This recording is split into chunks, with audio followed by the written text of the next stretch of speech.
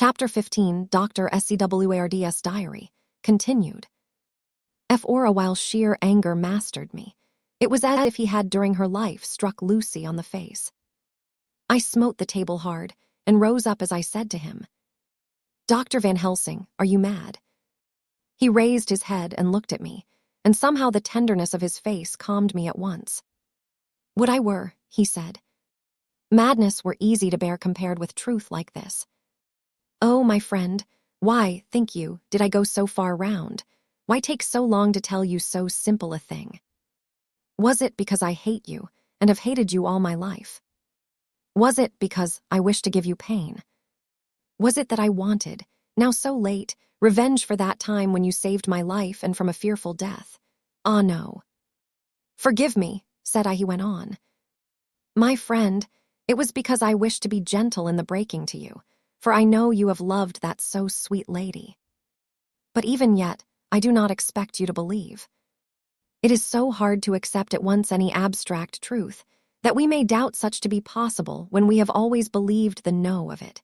It is more hard still to accept so sad a concrete truth, and of such a one as Miss Lucy. Tonight I go to prove it. Dare you come with me? This staggered me. A man does not like to prove such a truth. Byron accepted from the category, jealousy. He saw my hesitation and spoke. The logic is simple. No madman's logic this time, jumping from tussock to tussock in a misty bog. If it be not true, then proof will be relief. At worst it will not harm. If it be true. Ah, there is the dread. Yet very dread should help my cause, for in it is some need of belief. Come, I tell you what I propose. First, that we go off now and see that child in the hospital. Dr. Vincent of the North Hospital, where the papers say the child is friend of mine, and I think of yours since you were in class at Amsterdam. He will let 2 scientists see his case, if he will not let 2 friends. We shall tell him nothing, but only that we wish to learn.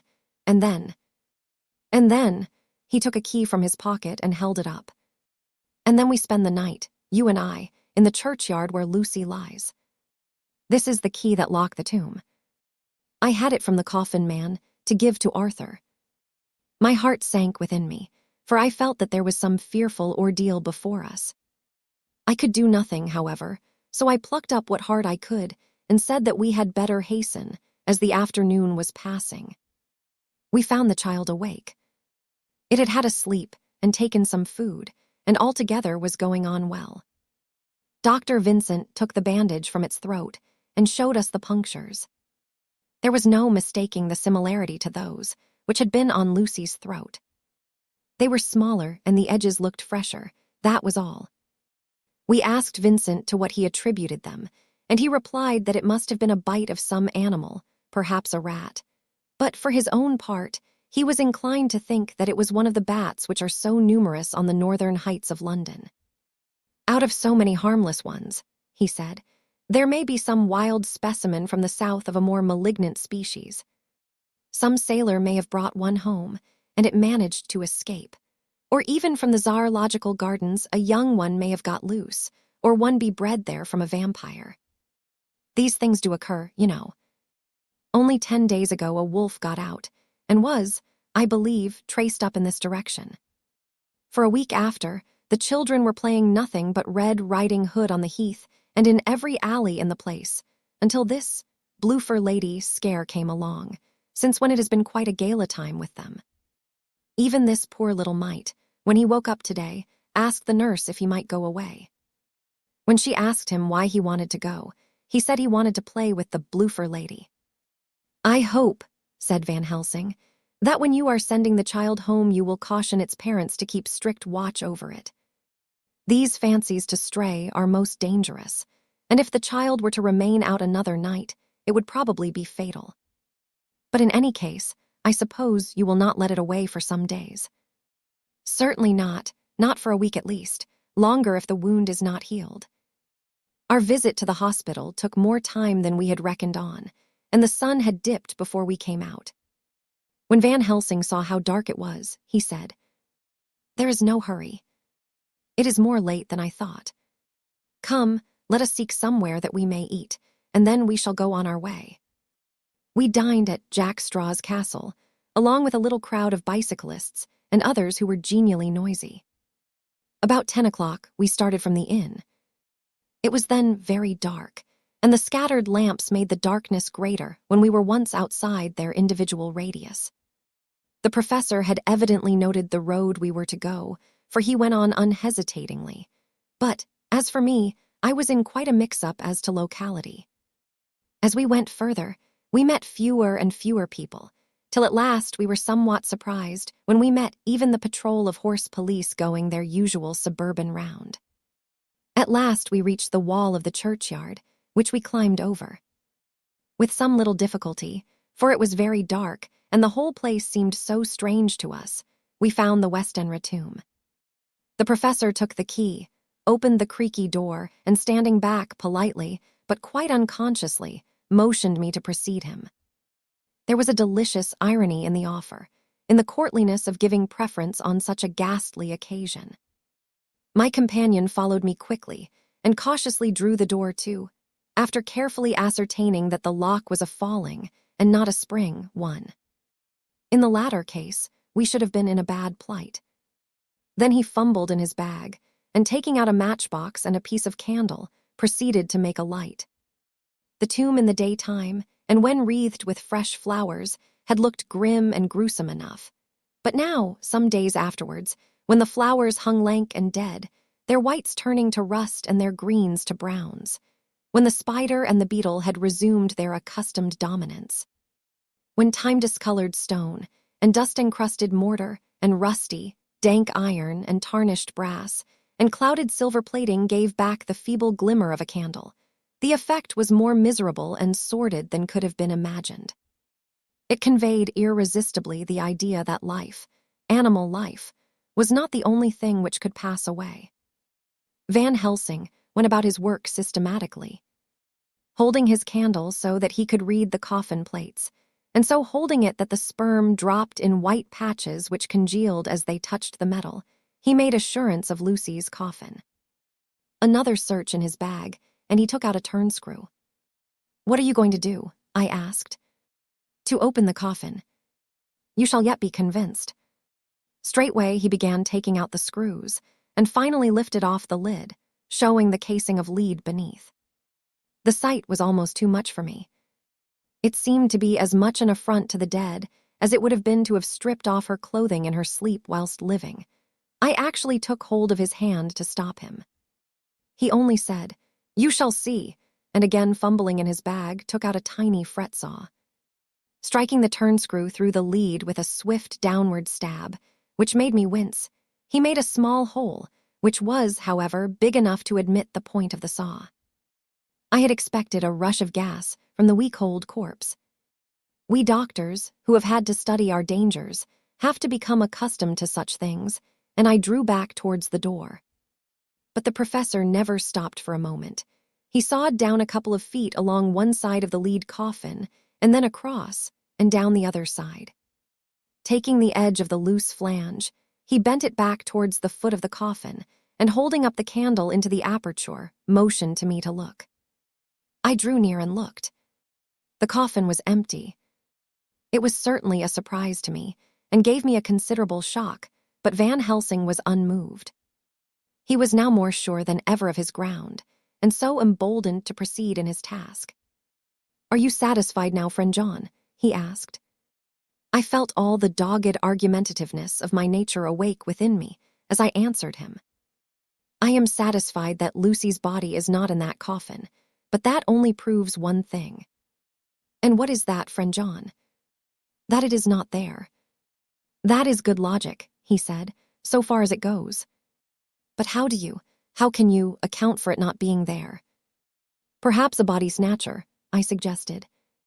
"Some of the undertaker's people may have stolen it." I felt that I was speaking folly, and yet it was the only real cause which I could suggest. The professor sighed. "Ah well," he said, "we must have more proof. Come with me." He put on the coffin lid again, gathered up all his things and placed them in the bag, blew out the light, and placed the candle also in the bag. We opened the door and went out. Behind us, he closed the door and locked it. He handed me the key, saying, "Will you keep it?" "You had better be assured." I laughed. It was not a very cheerful laugh, I am bound to say, as I motioned him to keep it. "A key is nothing," I said. "There may be duplicates, and anyhow it is not difficult to pick a lock of that kind." He said nothing, but put the key in his pocket. Then he told me to watch at one side of the churchyard, whilst he would watch at the other. I took up my place behind a yew tree, and I saw his dark figure move until the intervening headstones and trees hid it from my sight. It was a lonely vigil. Just after I had taken my place, I heard a distant clock strike 12, and in time came 1 and 2. I was chilled and unnerved, and angry with the professor for taking me on such an errand, and with myself for coming. I was too cold and too sleepy to be keenly observant, and not sleepy enough to betray my trust, so altogether, I had a dreary, miserable time. Suddenly, as I turned round, I thought I saw something like a white streak, moving between 2 dark yew trees at the side of the churchyard farthest from the tomb. At the same time, a dark mass moved from the professor's side of the ground and hurriedly went towards it. Then I too moved, but I had to go round headstones and railed-off tombs, and I stumbled over graves. The sky was overcast, and somewhere far off an early cock crew. A little way off, beyond a line of scattered juniper trees, which marked the pathway to the church, a white, dim figure flitted in the direction of the tomb. The tomb itself was hidden by trees, and I could not see where the figure disappeared. I heard the rustle of actual movement where I had first seen the white figure, and coming over, found the professor holding in his arms a tiny child. When he saw me, he held it out to me and said, "Are you satisfied now?" "No," I said, in a way that I felt was aggressive. "Do you not see the child?" "Yes, it is a child, but who brought it here?" "And is it wounded?" I asked.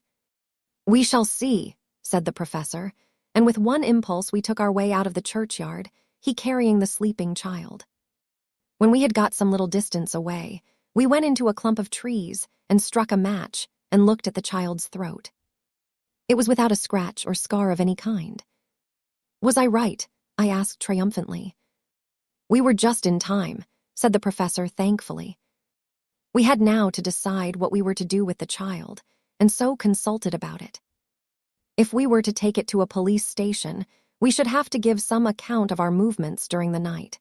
At least, we should have had to make some statement as to how we had come to find the child.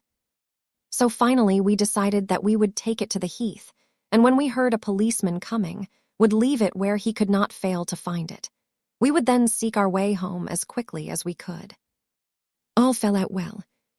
At the edge of Hampstead Heath, we heard a policeman's heavy tramp, and laying the child on the pathway, we waited and watched until he saw it as he flashed his lantern to and fro. We heard his exclamation of astonishment, and then we went away silently. By good chance we got a cab near the Spaniards and drove to town. I cannot sleep, so I make this entry. But I must try to get a few hours' sleep, as Van Helsing is to call for me at noon. He insists that I shall go with him on another expedition. 27 September. It was 2 o'clock before we found a suitable opportunity for our attempt. The funeral held at noon was all completed, and the last stragglers of the mourners had taken themselves lazily away, when, looking carefully from behind a clump of alder trees, we saw the sexton lock the gate after him. We knew then that we were safe till morning did we desire it, but the professor told me that we should not want more than an hour at most. Again, I felt that horrid sense of the reality of things, in which any effort of imagination seemed out of place, and I realized distinctly the perils of the law which we were incurring in our unhallowed work. Besides, I felt it was all so useless. Outrageous as it was to open a leaden coffin, to see if a woman dead nearly a week were really dead, it now seemed the height of folly to open the tomb again, when we knew, from the evidence of our own eyesight, that the coffin was empty. I shrugged my shoulders, however, and rested silent, for Van Helsing had a way of going on his own road, no matter who remonstrated. He took the key, opened the vault, and again courteously motioned me to proceed. The place was not so gruesome as last night, but oh, how unutterably mean-looking when the sunshine streamed in. Van Helsing walked over to Lucy's coffin, and I followed. He bent over and again forced back the leaden flange, and then a shock of surprise and dismay shot through me. There lay Lucy, seemingly just as we had seen her the night before her funeral. She was, if possible, more radiantly beautiful than ever, and I could not believe that she was dead. The lips were red, nay redder than before, and on the cheeks was a delicate bloom. "Is this a juggle?" I said to him. "Are you convinced now?" said the professor in response, and as he spoke he put over his hand, and in a way that made me shudder, pulled back the dead lips and showed the white teeth. "See," he went on, "see, they are even sharper than before. With this, and he touched one of the canine teeth and that below it, the little children can be bitten. Are you of belief now, friend John?" Once more, argumentative hostility woke within me. I could not accept such an overwhelming idea as he suggested, so, with an attempt to argue of which I was even at the moment ashamed, I said, "She may have been placed here since last night." "Indeed, that is so, and by whom?" "I do not know. Someone has done it. And yet she has been dead 1 week. Most peoples in that time would not look so." I had no answer for this, so was silent. Van Helsing did not seem to notice my silence. At any rate, he showed neither chagrin nor triumph. He was looking intently at the face of the dead woman, raising the eyelids and looking at the eyes, and once more opening the lips and examining the teeth. Then he turned to me and said, "Here, there is one thing which is different from all recorded. Here is some dual life that is not as the common. She was bitten by the vampire when she was in a trance, sleepwalking. Oh, you start. You do not know that, friend John, but you shall know it all later, and in trance could he best come to take more blood. In trance she died, and in trance she is undead too. So it is that she differ from all other. Usually when the undead sleep at home." As he spoke, he made a comprehensive sweep of his arm to designate what to a vampire was home. "Their face show what they are, but this so sweet that was when she not undead she go back to the nothings of the common dead. There is no malign there, see, and so it make hard that I must kill her in her sleep." This turned my blood cold, and it began to dawn upon me that I was accepting Van Helsing's theories. But if she were really dead, what was there of terror in the idea of killing her? He looked up at me and evidently saw the change in my face, for he said almost joyously, "Ah, you believe now." I answered, "Do not press me too hard all at once. I am willing to accept. How will you do this bloody work?" "I shall cut off her head and fill her mouth with garlic, and I shall drive a stake through her body." It made me shudder to think of so mutilating the body of the woman whom I had loved. And yet the feeling was not so strong as I had expected.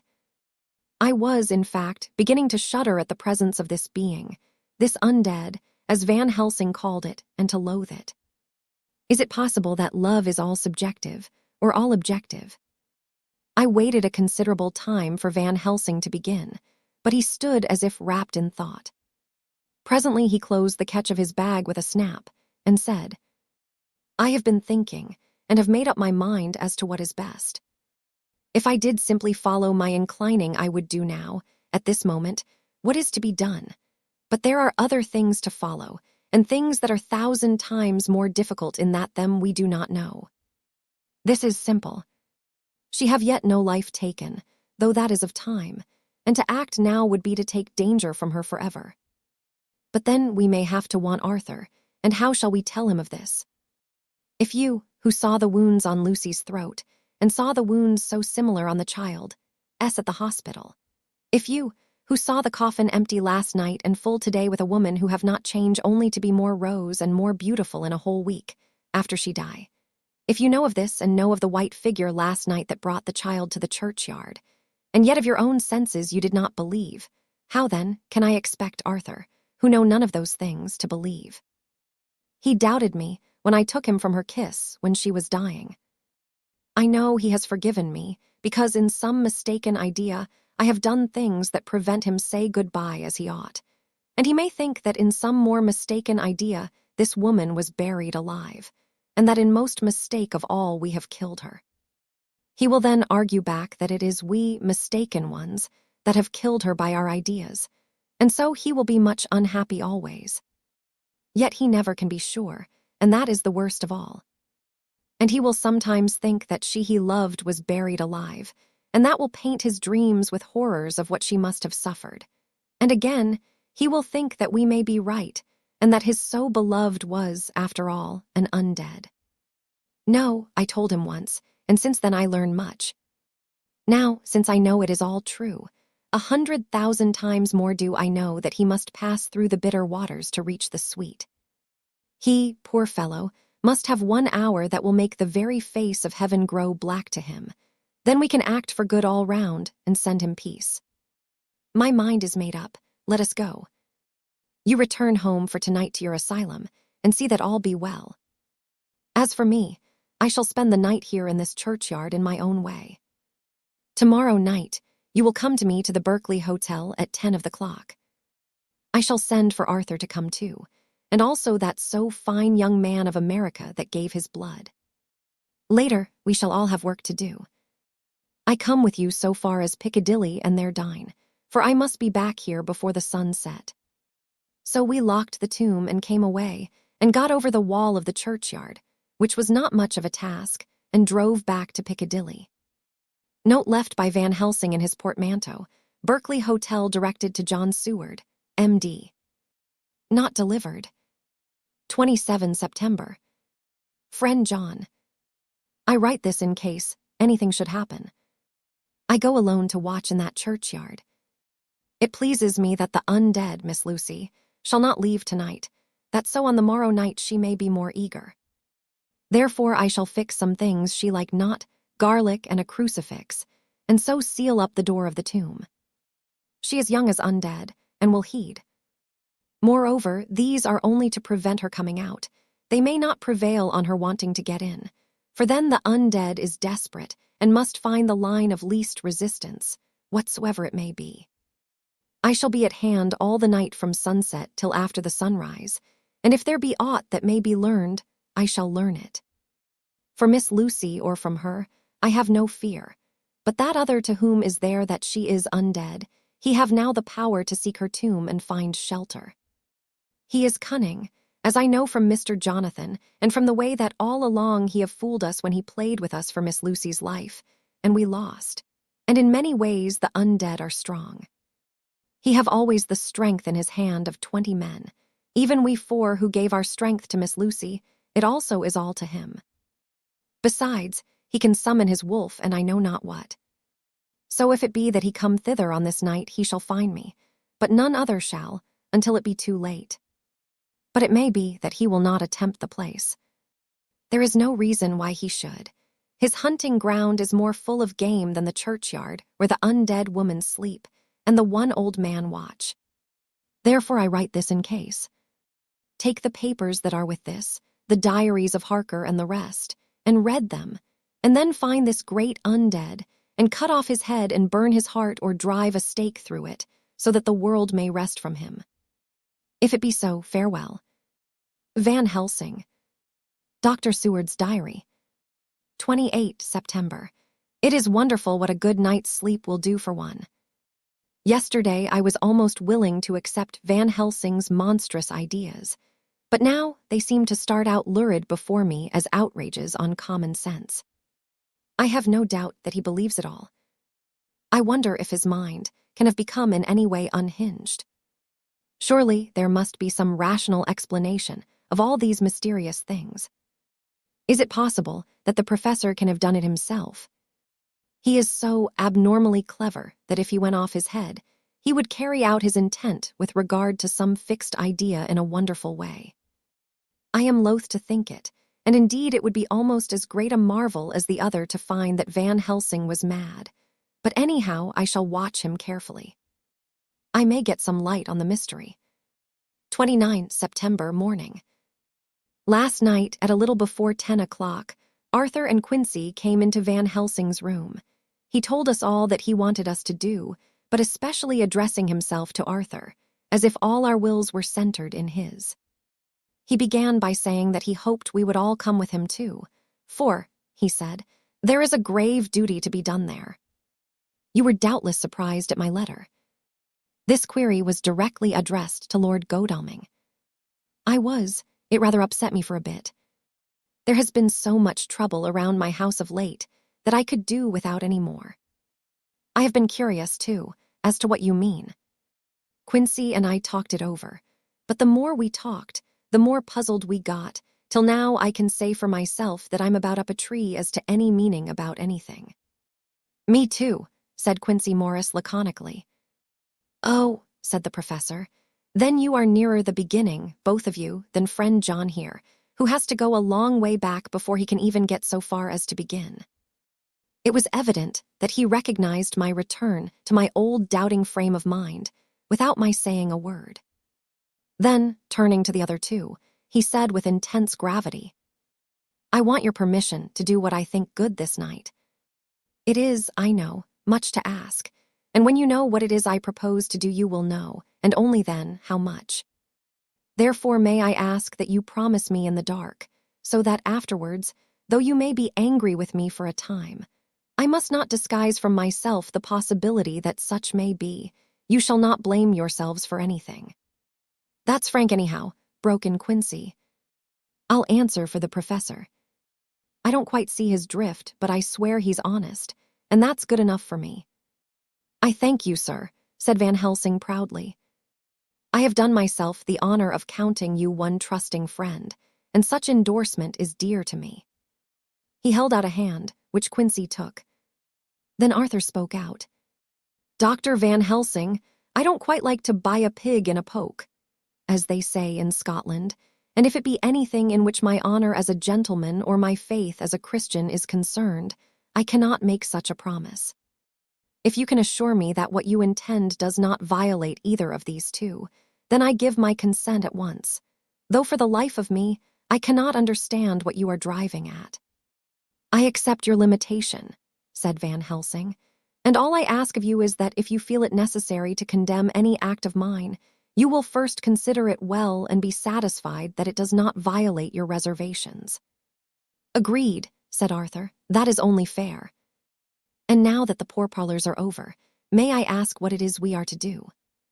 I want you to come with me, and to come in secret to the churchyard at Kingstead. Arthur's face fell as he said in an amazed sort of way, where poor Lucy is buried. The professor bowed. Arthur went on, and when there, to enter the tomb. Arthur stood up. Professor, are you in earnest, or it is some monstrous joke? Pardon me, I see that you are in earnest. He sat down again, but I could see that he sat firmly and proudly, as one who is on his dignity. There was silence until he asked again. And when in the tomb? To open the coffin. This is too much, he said, angrily rising again. I am willing to be patient in all things that are reasonable, but in this desecration of the grave, of one who, he fairly choked with indignation. The professor looked pityingly at him. If I could spare you one pang, my poor friend, he said, God knows I would. But this night our feet must tread in thorny paths, or later, and forever the feet you love must walk in paths of flame. Arthur looked up with set white face and said, Take care, sir, take care. Would it not be well to hear what I have to say? Said Van Helsing. And then you will at least know the limit of my purpose. Shall I go on? That's fair enough, broke in Morris. After a pause, Van Helsing went on, evidently with an effort. Miss Lucy is dead, is it not so? Yes. Then there can be no wrong to her. But if she be not dead? Arthur jumped to his feet. Good God, he cried. What do you mean? Has there been any mistake? Has she been buried alive? He groaned in anguish that not even hope could soften. I did not say she was alive, my child. I did not think it. I go no further than to say that she might be undead. Undead, not alive. What do you mean? Is this all a nightmare, or what is it? There are mysteries which men can only guess at, which age by age they may solve only in part. Believe me, we are now on the verge of one. But I have not done. May I cut off the head of dead Miss Lucy? Heavens and earth, no, cried Arthur in a storm of passion. Not for the wide world will I consent to any mutilation of her dead body. Dr. Van Helsing, you try me too far. What have I done to you that you should torture me so? What did that poor, sweet girl do that you should want to cast such dishonor on her grave? Are you mad to speak such things, or am I mad to listen to them? Don't dare to think more of such a desecration. I shall not give my consent to anything you do. I have a duty to do in protecting her grave from outrage, and by God, I shall do it. Van Helsing rose up from where he had all the time been seated, and said, gravely and sternly, My Lord Godalming, I too have a duty to do, a duty to others, a duty to you, a duty to the dead, and by God, I shall do it. All I ask you now is that you come with me, that you look and listen, and if when later I make the same request you do not be more eager for its fulfillment even than I am, then I shall do my duty, whatever it may seem to me. And then, to follow of your lordship's wishes, I shall hold myself at your disposal to render an account to you, when and where you will. His voice broke a little, and he went on with a voice full of pity. But I beseech you, do not go forth in anger with me. In a long life of acts which were often not pleasant to do, and which sometimes did wring my heart, I have never had so heavy a task as now. Believe me that if the time comes for you to change your mind towards me, one look from you will wipe away all this so sad hour, for I would do what a man can to save you from sorrow. Just think. For why should I give myself so much of labor and so much of sorrow? I have come here from my own land to do what I can of good, at the first to please my friend John, and then to help a sweet young lady, whom, too, I came to love. For her I am ashamed to say so much, but I say it in kindness. I gave what you gave, the blood of my veins. I gave it, I who was not, like you, her lover, but only her physician and her friend. I gave to her my nights and days, before death, after death, and if my death can do her good even now, when she is the dead undead, she shall have it freely. He said this with a very grave, sweet pride, and Arthur was much affected by it. He took the old man's hand and said in a broken voice, Oh, it is hard to think of it, and I cannot understand, but at least I shall go with you and wait. Chapter 16, Doctor. SCWRDS Diary, continued. IT was just a quarter before 12 o'clock when we got into the churchyard over the low wall. The night was dark with occasional gleams of moonlight between the rents of the heavy clouds that scudded across the sky. We all kept somehow close together, with Van Helsing slightly in front as he led the way. When we had come close to the tomb, I looked well at Arthur, for I feared that the proximity to a place laden with so sorrowful a memory would upset him, but he bore himself well. I took it that the very mystery of the proceeding was, in some way, a counteractant to his grief. The professor unlocked the door, and seeing a natural hesitation amongst us for various reasons, solved the difficulty by entering first himself. The rest of us followed, and he closed the door. He then lit a dark lantern and pointed to the coffin. Arthur stepped forward hesitatingly. Van Helsing said to me, You were with me here yesterday. Was the body of Miss Lucy in that coffin? It was, the professor turned to the rest saying, You hear, and yet there is no one who does not believe with me. He took his screwdriver and again took off the lid of the coffin. Arthur looked on, very pale but silent. When the lid was removed, he stepped forward. He evidently did not know that there was a leaden coffin, or, at any rate, had not thought of it. When he saw the rent in the lid, the blood rushed to his face for an instant, but as quickly fell away again, so that he remained of a ghastly whiteness. He was still silent. Van Helsing forced back the leaden flange, and we all looked in and recoiled. The coffin was empty. For several minutes, no one spoke a word. The silence was broken by Quincy Morris. Professor, I answered for you. Your word is all I want. I wouldn't ask such a thing ordinarily. I wouldn't so dishonor you as to imply a doubt. But this is a mystery that goes beyond any honor or dishonor. Is this your doing? I swear to you by all that I hold sacred that I have not removed nor touched her. What happened was this. 2 nights ago my friend Seward and I came here, with good purpose, believe me. I opened that coffin, which was then sealed up, and we found it as now empty. We then waited, and saw something white come through the trees. The next day we came here in daytime, and she lay there. Did she not, friend John? Yes. That night we were just in time. One more so small child was missing, and we find it, thank God, unharmed amongst the graves. Yesterday I came here before sundown, for at sundown the undead can move. I waited here all the night till the sun rose, but I saw nothing. It was most probable that it was because I had laid over the clamps of those doors garlic, which the undead cannot bear, and other things which they shun. Last night there was no exodus, so tonight before the sundown I took away my garlic and other things. And so it is we find this coffin empty. But bear with me. So far there is much that is strange. Wait you with me outside, unseen and unheard, and things much stranger are yet to be. So, here he shut the dark slide of his lantern, now to the outside. He opened the door, and we filed out, he coming last and locking the door behind him. Oh, but it seemed fresh and pure in the night air after the terror of that vault.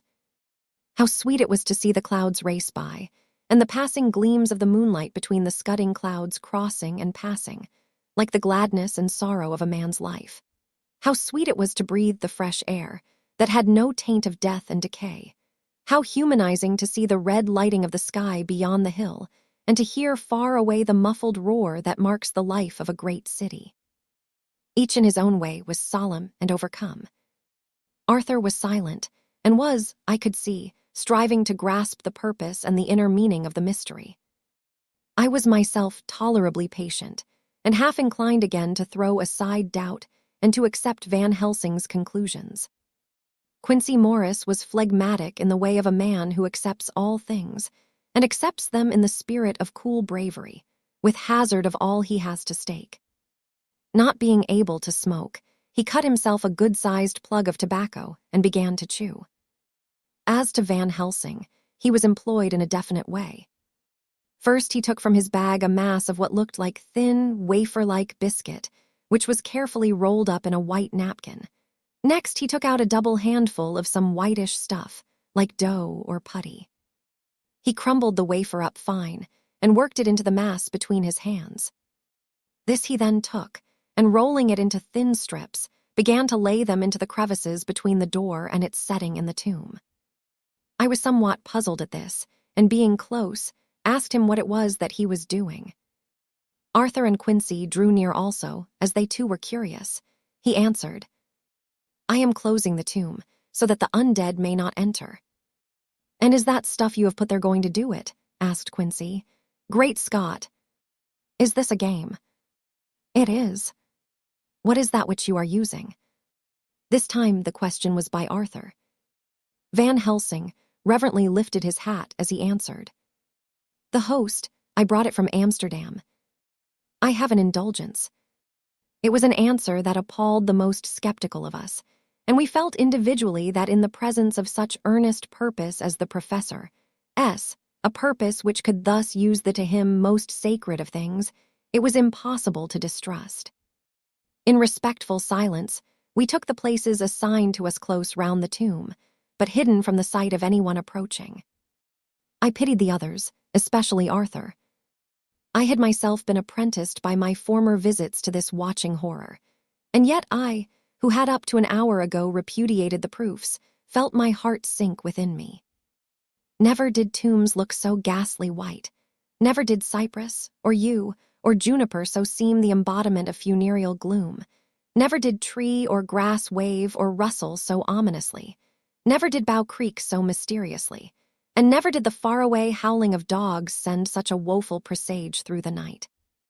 There was a long spell of silence, a big, aching void, and then from the Professor a keen SSSS. He pointed, and far down the avenue of yews we saw a white figure advance, a dim white figure, which held something dark at its breast. The figure stopped, and at the moment a ray of moonlight fell upon the masses of driving clouds and showed in startling prominence a dark-haired woman, dressed in the cerements of the grave. We could not see the face, for it was bent down over what we saw to be a fair-haired child. There was a pause and a sharp little cry, such as a child gives in sleep, or a dog as it lies before the fire and dreams. We were starting forward, but the professor's warning hand, seen by us as he stood behind a yew tree, kept us back, and then as we looked the white figure moved forwards again. It was now near enough for us to see clearly, and the moonlight still held. My own heart grew cold as ice, and I could hear the gasp of Arthur as we recognized the features of Lucy Westenra. Lucy Westenra, but yet how changed. The sweetness was turned to adamantine, heartless cruelty, and the purity to voluptuous wantonness. Van Helsing stepped out, and, obedient to his gesture, we all advanced too. The four of us ranged in a line before the door of the tomb. Van Helsing raised his lantern and drew the slide. By the concentrated light that fell on Lucy's face, we could see that the lips were crimson with fresh blood, and that the stream had trickled over her chin and stained the purity of her lawn death robe. We shuddered with horror. I could see by the tremulous light that even Van Helsing's iron nerve had failed. Arthur was next to me, and if I had not seized his arm and held him up, he would have fallen. When Lucy, I call the thing that was before us Lucy because it bore her shape, saw us, she drew back with an angry snarl, such as a cat gives when taken unawares. Then her eyes ranged over us. Lucy's eyes in form and color, but Lucy's eyes unclean and full of hellfire, instead of the pure, gentle orbs we knew. At that moment, the remnant of my love passed into hate and loathing. Had she then to be killed, I could have done it with savage delight. As she looked, her eyes blazed with unholy light, and the face became wreathed with a voluptuous smile. Oh God, how it made me shudder to see it. With a careless motion, she flung to the ground, callous as a devil, the child that up to now she had clutched strenuously to her breast, growling over it as a dog growls over a bone. The child gave a sharp cry and lay there moaning. There was a cold-bloodedness in the act which wrung a groan from Arthur. When she advanced to him with outstretched arms and a wanton smile, he fell back and hid his face in his hands. She still advanced, however, and with a languorous, voluptuous grace said, "Come to me, Arthur. Leave these others and come to me. My arms are hungry for you. Come, and we can rest together. Come, my husband, come." There was something diabolically sweet in her tones, something of the tingling of glass when struck, which rang through the brains even of us who heard the words addressed to another. As for Arthur, he seemed under a spell. Moving his hands from his face, he opened wide his arms. She was leaping for them, when Van Helsing sprang forward and held between them his little golden crucifix. She recoiled from it, and with a suddenly distorted face, full of rage, dashed past him as if to enter the tomb. When within a foot or two of the door, however, she stopped, as if arrested by some irresistible force. Then she turned, and her face was shown in the clear burst of moonlight and by the lamp, which had now no quiver from Van Helsing's iron nerves. Never did I see such baffled malice on a face, and never, I trust, shall such ever be seen again by mortal eyes. The beautiful color became livid, the eyes seemed to throw out sparks of hellfire, the brows were wrinkled as though the folds of the flesh were the coils of Medusa's snakes, and the lovely, blood-stained mouth grew to an open square, as in the passion masks of the Greeks and Japanese. If ever a face meant death, if looks could kill, we saw it at that moment. And so for full half a minute, which seemed an eternity, she remained between the lifted crucifix and the sacred closing of her means of entry. Van Helsing broke the silence by asking Arthur, "Answer me, O my friend. Am I to proceed in my work?" Arthur threw himself on his knees and hid his face in his hands as he answered, "Do as you will, friend, do as you will." There can be no horror like this ever anymore, and he groaned in spirit. Quincy and I simultaneously moved towards him and took his arms. We could hear the click of the closing lantern as Van Helsing held it down. Coming close to the tomb, he began to remove from the chinks some of the sacred emblem which he had placed there. We all looked on in horrified amazement as we saw, when he stood back, the woman, with a corporeal body as real at that moment as our own, pass in through the interstice where scarce a knife blade could have gone. We all felt a glad sense of relief when we saw the professor calmly restoring the strings of putty to the edges of the door. When this was done, he lifted the child and said, "Come now, my friends, we can do no more till tomorrow. There is a funeral at noon, so here we shall all come before long after that. The friends of the dead will all be gone by 2, and when the sexton lock the gate we shall remain. Then there is more to do, but not like this of tonight. As for this little one, he is not much harm, and by tomorrow night he shall be well. We shall leave him where the police will find him, as on the other night, and then to home." Coming close to Arthur, he said, "My friend Arthur, you have had a sore trial, but after, when you look back, you will see how it was necessary. You are now in the bitter waters, my child. By this time tomorrow you will, please God, have passed them and have drunk of the sweet waters, so do not mourn overmuch. Till then, I shall not ask you to forgive me." Arthur and Quincy came home with me, and we tried to cheer each other on the way. We had left the child in safety and were tired, so we all slept with more or less reality of sleep. 29 September night. A little before 12 o'clock, we 3, Arthur, Quincy Morris, and myself, called for the professor. It was odd to notice that by common consent we had all put on black clothes. Of course, Arthur wore black, for he was in deep mourning, but the rest of us wore it by instinct. We got to the churchyard by 1:30 and strolled about, keeping out of official observation, so that when the gravediggers had completed their task, and the sexton, under the belief that everyone had gone, had locked the gate, we had the place all to ourselves. Van Helsing, instead of his little black bag, had with him a long leather one, something like a cricketing bag. It was manifestly of fair weight. When we were alone and had heard the last of the footsteps die out up the road, we silently, and as if by ordered intention, followed the professor to the tomb. He unlocked the door, and we entered, closing it behind us. Then he took from his bag the lantern, which he lit, and also 2 wax candles, which, when lighted, he stuck, by melting their own ends on other coffins, so that they might give light sufficient to work by. When he again lifted the lid off Lucy's coffin, we all looked, Arthur trembling like an aspen, and saw that the body lay there in all its death beauty. But there was no love in my own heart, nothing but loathing for the foul thing which had taken Lucy's shape without her soul. I could see even Arthur's face grow hard as he looked. Presently he said to Van Helsing, "Is this really Lucy's body, or only a demon in her shape?" "It is her body, and yet not it. But wait a while, and you all see her as she was and is. She seemed like a nightmare of Lucy as she lay there, the pointed teeth, the blood-stained, voluptuous mouth, which it made one shudder to see, the whole carnal and unspiritual appearance, seeming like a devilish mockery of Lucy's sweet purity." Van Helsing, with his usual methodicalness, began taking the various contents from his bag and placing them ready for use.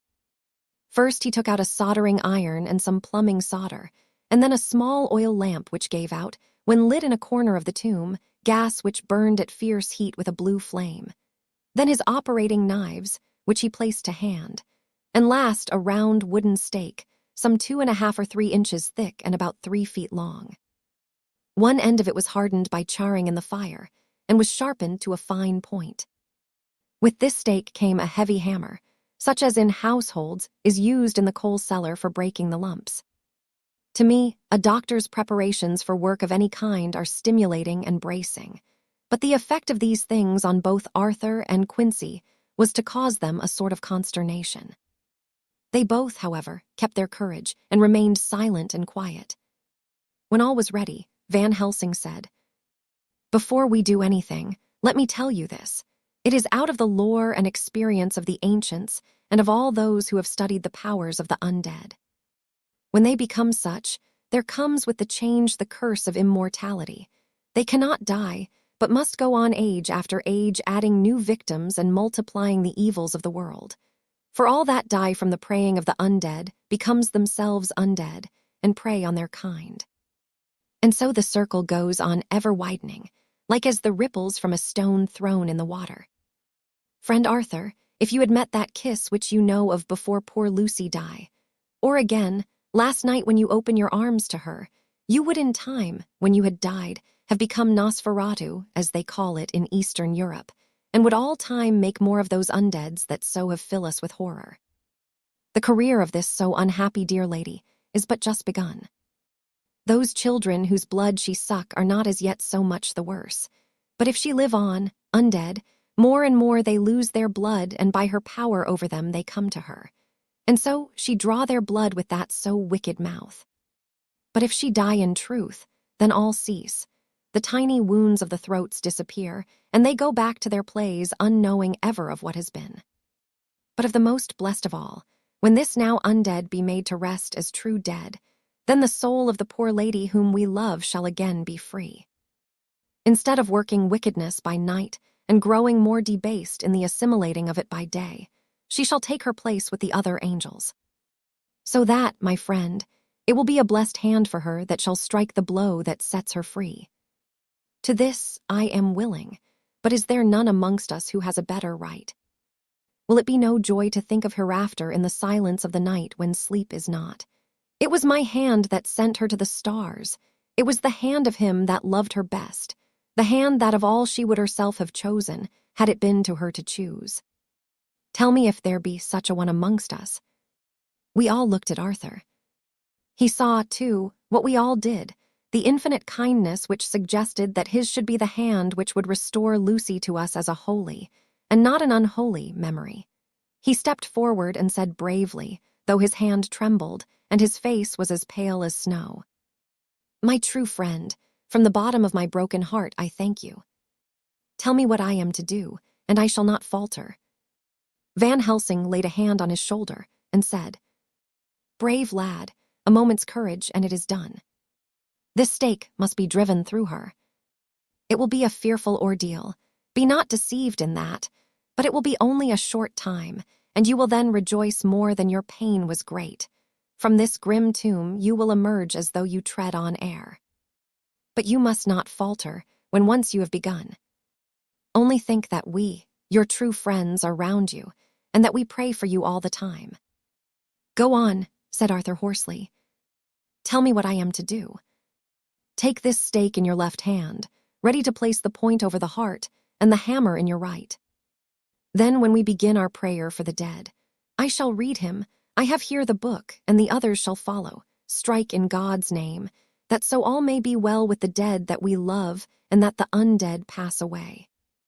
Arthur took the stake and the hammer, and when once his mind was set on action, his hands never trembled nor even quivered. Van Helsing opened his missal and began to read, and Quincy and I followed as well as we could. Arthur placed the point over the heart, and as I looked I could see its dint in the white flesh. Then he struck with all his might. The thing in the coffin writhed, and a hideous, blood-curdling screech came from the opened red lips. The body shook and quivered and twisted in wild contortions. The sharp white teeth champed together till the lips were cut, and the mouth was smeared with a crimson foam. But Arthur never faltered.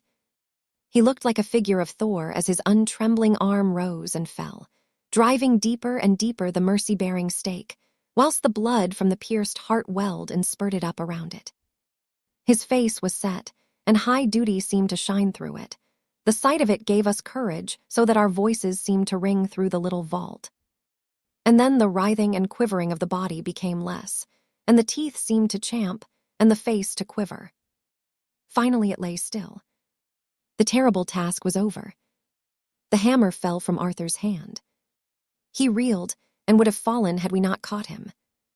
The great drops of sweat sprang from his forehead, and his breath came in broken gasps. It had indeed been an awful strain on him, and had he not been forced to his task by more than human considerations, he could never have gone through with it. For a few minutes, we were so taken up with him that we did not look towards the coffin. When we did, however, a murmur of startled surprise ran from one to the other of us. We gazed so eagerly that Arthur rose, for he had been seated on the ground, and came and looked too. And then a glad, strange light broke over his face and dispelled altogether the gloom of horror that lay upon it.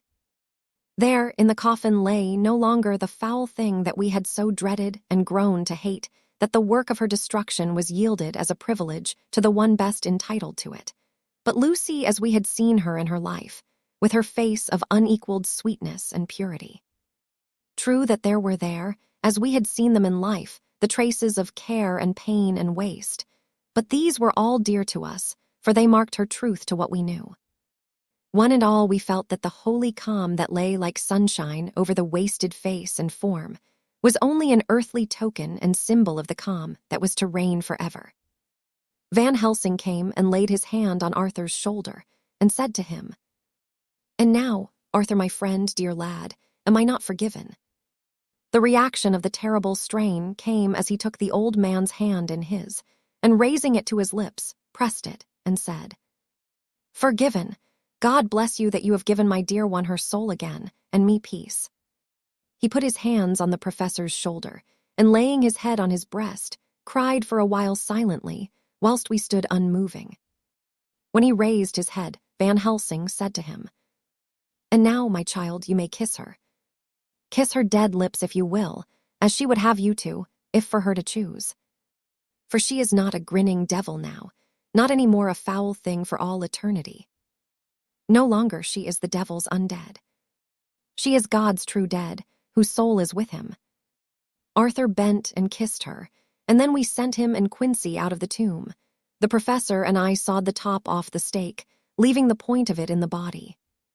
Then we cut off the head and filled the mouth with garlic. We soldered up the leaden coffin, screwed on the coffin lid, and gathering up our belongings, came away. When the professor locked the door, he gave the key to Arthur. Outside the air was sweet, the sun shone, and the birds sang, and it seemed as if all nature were tuned to a different pitch. There was gladness and mirth and peace everywhere, for we were at rest ourselves on one account, and we were glad, though it was with a tempered joy. Before we moved away, Van Helsing said, "Now, my friends, one step of our work is done, one the most harrowing to ourselves.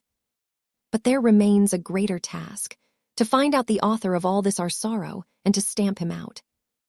I have clues which we can follow, but it is a long task and a difficult, and there is danger in it and pain. Shall you not all help me? We have learned to believe, all of us, is it not so? And since so, do we not see our duty? Yes. And do we not promise to go on to the bitter end?" Each in turn, we took his hand, and the promise was made. Then said the professor, as we moved off, "2 nights hence, you shall meet with me and dine together at 7 of the clock with friend John. I shall entreat 2 others, 2 that you know not as yet, and I shall be ready to all our work show and our plans unfold. Friend John, you come with me home, for I have much to consult about, and you can help me. Tonight I leave for Amsterdam, but shall return tomorrow night. And then begins our great quest. But first I shall have much to say, so that you may know what is to do and to dread. Then our promise shall be made to each other anew, for there is a terrible task before us, and once our feet are on the plowshare we must not draw back." Chapter 17, Doctor. SCWRDS Diary, continued. W. Hen, we arrived at the Berkeley Hotel. Van Helsing found a telegram waiting for him. Am coming up by train. Jonathan at Whitby. Important news. Mina Harker. The professor was delighted. "Ah, that wonderful Madam Mina," he said, "pearl among women. She arrived, but I cannot stay. She must go to your house, friend John. You must meet her at the station. Telegraph her en route, so that she may be prepared." When the wire was dispatched, he had a cup of tea. Over it he told me of a diary kept by Jonathan Harker when abroad, and gave me a typewritten copy of it, as also of Mrs. Harker's diary at Whitby. "Take these," he said, "and study them well. When I have returned you will be master of all the facts, and we can then better enter on our inquisition. Keep them safe, for there is in them much of treasure. You will need all your faith, even you who have had such an experience as that of today. What is here told?" He laid his hand heavily and gravely on the packet of papers as he spoke. "May be the beginning of the end to you and me and many another, or it may sound the knell of the undead who walk the earth. Read all, I pray you, with the open mind, and if you can add in any way to the story here told, do so, for it is all important. You have kept diary of all these so strange things, is it not so? Yes. Then we shall go through all these together when we meet." He then made ready for his departure, and shortly after drove off to Liverpool Street. I took my way to Paddington, where I arrived about 15 minutes before the train came in. The crowd melted away, after the bustling fashion common to arrival platforms, and I was beginning to feel uneasy lest I might miss my guest, when a sweet-faced, dainty-looking girl stepped up to me and after a quick glance said, "Dr. Seward, is it not? And you are Mrs. Harker." I answered at once, whereupon she held out her hand. "I knew you from the description of poor dear Lucy, but—" She stopped suddenly, and a quick blush overspread her face. The blush that rose to my own cheeks somehow set us both at ease, for it was a tacit answer to her own. I got her luggage, which included a typewriter, and we took the Underground to Fenchurch Street, after I had sent a wire to my housekeeper to have a sitting room and bedroom prepared at once for Mrs. Harker. In due time we arrived. She knew, of course, that the place was a lunatic asylum, but I could see that she was unable to repress a shudder when we entered. She told me that, if she might, she would come presently to my study, as she had much to say. So here I am finishing my entry in my phonograph diary, whilst I await her. As yet I have not had the chance of looking at the papers which Van Helsing left with me, though they lie open before me. I must get her interested in something, so that I may have an opportunity of reading them. She does not know how precious time is, or what a task we have in hand. I must be careful not to frighten her. Here she is. Mina Harker's journal. 29 September. After I had tidied myself, I went down to Dr. Seward's study. At the door I paused a moment, for I thought I heard him talking with someone. As, however, he had pressed me to be quick, I knocked at the door, and on his calling out, "Come in," I entered. To my intense surprise, there was no one with him. He was quite alone, and on the table opposite him was what I knew at once from the description to be a phonograph. I had never seen one, and was much interested. "I hope I did not keep you waiting," I said, "but I stayed at the door as I heard you talking and thought there was someone with you." "Oh," he replied with a smile, "I was only entering my diary." "Your diary?" I asked him in surprise. "Yes," he answered. "I keep it in this." As he spoke, he laid his hand on the phonograph. I felt quite excited over it and blurted out, "Why, this beats even shorthand. May I hear it say something?" "Certainly," he replied with alacrity and stood up to put it in train for speaking. Then he paused, and a troubled look overspread his face. "The fact is," he began awkwardly, "I only keep my diary in it, and as it is entirely, almost entirely, about my cases, it may be awkward, that is, I mean." He stopped, and I tried to help him out of his embarrassment. "You helped to attend dear Lucy at the end. Let me hear how she died. For all that I know of her, I shall be very grateful. She was very, very dear to me." To my surprise, he answered with a horror-struck look in his face, "Tell you of her death? Not for the wide world." "Why not?" I asked, for some grave, terrible feeling was coming over me. Again he paused, and I could see that he was trying to invent an excuse. At length he stammered out, "You see, I do not know how to pick out any particular part of the diary." Even while he was speaking, an idea dawned upon him, and he said with unconscious simplicity, in a different voice, and with the naivete of a child, "That's quite true, upon my honor." Honest Indian. I could not but smile, at which he grimaced. "I gave myself away that time," he said. "But do you know that, although I have kept the diary for months past, it never once struck me how I was going to find any particular part of it in case I wanted to look it up. By this time, my mind was made up that the diary of a doctor who attended Lucy might have something to add to the sum of our knowledge of that terrible being, and I said boldly, 'Then, Dr. Seward, you had better let me copy it out for you on my typewriter.' He grew to a positively deathly pallor as he said, 'No, no, no. For all the world, I wouldn't let you know that terrible story.' Then it was terrible. My intuition was right. For a moment I thought, and as my eyes ranged the room, unconsciously looking for something or some opportunity to aid me, they lit on a great batch of typewriting on the table. His eyes caught the look in mine, and without his thinking, followed their direction. As they saw the parcel, he realized my meaning. 'You do not know me,' I said. 'When you have read those papers, my own diary and my husband's also, which I have typed, you will know me better. I have not faltered in giving every thought of my own heart in this cause, but of course, you do not know me, yet, and I must not expect you to trust me so far. He is certainly a man of noble nature.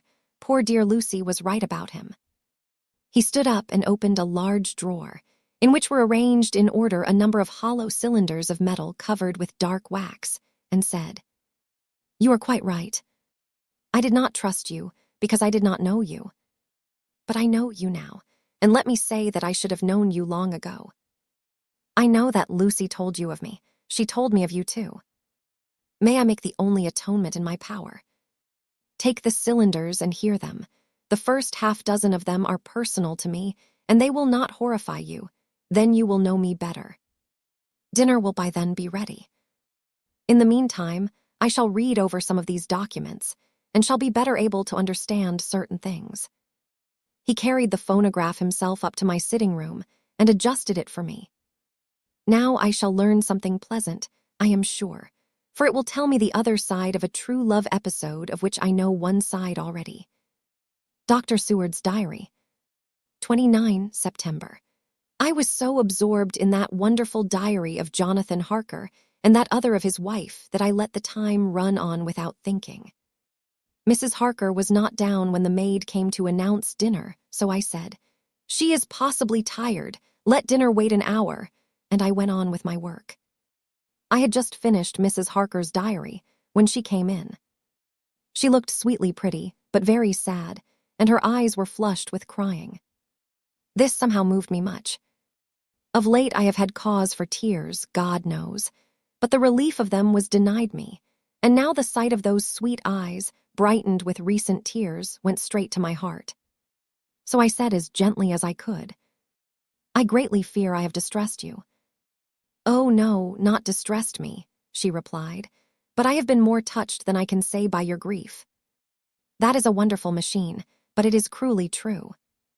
It told me, in its very tones, the anguish of your heart. It was like a soul crying out to Almighty God. No one must hear them spoken ever again. See, I have tried to be useful.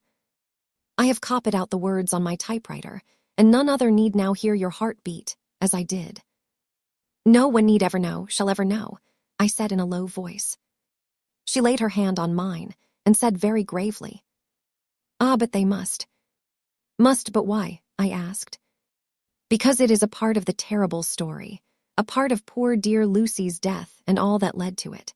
Because in the struggle which we have before us to rid the earth of this terrible monster, we must have all the knowledge and all the help which we can get. I think that the cylinders which you gave me contained more than you intended me to know, but I can see that there are in your record many lights to this dark mystery. You will let me help, will you not? I know all up to a certain point, and I see already, though your diary only took me to 7 September, how poor Lucy was beset, and how her terrible doom was being wrought out. Jonathan and I have been working day and night since Professor Van Helsing saw us. He has gone to Whitby to get more information, and he will be here tomorrow to help us. We need have no secrets amongst us.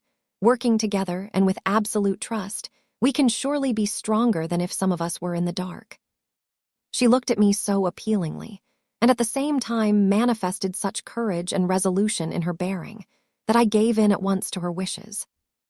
"You shall," I said, "do as you like in the matter. God forgive me if I do wrong. There are terrible things yet to learn of, but if you have so far traveled on the road to poor Lucy's death, you will not be content, I know, to remain in the dark. Nay, the very end, may give you a gleam of peace. Come, there is dinner. We must keep one another strong for what is before us. We have a cruel and dreadful task.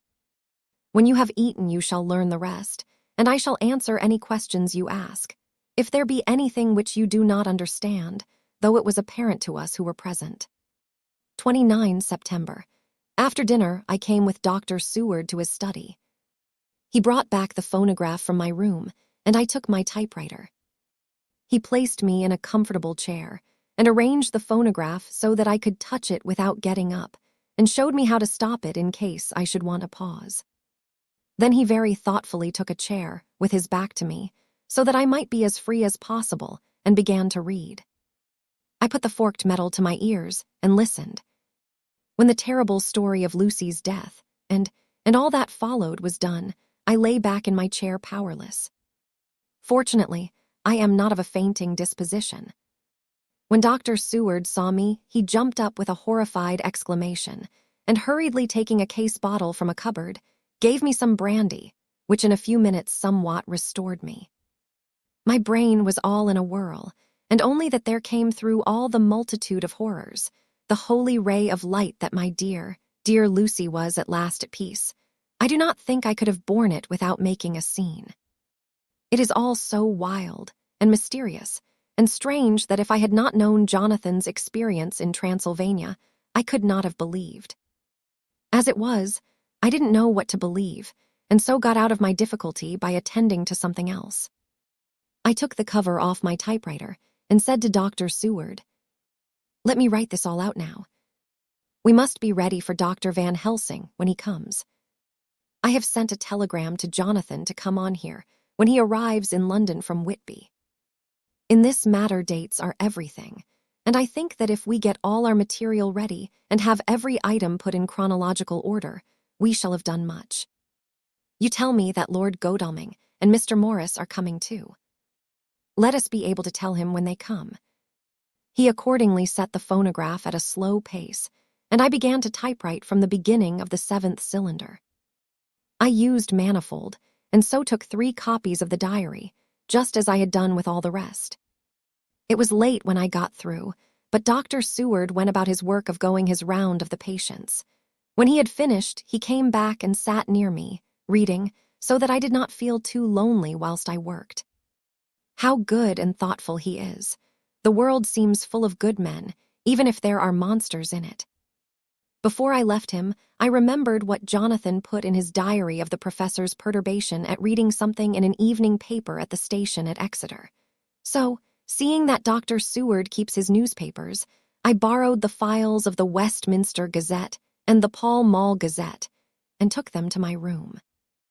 I remember how much the Dailygraph and the Whitby Gazette, of which I had made cuttings, helped us to understand the terrible events at Whitby when Count Dracula landed. So I shall look through the evening papers since then, and perhaps I shall get some new light. I am not sleepy, and the work will help to keep me quiet. 30 September. Mr. Harker arrived at 9 o'clock. He had got his wife's wire just before starting. He is uncommonly clever, if one can judge from his face, and full of energy. If this journal be true, and judging by one's own wonderful experiences, it must be, he is also a man of great nerve. That going down to the vault a second time was a remarkable piece of daring. After reading his account of it, I was prepared to meet a good specimen of manhood, but hardly the quiet, businesslike gentleman who came here today. Later, after lunch, Harker and his wife went back to their own room, and as I passed a while ago, I heard the click of the typewriter. They are hard at it. Mrs. Harker says that they are knitting together in chronological order every scrap of evidence they have. Harker has got the letters between the consignee of the boxes at Whitby and the carriers in London who took charge of them. He is now reading his wife's typescript of my diary. I wonder what they make out of it. Here it is. Strange that it never struck me that the very next house might be the Count's hiding place. Goodness knows that we had enough clues from the conduct of the patient Renfield. The bundle of letters relating to the purchase of the house were with the typescript. Oh, if we had only had them earlier, we might have saved poor Lucy. Stop, that way madness lies. Harker has gone back and is again collating his material. He says that by dinner time, they will be able to show a whole connected narrative. He thinks that in the meantime I should see Renfield, as hitherto he has been a sort of index to the coming and going of the Count. I hardly see this yet, but when I get at the dates I suppose I shall. What a good thing that Mrs. Harker put my cylinders into type. We never could have found the dates otherwise. I found Renfield sitting placidly in his room with his hands folded, smiling benignly. At the moment, he seemed as sane as anyone I ever saw. I sat down and talked with him on a lot of subjects, all of which he treated naturally. He then, of his own accord, spoke of going home, a subject he has never mentioned to my knowledge during his sojourn here. In fact, he spoke quite confidently of getting his discharge at once. I believe that, had I not had the chat with Harker and read the letters and the dates of his outbursts, I should have been prepared to sign for him after a brief time of observation. As it is, I am darkly suspicious. All those outbreaks were in some way linked with the proximity of the Count. What then does this absolute content mean? Can it be that his instinct is satisfied as to the vampire's ultimate triumph? Stay, he is himself Tsar Fagus, and in his wild ravings outside the chapel door of the deserted house, he always spoke of master. This all seems confirmation of our idea. However, after a while I came away. My friend is just a little too sane at present to make it safe to probe him too deep with questions. He might begin to think, and then. So I came away. I mistrust these quiet moods of his, so I have given the attendant a hint to look closely after him and to have a straight waistcoat ready in case of need. Jonathan Harker's Journal. 29 September, in train to London. When I received Mr. Billington's courteous message that he would give me any information in his power, I thought it best to go down to Whitby and make, on the spot, such inquiries as I wanted. It was now my object to trace that horrid cargo of the Count's to its place in London. Later, we may be able to deal with it. Billington Jr., a nice lad, met me at the station and brought me to his father's house, where they had decided that I must stay the night. They are hospitable, with true Yorkshire hospitality. Give a guest everything and leave him free to do as he likes. They all knew that I was busy, and that my stay was short, and Mr. Billington had ready in his office all the papers concerning the consignment of boxes. It gave me almost a turn to see again one of the letters which I had seen on the Count's table before I knew of his diabolical plans. Everything had been carefully thought out and done systematically and with precision. He seemed to have been prepared for every obstacle which might be placed by accident in the way of his intentions being carried out. To use an Americanism, he had taken no chances, and the absolute accuracy with which his instructions were fulfilled was simply the logical result of his care. I saw the invoice and took note of it. 50 cases of common earth to be used for experimental purposes. Also the copy of letter to Carter Patterson and their reply. Of both of these I got copies. This was all the information Mr. Billington could give me, so I went down to the port and saw the Coast Guards, the customs officers, and the harbor master.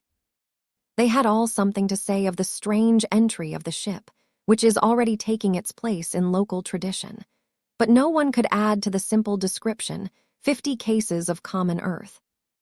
I then saw the station master, who kindly put me in communication with the men who had actually received the boxes.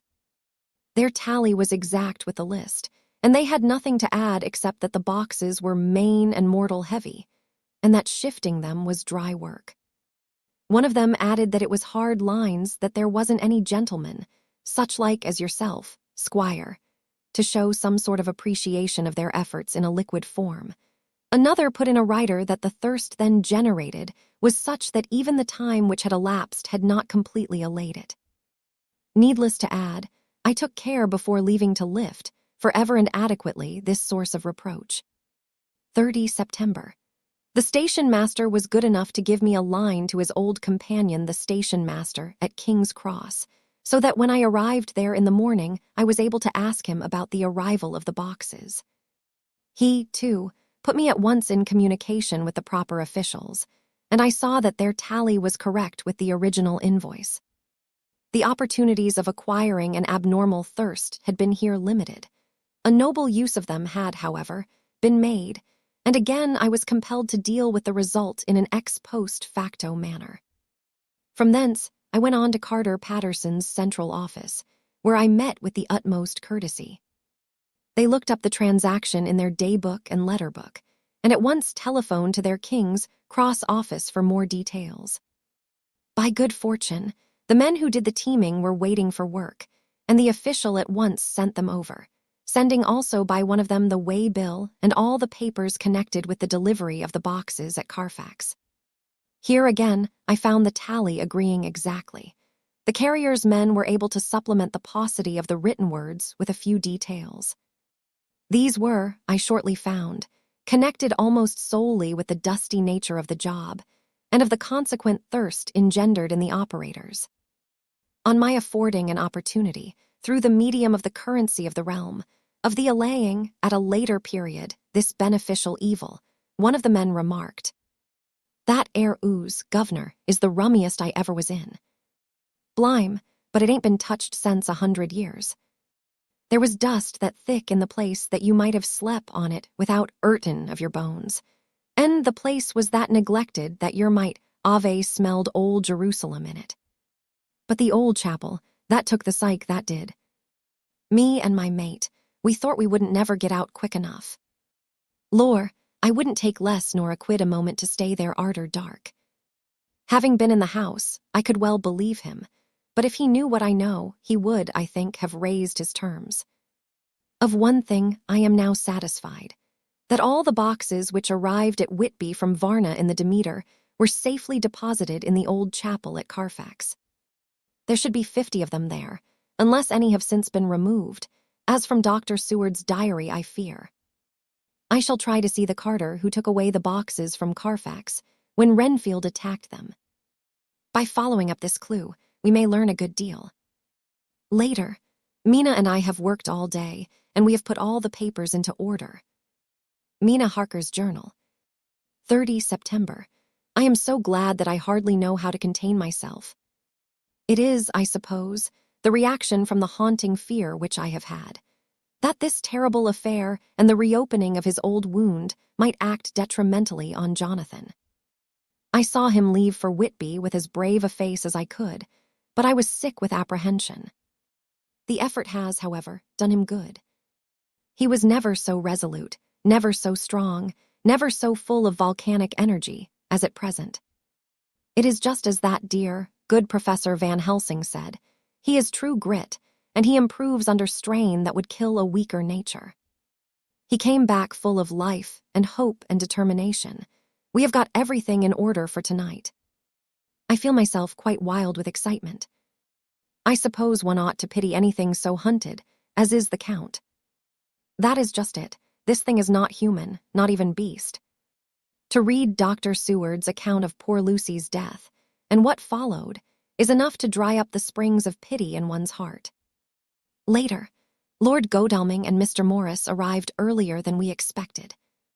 Dr. Seward was out on business, and had taken Jonathan with him, so I had to see them.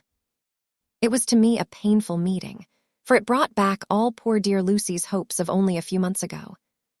Of course they had heard Lucy speak of me, and it seemed that Dr. Van Helsing, too, has been quite blowing my trumpet, as Mr. Morris expressed it. Poor fellows, neither of them is aware that I know all about the proposals they made to Lucy. They did not quite know what to say or do, as they were ignorant of the amount of my knowledge, so they had to keep on neutral subjects. However, I thought the matter over, and came to the conclusion that the best thing I could do would be to post them in affairs right up to date. I knew from Dr. Seward's diary that they had been at Lucy's death, her real death, and that I need not fear to betray any secret before the time. So I told them, as well as I could, that I had read all the papers and diaries, and that my husband and I, having typewritten them, had just finished putting them in order. I gave them each a copy to read in the library. When Lord Godalming got his and turned it over, "It does make a pretty good pile," he said. "Did you write all this, Mrs. Harker?" I nodded, and he went on. "I don't quite see the drift of it, but you people are all so good and kind, and have been working so earnestly and so energetically, that all I can do is to accept your ideas blindfold and try to help you. I have had one lesson already in accepting facts that should make a man humble to the last hour of his life. Besides, I know you loved my poor Lucy." Here he turned away and covered his face with his hands. I could hear the tears in his voice. Mr. Morris, with instinctive delicacy, just laid a hand for a moment on his shoulder and then walked quietly out of the room.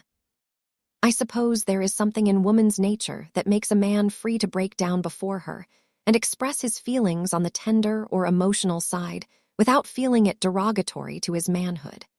For when Lord Godalming found himself alone with me, he sat down on the sofa and gave way utterly and openly. I sat down beside him and took his hand. I hope he didn't think it forward of me, and that if he ever thinks of it afterwards, he never will have such a thought. There I wrong him. I know he never will. He is too true a gentleman. I said to him, for I could see that his heart was breaking, "I loved dear Lucy, and I know what she was to you and what you were to her. She and I were like sisters, and now she is gone. Will you not let me be like a sister to you in your trouble? I know what sorrows you have had, though I cannot measure the depth of them. If sympathy and pity can help in your affliction, won't you let me be of some little service, for Lucy's sake?" In an instant, the poor dear fellow was overwhelmed with grief. It seemed to me that all that he had of late been suffering in silence found a vent at once. He grew quite hysterical, and raising his open hands, beat his palms together in a perfect agony of grief. He stood up and then sat down again, and the tears rained down his cheeks. I felt an infinite pity for him, and opened my arms unthinkingly. With a sob, he laid his head on my shoulder and cried like a wearied child, whilst he shook with emotion. We women have something of the mother in us that makes us rise above smaller matters when the mother spirit is invoked. I felt this big sorrowing man's head resting on me, as though it were that of the baby that some day may lie on my bosom, and I stroked his hair as though he were my own child. I never thought at the time how strange it all was. After a little bit his sobs ceased, and he raised himself with an apology, though he made no disguise of his emotion. He told me that for days and nights past, weary days and sleepless nights, he had been unable to speak with anyone, as a man must speak in his time of sorrow. There was no woman whose sympathy could be given to him, or with whom, owing to the terrible circumstance with which his sorrow was surrounded, he could speak freely. "I know now how I suffered," he said, as he dried his eyes, "but I do not know even yet, and none other can ever know, how much your sweet sympathy has been to me today. I shall know better in time, and believe me that, though I am not ungrateful now, my gratitude will grow with my understanding. You will let me be like a brother, will you not, for all our lives, for dear Lucy's sake?" "For dear Lucy's sake," I said as we clasped hands. "Aye, and for your own sake," he added, "for if a man's esteem and gratitude are ever worth the winning, you have won mine today. If ever the future should bring to you a time when you need a man's help, believe me, you will not call in vain. God grant that no such time may ever come to you to break the sunshine of your life, but if it should ever come, promise me that you will let me know." He was so earnest, and his sorrow was so fresh, that I felt it would comfort him, so I said, "I promise." As I came along the corridor, I saw Mr. Morris looking out of a window. He turned as he heard my footsteps. "How is art?" he said. Then noticing my red eyes, he went on. "Ah, I see you have been comforting him. Poor old fellow, he needs it. No one but a woman can help a man when he is in trouble of the heart, and he had no one to comfort him. He bore his own trouble so bravely that my heart bled for him. I saw the manuscript in his hand, and I knew that when he read it he would realize how much I knew. So I said to him, 'I wish I could comfort all who suffer from the heart. Will you let me be your friend, and will you come to me for comfort if you need it? You will know, later on, why I speak.' He saw that I was in earnest, and stooping, took my hand, and raising it to his lips, kissed it. It seemed but poor comfort to so brave and unselfish a soul, and impulsively I bent over and kissed him. The tears rose in his eyes, and there was a momentary choking in his throat. He said quite calmly, 'Little girl, you will never regret that true-hearted kindness, so long as ever you live.' Then he went into the study to his friend. 'Little girl,' the very words he had used to Lucy, and oh, but he proved himself a friend. Chapter 18, Dr. SWRD's Diary. 30 September. I got home at 5 o'clock and found that Godalming and Morris had not only arrived, but had already studied the transcript of the various diaries and letters which Harker and his wonderful wife had made and arranged. Harker had not yet returned from his visit to the carrier's men, of whom Dr. Hennessy had written to me. Mrs. Harker gave us a cup of tea, and I can honestly say that, for the first time since I have lived in it, this old house seemed like home. When we had finished, Mrs. Harker said, "Dr. Seward, may I ask a favor? I want to see your patient, Mr. Renfield. Do let me see him. What you have said of him in your diary interests me so much." She looked so appealing and so pretty that I could not refuse her, and there was no possible reason why I should, so I took her with me. When I went into the room, I told the man that a lady would like to see him, to which he simply answered, "Why?" "She is going through the house and wants to see everyone in it," I answered. "Oh, very well," he said. "Let her come in by all means, but just wait a minute till I tidy up the place." His method of tidying was peculiar. He simply swallowed all the flies and spiders in the boxes before I could stop him. It was quite evident that he feared, or was jealous of, some interference. When he had got through his disgusting task, he said cheerfully, "Let the lady come in," and sat down on the edge of his bed with his head down, but with his eyelids raised so that he could see her as she entered. For a moment, I thought that he might have some homicidal intent. I remembered how quiet he had been just before he attacked me in my own study, and I took care to stand where I could seize him at once if he attempted to make a spring at her. She came into the room with an easy gracefulness which would at once command the respect of any lunatic, for easiness is one of the qualities mad people most respect. She walked over to him, smiling pleasantly, and held out her hand. "Good evening, Mr. Renfield," said she. "You see, I know you, for Dr. Seward has told me of you." He made no immediate reply, but eyed her all over intently with a set frown on his face. This look gave way to one of wonder, which merged in doubt. Then, to my intense astonishment, he said, "You're not the girl the doctor wanted to marry, are you? You can't be, you know, for she's dead." Mrs. Harker smiled sweetly as she replied, "Oh no, I have a husband of my own to whom I was married before I ever saw Dr. Seward, or he me. I am Mrs. Harker." "Then what are you doing here?" "My husband and I are staying on a visit with Dr. Seward." "Then don't stay." "But why not?" I thought that this style of conversation might not be pleasant to Mrs. Harker any more than it was to me, so I joined in. "How did you know I wanted to marry anyone?" His reply was simply contemptuous, given in a pause in which he turned his eyes from Mrs. Harker to me, instantly turning them back again. What an asinine question. "I don't see that at all, Mr. Renfield," said Mrs. Harker, at once championing me. He replied to her with as much courtesy and respect as he had shown contempt to me. "You will, of course, understand, Mrs. Harker, that when a man is so loved and honored as our host is, Everything regarding him is of interest in our little community. Dr. Seward is loved not only by his household and his friends, but even by his patients, who, being some of them hardly in mental equilibrium, are apt to distort causes and effects. Since I myself have been an inmate of a lunatic asylum, I cannot but notice that the sophistic tendencies of some of its inmates lean towards the errors of non causa and ignoratio elenchi. I positively opened my eyes at this new development. Here was my own pet lunatic, the most pronounced of his type that I had ever met with, talking elemental philosophy, and with the manner of a polished gentleman. I wonder if it was Mrs. Harker's presence which had touched some chord in his memory. If this new phase was spontaneous, or in any way due to her unconscious influence, she must have some rare gift or power. We continued to talk for some time, and seeing that he was seemingly quite reasonable, she ventured, looking at me questioningly as she began, to lead him to his favorite topic. I was again astonished, for he addressed himself to the question with the impartiality of the completest sanity. He even took himself as an example when he mentioned certain things. Why, I myself am an instance of a man who had a strange belief.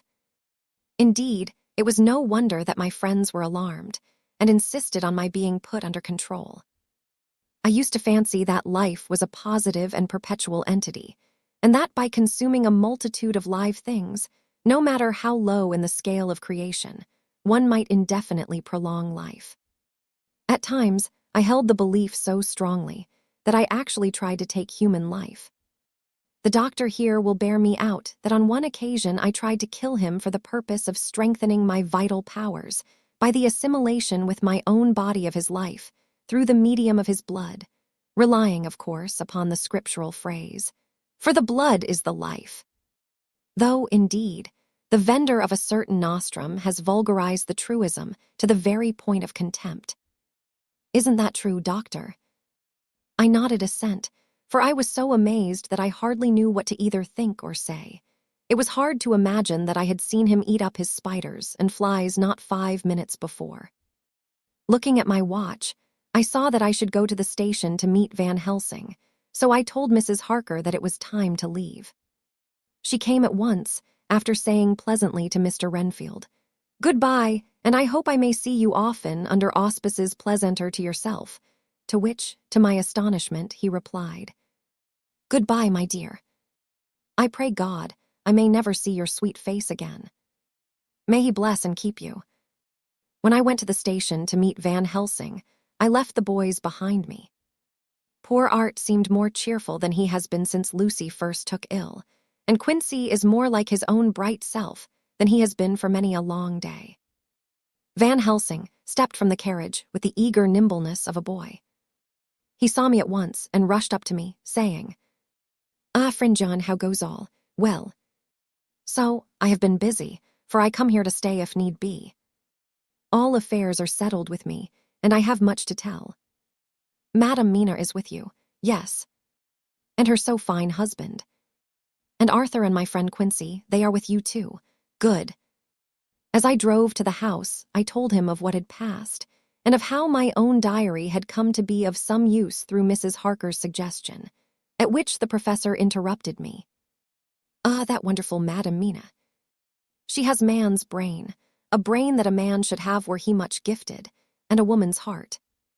The good God fashioned her for a purpose, believe me, when he made that so good combination. Friend John, up to now fortune has made that woman of help to us. After tonight, she must not have to do with this so terrible affair. It is not good that she run a risk so great. We men are determined, nay, are we not pledged, to destroy this monster, but it is no part for a woman. Even if she be not harmed, her heart may fail her in so much and so many horrors, and hereafter she may suffer, both in waking, from her nerves, and in sleep from her dreams. And besides, she is young woman and not so long married. There may be other things to think of some time, if not now. You tell me she has wrote all, then she must consult with us. But tomorrow she say goodbye to this work, and we go alone." I agreed heartily with him, and then I told him what we had found in his absence. That the house which Dracula had bought was the very next one to my own. He was amazed, and a great concern seemed to come on him. "Oh, that we had known it before," he said, "for then we might have reached him in time to save poor Lucy. However, the milk that is spilt cries not out afterwards, as you say. We shall not think of that, but go on our way to the end." Then he fell into a silence that lasted till we entered my own gateway. Before we went to prepare for dinner, he said to Mrs. Harker, "I am told, Madam Mina, by my friend John that you and your husband have put up in exact order all things that have been, up to this moment." "Not up to this moment, Professor," she said impulsively, "but up to this morning." "But why not up to now? We have seen hitherto how good light all the little things have made. We have told our secrets, and yet no one who has told is the worse for it." Mrs. Harker began to blush, and taking a paper from her pockets, she said, "Dr. Van Helsing, will you read this, and tell me if it must go in? It is my record of today. I too have seen the need of putting down at present everything, however trivial, but there is little in this except what is personal. Must it go in?" The professor read it over gravely and handed it back, saying, "It need not go in if you do not wish it, but I pray that it may. It can but make your husband love you the more, and all us, your friends, more honor you, as well as more esteem and love." She took it back with another blush and a bright smile. "And so now, up to this very hour, all the records we have are complete and in order." The professor took away one copy to study after dinner, and before our meeting, which is fixed for 9 o'clock. The rest of us have already read everything, so when we meet in the study, we shall all be informed as to facts, and can arrange our plan of battle with this terrible and mysterious enemy. Mina Harker's Journal. 30 September. When we met in Dr. Seward's study 2 hours after dinner, which had been at 6 o'clock, we unconsciously formed a sort of board or committee. Professor Van Helsing took the head of the table, to which Dr. Seward motioned him as he came into the room. He made me sit next to him on his right and asked me to act as secretary. Jonathan sat next to me.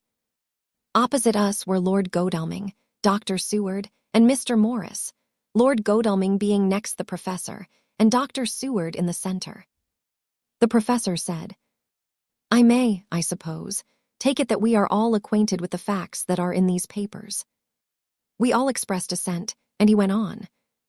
"Then it were, I think, good that I tell you something of the kind of enemy with which we have to deal. I shall then make known to you something of the history of this man, which has been ascertained for me. So we then can discuss how we shall act, and can take our measure according. There are such beings as vampires. Some of us have evidence that they exist. Even had we not the proof of our own unhappy experience, the teachings and the records of the past give proof enough for sane peoples. I admit that at the first I was skeptic.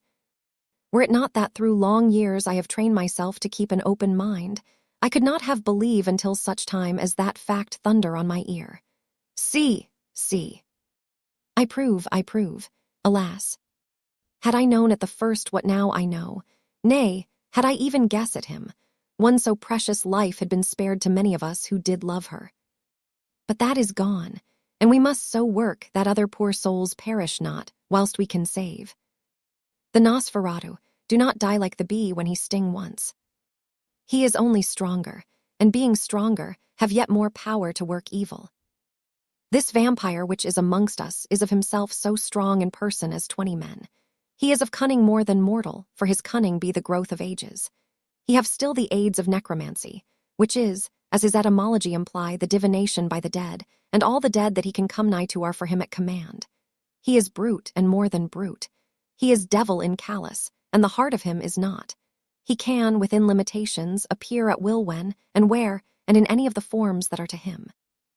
He can, within his range, direct the elements, the storm, the fog, the thunder. He can command all the meaner things, the rat and the owl and the bat, the moth and the fox and the wolf.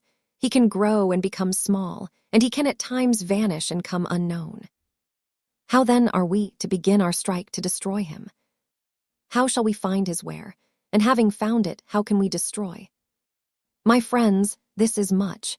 It is a terrible task that we undertake, and there may be consequence to make the brave shudder. For if we fail in this our fight, he must surely win, and then where end we? Life is nothing's, I heed him not. But to fail here is not mere life or death. It is that we become as him, that we henceforward become foul things of the night like him, without heart or conscience, preying on the bodies and the souls of those we love best. To us forever are the gates of heaven shut, for who shall open them to us again? We go on for all time abhorred by all, a blot on the face of God's sunshine, an arrow in the side of him who died for man. But we are face to face with duty, and in such case must we shrink. For me, I say no. But then I am old, and life with his sunshine, his fair places, his song of birds, his music and his love, lie far behind. You others are young. Some have seen sorrow, but there are fair days yet in store. What say you? Whilst he was speaking, Jonathan had taken my hand. I feared, oh so much, that the appalling nature of our danger was overcoming him when I saw his hand stretch out. But it was life to me to feel its touch, so strong, so self-reliant, so resolute. A brave man's hand can speak for itself. It does not even need a woman's love to hear its music. When the professor had done speaking, my husband looked in my eyes, and I in his. There was no need for speaking between us. I answer for Mina and myself, he said. Count me in, Professor, said Mr. Quincy Morris, laconically as usual. I am with you, said Lord Godalming, for Lucy's sake, if for no other reason. Dr. Seward simply nodded. The professor stood up, and after laying his golden crucifix on the table, held out his hand on either side. I took his right hand, and Lord Godalming his left. Jonathan held my right with his left and stretched across to Mr. Morris. So as we all took hands, our solemn compact was made. I felt my heart icy cold, but it did not even occur to me to draw back. We resumed our places, and Dr. Van Helsing went on with a sort of cheerfulness, which showed that the serious work had begun. It was to be taken as gravely, and in as businesslike a way, as any other transaction of life. Well, you know what we have to contend against, but we, too, are not without strength. We have on our side power of combination, a power denied to the vampire kind. We have sources of science. We are free to act and think, and the hours of the day and the night are ours equally. In fact, so far as our powers extend, they are unfettered, and we are free to use them. We have self-devotion in a cause, and an end to achieve which is not a selfish one. These things are much. Now let us see how far the general powers arrayed against us are restrict, and how the individual cannot. In fine, let us consider the limitations of the vampire in general, and of this one in particular. All we have to go upon are traditions and superstitions. These do not at the first appear much, when the matter is one of life and death, nay of more than either life or death. Yet must we be satisfied, in the first place because we have to be, no other means is at our control, and secondly, because, after all, these things, tradition and superstition, are everything. Does not the belief in vampires rest for others, though not, alas, for us on them? A year ago, which of us would have received such a possibility, in the midst of our scientific, skeptical, matter-of-fact 19th century? We even scouted a belief that we saw justified under our very eyes. Take it, then, that the vampire, and the belief in his limitations and his cure, rest for the moment on the same base. For, let me tell you, he is known everywhere that men have been. In old Greece and old Rome, he flourished in Germany all over, in France, in India, even in the Cherno Seas, and in China, so far from us in all ways there even is he, and the peoples fear him at this day. He have followed the wake of the berserker Icelander, the devil-begotten Hun, the Slav, the Saxon, the Magyar. So far, then, we have all we may act upon, and let me tell you that very much of the beliefs are justified by what we have seen in our own so unhappy experience. The vampire live on, and cannot die by mere passing of the time. He can flourish when that he can fatten on the blood of the living. Even more, we have seen amongst us that he can even grow younger, that his vital faculties grow strenuous and seem as though they refresh themselves when his special pabulum is plenty. But he cannot flourish without this diet. He eat not as others. Even friend Jonathan, who lived with him for weeks, did never see him to eat, never. He throws no shadow. He make in the mirror no reflect, as again Jonathan observe. He has the strength of many of his hand. Witness again Jonathan when he shut the door against the wolves, and when he help him from the diligence too. He can transform himself to wolf, as we gather from the ship arrival in Whitby, when he tear open the dog. He can be as bat, as Madam Mina saw him on the window at Whitby, and as friend John saw him fly from this so near house, and as my friend Quincy saw him at the window of Miss Lucy. He can come in mist which he create. That noble ship's captain proved him of this. But, from what we know, the distance he can make this mist is limited, and it can only be round himself. He come on moonlight rays as elemental dust, as again Jonathan saw those sisters in the castle of Dracula. He becomes so small. We ourselves saw Miss Lucy, ere she was at peace, slip through a hairbreadth space at the tomb door. He can, when once he find his way, come out from anything or into anything, no matter how close it be bound or even fused up with fire, solder you call it. He can see in the dark, no small power this, in a world which is one half shut from the light. Ah, but hear me through. He can do all these things, yet he is not free. Nay, he is even more prisoner than the slave of the galley, than the madman in his cell. He cannot go where he lists. He who is not of nature has yet to obey some of nature's laws, why we know not. He may not enter anywhere at the first, unless there be some one of the household who bid him to come, though afterwards he can come as he please. His power ceases, as does that of all evil things at the coming of the day. Only at certain times can he have limited freedom. If he be not at the place whither he is bound, he can only change himself at noon or at exact sunrise or sunset. These things are we told, and in this record of ours we have proof by inference. Thus, whereas he can do as he will within his limit, when he have his earth home, his coffin home, his hell home, the place unhallowed, as we saw when he went to the grave of the suicide at Whitby, still at other time he can only change when the time come. It is said, too, that he can only pass running water at the slack or the flood of the tide. Then there are things which so afflict him that he has no power, as the garlic that we know of. And as for things sacred, as this symbol, my crucifix, that was amongst us even now when we resolve, to them he is nothing, but in their presence he take his place far off and silent with respect. There are others, too, which I shall tell you of, lest in our seeking we may need them. The branch of wild rose on his coffin keep him that he move not from it. A sacred bullet fired into the coffin kill him so that he be true dead. And as for the stake through him, we know already of its peace, or the cut-off head that giveth rest. We have seen it with our eyes. Thus, when we find the habitation of this man that was, we can confine him to his coffin and destroy him, if we obey what we know. But he is clever. I have asked my friend Arminius of Budapest University to make his record, and from all the means that are, he tell me of what he has been. He must, indeed, have been that voivode Dracula who won his name against the Turk, over the great river on the very frontier of Turkeyland. If it be so, then was he no common man, for in that time, and for centuries after, he was spoken of as the cleverest and the most cunning, as well as the bravest of the sons of the land beyond the forest. That mighty brain and that iron resolution went with him to his grave, and are even now arrayed against us. The Draculas were, says Arminius, a great and noble race, though now and again were scions who were held by their coevals to have had dealings with the evil one. They learned his secrets in the Skalaments, amongst the mountains over Lake Hermanstadt, where the devil claims the 10th scholar as his due.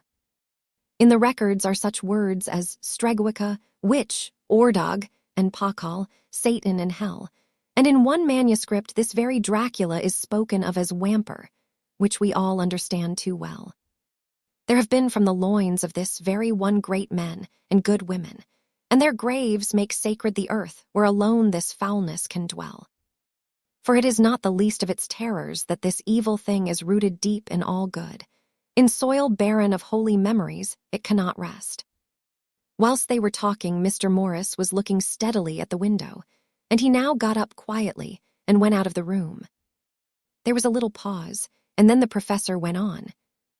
And now we must settle what we do. We have here much data, and we must proceed to lay out our campaign. We know from the inquiry of Jonathan that from the castle to Whitby came 50 boxes of earth, all of which were delivered at Carfax. We also know that at least some of these boxes have been removed. It seems to me that our first step should be to ascertain whether all the rest remain in the house beyond that wall where we look today, or whether any more have been removed. If the latter, we must trace. Here we were interrupted in a very startling way. Outside the house came the sound of a pistol shot. The glass of the window was shattered with a bullet, which, ricocheting from the top of the embrasure, struck the far wall of the room. I am afraid I am at heart a coward, for I shrieked out. The men all jumped to their feet. Lord Godalming flew over to the window and threw up the sash. As he did so, we heard Mr. Morris's voice without. "Sorry, I fear I have alarmed you. I shall come in and tell you about it."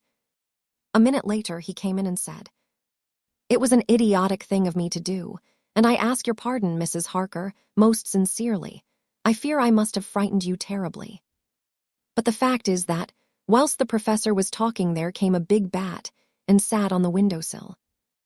I have got such a horror of the damned brutes from recent events that I cannot stand them, and I went out to have a shot, as I have been doing of late of evenings, whenever I have seen one. You used to laugh at me for it then, Art." "Did you hit it?" asked Dr. Van Helsing. "I don't know. I fancy not, for it flew away into the wood."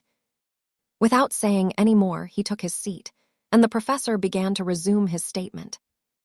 "We must trace each of these boxes, and when we are ready, we must either capture or kill this monster in his lair, or we must, so to speak, sterilize the earth so that no more he can seek safety in it.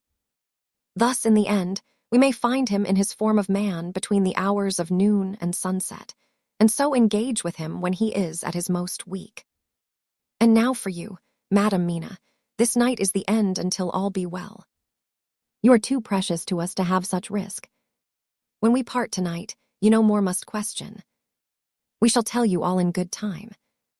We are men and are able to bear, but you must be our star and our hope, and we shall act all the more free that you are not in the danger, such as we are."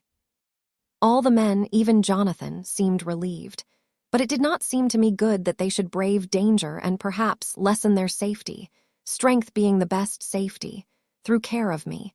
But their minds were made up, and though it was a bitter pill for me to swallow, I could say nothing, save to accept their chivalrous care of me. Mr. Morris resumed the discussion.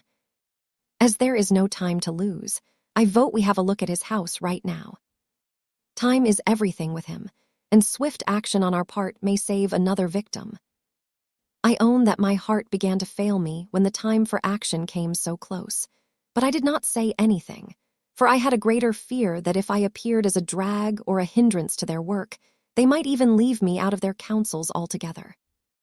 They have now gone off to Carfax, with means to get into the house. Manlike, they had told me to go to bed and sleep, as if a woman can sleep when those she loves are in danger. I shall lie down and pretend to sleep, lest Jonathan have added anxiety about me when he returns." Dr. Seward's diary. 1 October, 4 a.m. Just as we were about to leave the house, an urgent message was brought to me from Renfield to know if I would see him at once, as he had something of the utmost importance to say to me. I told the messenger to say that I would attend to his wishes in the morning. I was busy just at the moment. The attendant added, "He seems very importunate, sir. I have never seen him so eager. I don't know but what, if you don't see him soon, he will have one of his violent fits." I knew the man would not have said this without some cause, so I said, "All right, I'll go now," and I asked the others to wait a few minutes for me as I had to go and see my patient.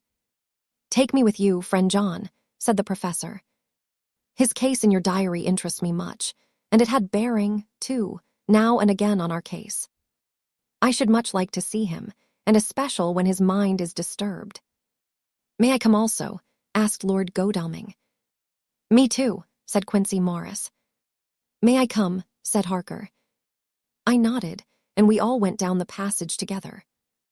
We found him in a state of considerable excitement, but far more rational in his speech and manner than I had ever seen him. There was an unusual understanding of himself, which was unlike anything I had ever met with in a lunatic, and he took it for granted that his reasons would prevail with others entirely sane. We all four went into the room, but none of the others at first said anything. His request was that I would at once release him from the asylum and send him home. This he backed up with arguments regarding his complete recovery and adduced his own existing sanity. "I appeal to your friends," he said. "They will, perhaps, not mind sitting in judgment on my case. By the way, you have not introduced me." I was so much astonished that the oddness of introducing a madman in an asylum did not strike me at the moment, and besides, there was a certain dignity in the man's manner, so much of the habit of equality that I at once made the introduction. "Lord Godalming, Professor Van Helsing, Mr. Quincy Morris of Texas, Mr. Renfield." He shook hands with each of them, saying in turn, "Lord Godalming, I had the honor of seconding your father at the Windham. I grieve to know, by your holding the title, that he is no more. He was a man loved and honored by all who knew him, and in his youth was, I have heard, the inventor of a burnt rum punch, much patronized on Derby night. Mr. Morris, you should be proud of your great state. Its reception into the Union was a precedent which may have far-reaching effects hereafter, when the pole and the tropics may hold alliance to the stars and stripes. The power of treaty may yet prove a vast engine of enlargement, when the Monroe Doctrine takes its true place as a political fable. What shall any man say of his pleasure at meeting Van Helsing? Sir, I make no apology for dropping all forms of conventional prefix. When an individual has revolutionized therapeutics by his discovery of the continuous evolution of brain matter, conventional forms are unfitting, since they would seem to limit him to one of a class. You gentlemen, who by nationality, by heredity, or by the possession of natural gifts, are fitted to hold your respective places in the moving world, I take to witness that I am as sane as at least the majority of men who are in full possession of their liberties. And I am sure that you, Dr. Seward, humanitarian and medico-jurist as well as scientist, will deem it a moral duty to deal with me as one to be considered as under exceptional circumstances. He made this last appeal with a courtly air of conviction, which was not without its own charm. I think we were all staggered. For my own part, I was under the conviction, despite my knowledge of the man's character and history, that his reason had been restored, and I felt under a strong impulse to tell him that I was satisfied as to his sanity and would see about the necessary formalities for his release in the morning. I thought it better to wait, however, before making so grave a statement, for of old I knew the sudden changes to which this particular patient was liable. So I contented myself with making a general statement that he appeared to be improving very rapidly, that I would have a longer chat with him in the morning, and would then see what I could do in the direction of meeting his wishes. This did not at all satisfy him, for he said quickly, "But I fear, Dr. Seward, that you hardly apprehend my wish. I desire to go at once, here, now, this very hour, this very moment, if I may. Time presses, and in our implied agreement with the old Scytheman, it is of the essence of the contract. I am sure it is only necessary to put before so admirable a practitioner as Dr. Seward so simple, yet so momentous a wish, to ensure its fulfillment." He looked at me keenly, and seeing the negative in my face, turned to the others and scrutinized them closely. Not meeting any sufficient response, he went on. "Is it possible that I have erred in my supposition?" "You have," I said frankly, but at the same time, as I felt, brutally. There was a considerable pause, and then he said slowly, "Then I suppose I must only shift my ground of request. Let me ask for this concession, boon, privilege, what you will. I am content to implore in such a case, not on personal grounds, but for the sake of others. I am not at liberty to give you the whole of my reasons, but you may, I assure you, take it from me that they are good ones, sound and unselfish, and spring from the highest sense of duty. Could you look, sir, into my heart, you would approve to the full the sentiments which animate me. Nay, more, you would count me amongst the best and truest of your friends." Again, he looked at us all keenly. I had a growing conviction that this sudden change of his entire intellectual method was but yet another form or phase of his madness, and so determined to let him go on a little longer, knowing from experience that he would, like all lunatics, give himself away in the end. Van Helsing was gazing at him with a look of utmost intensity, his bushy eyebrows almost meeting with the fixed concentration of his look. He said to Renfield in a tone which did not surprise me at the time, but only when I thought of it afterwards, for it was as of one addressing an equal, "Can you not tell frankly your real reason for wishing to be free tonight?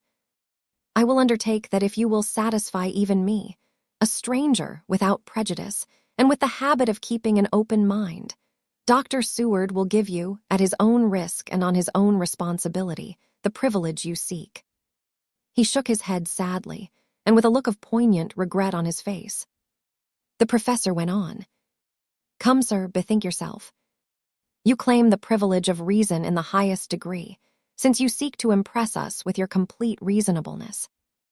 You do this, whose sanity we have reason to doubt, since you are not yet released from medical treatment for this very defect.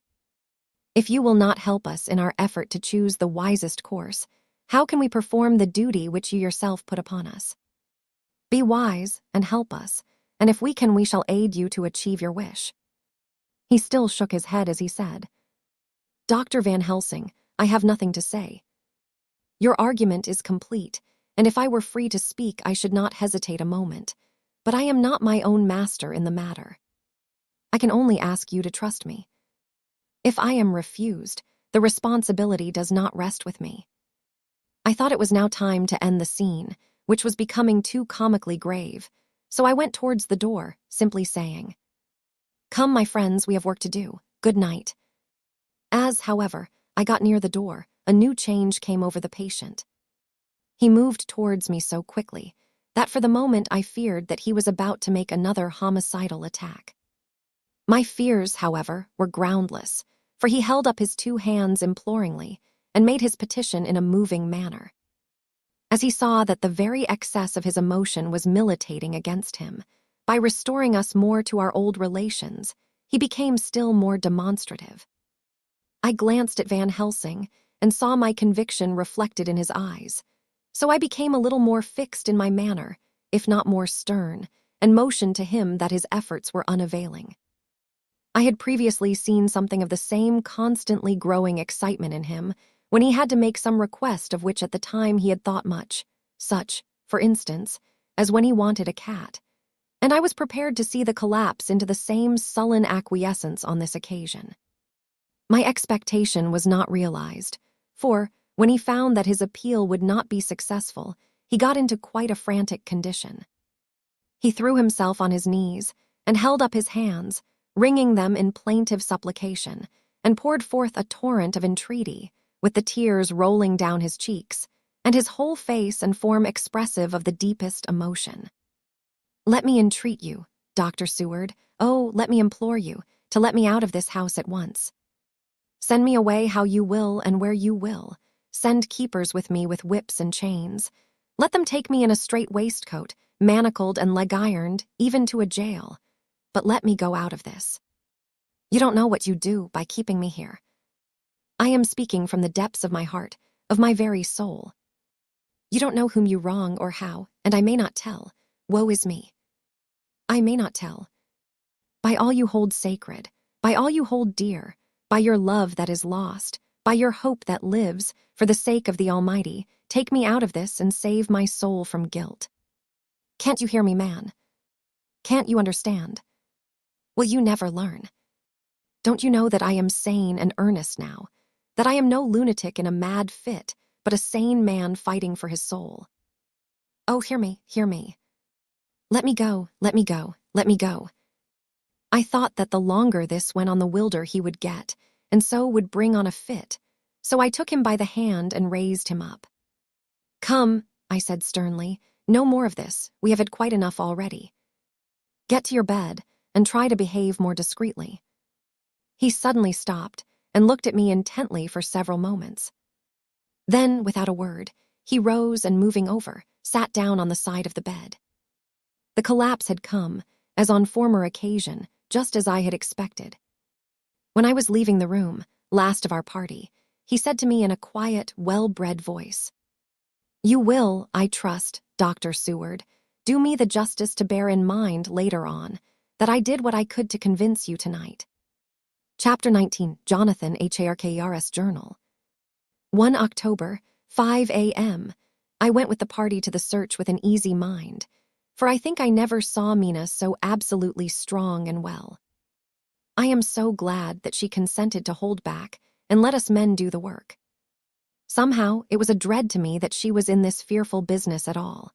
But now that her work is done, and that it is due to her energy and brains and foresight that the whole story is put together in such a way that every point tells, she may well feel that her part is finished, and that she can henceforth leave the rest to us.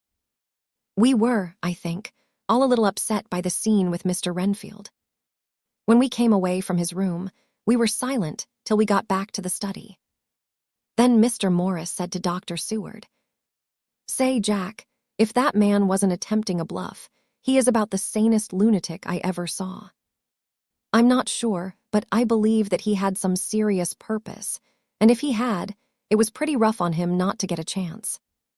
Lord Godalming and I were silent, but Dr. Van Helsing added, "Friend John, you know more of lunatics than I do, and I'm glad of it, for I fear that if it had been to me to decide, I would, before that last hysterical outburst, have given him free.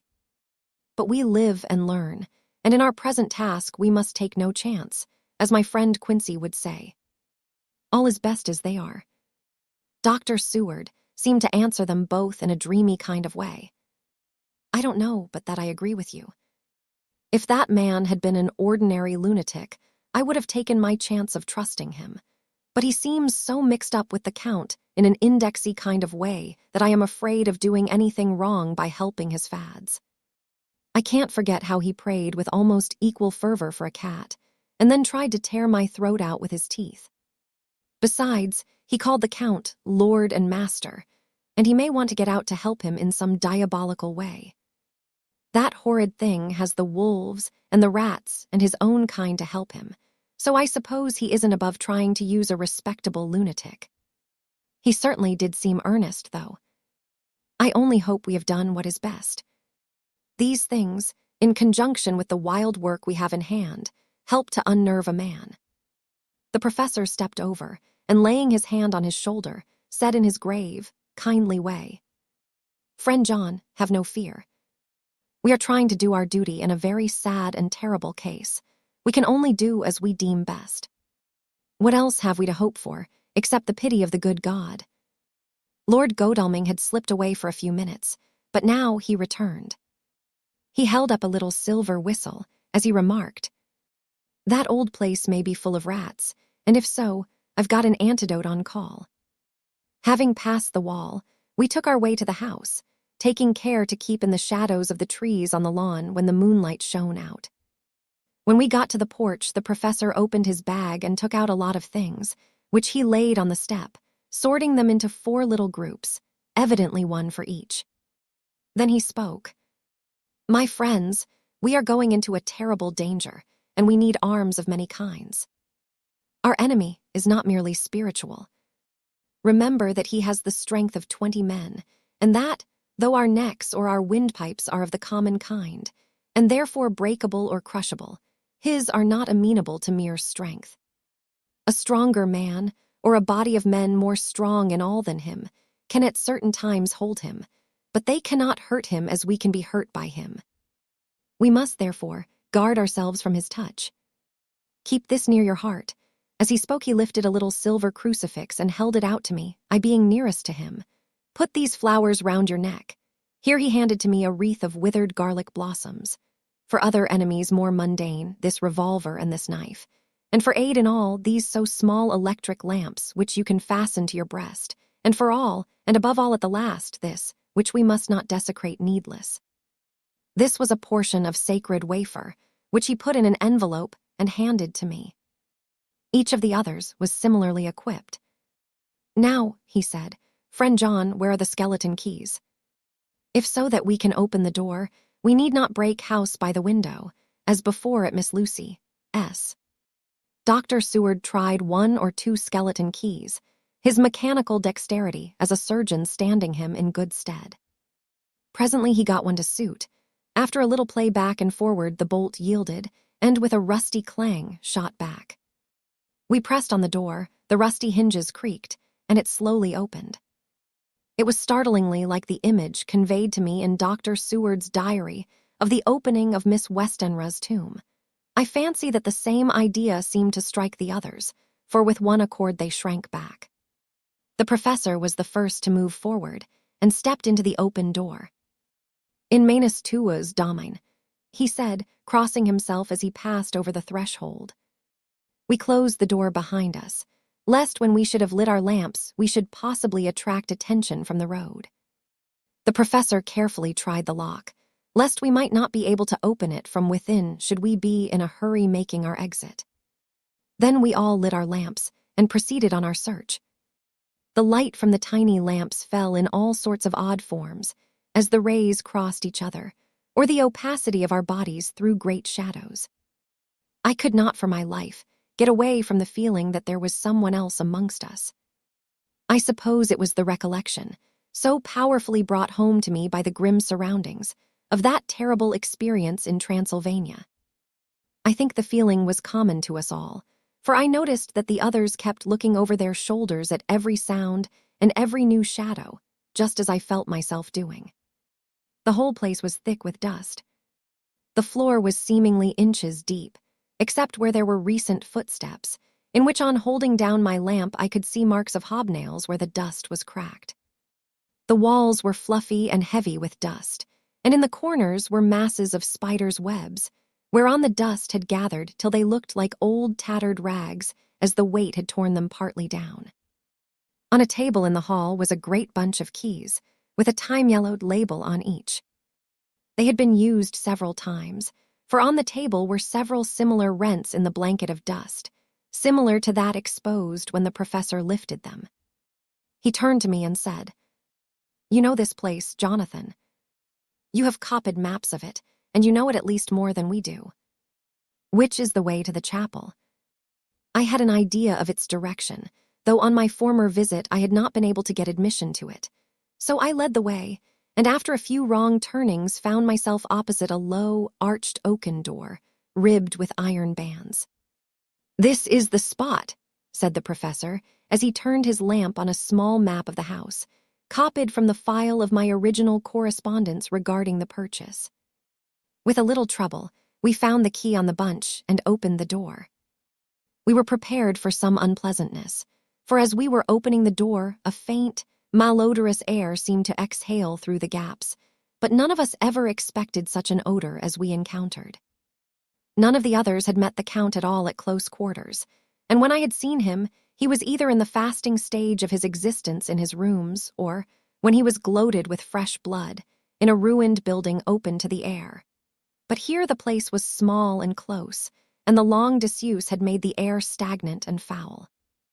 There was an earthy smell, as of some dry miasma, which came through the fouler air. But as to the odor itself, how shall I describe it? It was not alone that it was composed of all the ills of mortality, and with the pungent, acrid smell of blood, but it seemed as though corruption had become itself corrupt. Faugh, it sickens me to think of it. Every breath exhaled by that monster seemed to have clung to the place and intensified its loathsomeness. Under ordinary circumstances, such a stench would have brought our enterprise to an end. But this was no ordinary case, and the high and terrible purpose in which we were involved gave us a strength which rose above merely physical considerations. After the involuntary shrinking consequent on the first nauseous whiff, we one and all set about our work as though that loathsome place were a garden of roses. We made an accurate examination of the place, the professor saying as we began, "The first thing is to see how many of the boxes are left. We must then examine every hole and corner and cranny and see if we cannot get some clue as to what has become of the rest." A glance was sufficient to show how many remained, for the great earth chests were bulky, and there was no mistaking them. There were only 29 left out of the 50. Once I got a fright, for, seeing Lord Godalming suddenly turn and look out of the vaulted door into the dark passage beyond, I looked too, and for an instant my heart stood still. Somewhere, looking out from the shadow, I seemed to see the high lights of the Count's evil face, the ridge of the nose, the red eyes, the red lips, the awful pallor. It was only for a moment, for, as Lord Godalming said, "I thought I saw a face, but it was only the shadows," and resumed his inquiry. I turned my lamp in the direction and stepped into the passage. There was no sign of anyone, and as there were no corners, no doors, no aperture of any kind, but only the solid walls of the passage, there could be no hiding place even for him. I took it that fear had helped imagination, and said nothing. A few minutes later, I saw Morris step suddenly back from a corner, which he was examining. We all followed his movements with our eyes, for undoubtedly some nervousness was growing on us, and we saw a whole mass of phosphorescence, which twinkled like stars. We all instinctively drew back. The whole place was becoming alive with rats. For a moment or two we stood appalled, all save Lord Godalming, who was seemingly prepared for such an emergency. Rushing over to the great iron-bound oaken door, which Dr. Seward had described from the outside, and which I had seen myself, he turned the key in the lock, drew the huge bolts, and swung the door open. Then, taking his little silver whistle from his pocket, he blew a low, shrill call. It was answered from behind Dr. Seward's house by the yelping of dogs, and after about a minute 3 terriers came dashing round the corner of the house. Unconsciously, we had all moved towards the door, and as we moved, I noticed that the dust had been much disturbed. The boxes which had been taken out had been brought this way. But even in the minute that had elapsed, the number of the rats had vastly increased. They seemed to swarm over the place all at once, till the lamplight, shining on their moving dark bodies and glittering, baleful eyes, made the place look like a bank of earth set with fireflies. The dogs dashed on, but at the threshold suddenly stopped and snarled, and then, simultaneously lifting their noses, began to howl in most lugubrious fashion. The rats were multiplying in thousands, and we moved out. Lord Godalming lifted one of the dogs, and carrying him in, placed him on the floor. The instant his feet touched the ground he seemed to recover his courage, and rushed at his natural enemies. They fled before him so fast that, before he had shaken the life out of a score, the other dogs, who had by now been lifted in the same manner, had but small prey ere the whole mass had vanished. With their going it seemed as if some evil presence had departed, for the dogs frisked about and barked merrily as they made sudden darts at their prostrate foes, and turned them over and over and tossed them in the air with vicious shakes. We all seemed to find our spirits rise. Whether it was the purifying of the deadly atmosphere by the opening of the chapel door, or the relief which we experienced by finding ourselves in the open, I know not. But most certainly, the shadow of dread seemed to slip from us like a robe, and the occasion of our coming lost something of its grim significance, though we did not slacken a whit in our resolution. We closed the outer door and barred and locked it, and bringing the dogs with us, began our search of the house. We found nothing throughout except dust in extraordinary proportions, and all untouched save for my own footsteps when I had made my first visit. Never once did the dogs exhibit any symptom of uneasiness, and even when we returned to the chapel they frisked about as though they had been rabbit hunting in a summer wood. The morning was quickening in the east when we emerged from the front. Dr. Van Helsing had taken the key of the hall door from the bunch and locked the door in orthodox fashion, putting the key into his pocket when he had done. So far, he said, our night has been eminently successful. No harm has come to us such as I feared might be, and yet we have ascertained how many boxes are missing. More than all do I rejoice that this, our first, and perhaps our most difficult and dangerous, step has been accomplished without the bringing thereinto our most sweet Madam Mina, or troubling her waking or sleeping thoughts with sights and sounds and smells of horror which she might never forget. One lesson, too, we have learned, if it be allowable to argue a particulary, that the brute beasts which are to the Count's command are yet themselves not amenable to his spiritual power. For look, these rats that would come to his call, just as from his castle top he summoned the wolves to your going, and to that poor mother's cry, though they come to him, they run pell-mell from the so little dogs of my friend Arthur. We have other matters before us, other dangers, other fears, and that monster, he has not used his power over the brute world for the only or the last time tonight. So be it that he has gone elsewhere. Good. It has given us opportunity to cry check in some ways in this chess game, which we play for the stake of human souls. And now let us go home. The dawn is close at hand, and we have reason to be content with our first night's work. It may be ordained that we have many nights and days to follow, if full of peril, but we must go on, and from no danger shall we shrink. The house was silent when we got back, save for some poor creature who was screaming away in one of the distant wards, and a low, moaning sound from Renfield's room.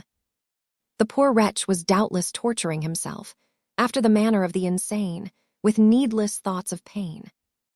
I came tiptoe into our own room, and found Mina asleep, breathing so softly that I had to put my ear down to hear it. She looks paler than usual. I hope the meeting tonight has not upset her. I am truly thankful that she is to be left out of our future work, and even of our deliberations. It is too great a strain for a woman to bear. I did not think so at first, but I know better now. Therefore, I am glad that it is settled. There may be things which would frighten her to hear, and yet to conceal them from her might be worse than to tell her if once she suspected that there was any concealment. Henceforth our work is to be a sealed book to her, till at least such time as we can tell her that all is finished, and the earth free from a monster of the nether world. I dare say it will be difficult to begin to keep silence after such confidence as ours, but I must be resolute, and tomorrow I shall keep dark over tonight's doings, and shall refuse to speak of anything that has happened. I rest on the sofa, so as not to disturb her.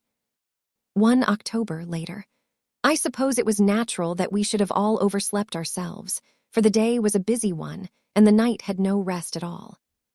Even Mina must have felt its exhaustion, for though I slept till the sun was high, I was awake before her, and had to call 2 or 3 times before she awoke. Indeed, she was so sound asleep that for a few seconds she did not recognize me, but looked at me with a sort of blank terror, as one looks who has been waked out of a bad dream. She complained a little of being tired, and I let her rest till later in the day. We now know of 21 boxes having been removed, and if it be that several were taken in any of these removals, we may be able to trace them all. Such will, of course, immensely simplify our labor, and the sooner the matter is attended to the better. I shall look up Thomas Snelling today. Dr. Seward's diary. 1 October. It was towards noon when I was awakened by the professor walking into my room. He was more jolly and cheerful than usual, and it is quite evident that last night's work has helped to take some of the brooding weight off his mind. After going over the adventure of the night, he suddenly said, "Your patient interests me much. May it be that, with you, I visit him this morning. Or if that you are too occupied, I can go alone if it may be. It is a new experience to me to find a lunatic who talk philosophy, and reason so sound. I had some work to do which pressed, so I told him that if he would go alone I would be glad, as then I should not have to keep him waiting. So I called an attendant and gave him the necessary instructions. Before the professor left the room, I cautioned him against getting any false impression from my patient. "But," he answered, "I want him to talk of himself and of his delusion as to consuming live things." He said to Madam Mina, "As I see in your diary of yesterday, that he had once had such a belief. "Why do you smile, friend John?" "Excuse me," I said, "but the answer is here." I laid my hand on the typewritten matter. When our sane and learned lunatic made that very statement of how he used to consume life, his mouth was actually nauseous with the flies and spiders which he had eaten just before Mrs. Harker entered the room. Van Helsing smiled in turn. "Good," he said. "Your memory is true, friend John. I should have remembered. And yet it is this very obliquity of thought and memory which makes mental disease such a fascinating study. Perhaps I may gain more knowledge out of the folly of this madman than I shall from the teaching of the most wise. Who knows?" I went on with my work, and before long was through that in hand. It seemed that the time had been very short indeed, but there was Van Helsing back in the study. "Do I interrupt?" he asked politely as he stood at the door. "Not at all," I answered. "Come in. My work is finished, and I am free. I can go with you now, if you like." "It is needless. I have seen him." "Well, I fear that he does not appraise me at much." Our interview was short. When I entered his room, he was sitting on a stool in the center, with his elbows on his knees, and his face was the picture of sullen discontent. I spoke to him as cheerfully as I could, and with such a measure of respect as I could assume. He made no reply whatever. "Don't you know me?" I asked. His answer was not reassuring. "I know you well enough. You are the old fool Van Helsing. I wish you would take yourself and your idiotic brain theories somewhere else." Damn all thick-headed Dutchman. Not a word more would he say, but sat in his implacable sullenness as indifferent to me as though I had not been in the room at all. Thus departed for this time my chance of much learning from this so clever lunatic. So I shall go, if I may, and cheer myself with a few happy words with that sweet soul Madam Mina. Friend John, it does rejoice me unspeakable that she is no more to be pained, no more to be worried with our terrible things. Though we shall much miss her help, it is better so. I agree with you with all my heart, I answered earnestly, for I did not want him to weaken in this matter. Mrs. Harker is better out of it. Things are quite bad enough for us, all men of the world, and who have been in many tight places in our time. But it is no place for a woman, and if she had remained in touch with the affair, it would in time infallibly have wrecked her. So Van Helsing has gone to confer with Mrs. Harker and Harker. Quincy and Art are all out following up the clues as to the earth boxes. I shall finish my round of work, and we shall meet tonight. Mina Harker's journal. 1 October. It is strange to me to be kept in the dark as I am today, after Jonathan's full confidence for so many years, to see him manifestly avoid certain matters, and those the most vital of all. This morning I slept late after the fatigues of yesterday, and though Jonathan was late too, he was the earlier. He spoke to me before he went out, never more sweetly or tenderly, but he never mentioned a word of what had happened in the visit to the Count's house. And yet he must have known how terribly anxious I was. Poor dear fellow. I suppose it must have distressed him even more than it did me. They all agreed that it was best that I should not be drawn further into this awful work, and I acquiesced. But to think that he keeps anything from me. And now I am crying like a silly fool, when I know it comes from my husband's great love and from the good wishes of those other strong men. That has done me good. Well, some day Jonathan will tell me all, and lest it should ever be that he should think for a moment that I kept anything from him, I still keep my journal as usual. Then if he has feared of my trust, I shall show it to him, with every thought of my heart put down for his dear eyes to read. I feel strangely sad and low-spirited today. I suppose it is the reaction from the terrible excitement. Last night I went to bed when the men had gone, simply because they told me to. I didn't feel sleepy, and I did feel full of devouring anxiety. I kept thinking over everything that has been ever since Jonathan came to see me in London, and it all seems like a horrible tragedy, with fate pressing on relentlessly to some destined end. Everything that one does seems, no matter how right it may be, to bring on the very thing which is most to be deplored. If I hadn't gone to Whitby, perhaps poor dear Lucy would be with us now. She hadn't taken to visiting the churchyard till I came, and if she hadn't come there in the daytime with me, she wouldn't have walked there in her sleep. And if she hadn't gone there at night and asleep, that monster couldn't have destroyed her as he did. Oh, why did I ever go to Whitby? They're now crying again. I wonder what has come over me today.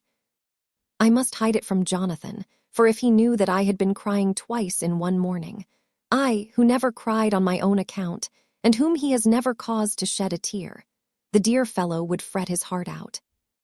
I shall put a bold face on, and if I do feel weepy, he shall never see it. I suppose it is one of the lessons that we poor women have to learn. I can't quite remember how I fell asleep last night. I remember hearing the sudden barking of the dogs and a lot of queer sounds, like praying on a very tumultuous scale, from Mr. Renfield's room, which is somewhere under this. And then there was silence over everything, silence so profound that it startled me, and I got up and looked out of the window. All was dark and silent, the black shadows thrown by the moonlight seeming full of a silent mystery of their own. Not a thing seemed to be stirring, but all to be grim and fixed as death or fate, so that a thin streak of white mist, that crept with almost imperceptible slowness across the grass towards the house, seemed to have a sentience and a vitality of its own. I think that the digression of my thoughts must have done me good, for when I got back to bed I found a lethargy creeping over me. I lay a while, but could not quite sleep, so I got out and looked out of the window again. The mist was spreading, and was now close up to the house, so that I could see it lying thick against the wall, as though it were stealing up to the windows. The poor man was more loud than ever, and though I could not distinguish a word he said, I could in some way recognize in his tones some passionate entreaty on his part. Then there was the sound of a struggle, and I knew that the attendants were dealing with him. I was so frightened that I crept into bed and pulled the clothes over my head, putting my fingers in my ears. I was not then a bit sleepy, at least so I thought, but I must have fallen asleep, for except dreams, I do not remember anything until the morning, when Jonathan woke me. I think that it took me an effort and a little time to realize where I was, and that it was Jonathan who was bending over me. My dream was very peculiar, and was almost typical of the way that waking thoughts become merged in, or continued in, dreams. I thought that I was asleep, and waiting for Jonathan to come back. I was very anxious about him, and I was powerless to act. My feet and my hands and my brain were weighted, so that nothing could proceed at the usual pace. And so I slept uneasily and thought. Then it began to dawn upon me that the air was heavy, and dank, and cold. I put back the clothes from my face, and found, to my surprise, that all was dim around. The gaslight which I had left lit for Jonathan, but turned down, came only like a tiny red spark through the fog, which had evidently grown thicker and poured into the room. Then it occurred to me that I had shut the window before I had come to bed. I would have got out to make certain on the point, but some leaden lethargy seemed to chain my limbs and even my will. I lay still and endured, that was all. I closed my eyes, but could still see through my eyelids. It is wonderful what tricks our dreams play us, and how conveniently we can imagine. The mist grew thicker and thicker, and I could see now how it came in, for I could see it like smoke, or with the white energy of boiling water, pouring in, not through the window, but through the joinings of the door. It got thicker and thicker, till it seemed as if it became concentrated into a sort of pillar of cloud in the room, through the top of which I could see the light of the gas shining like a red eye.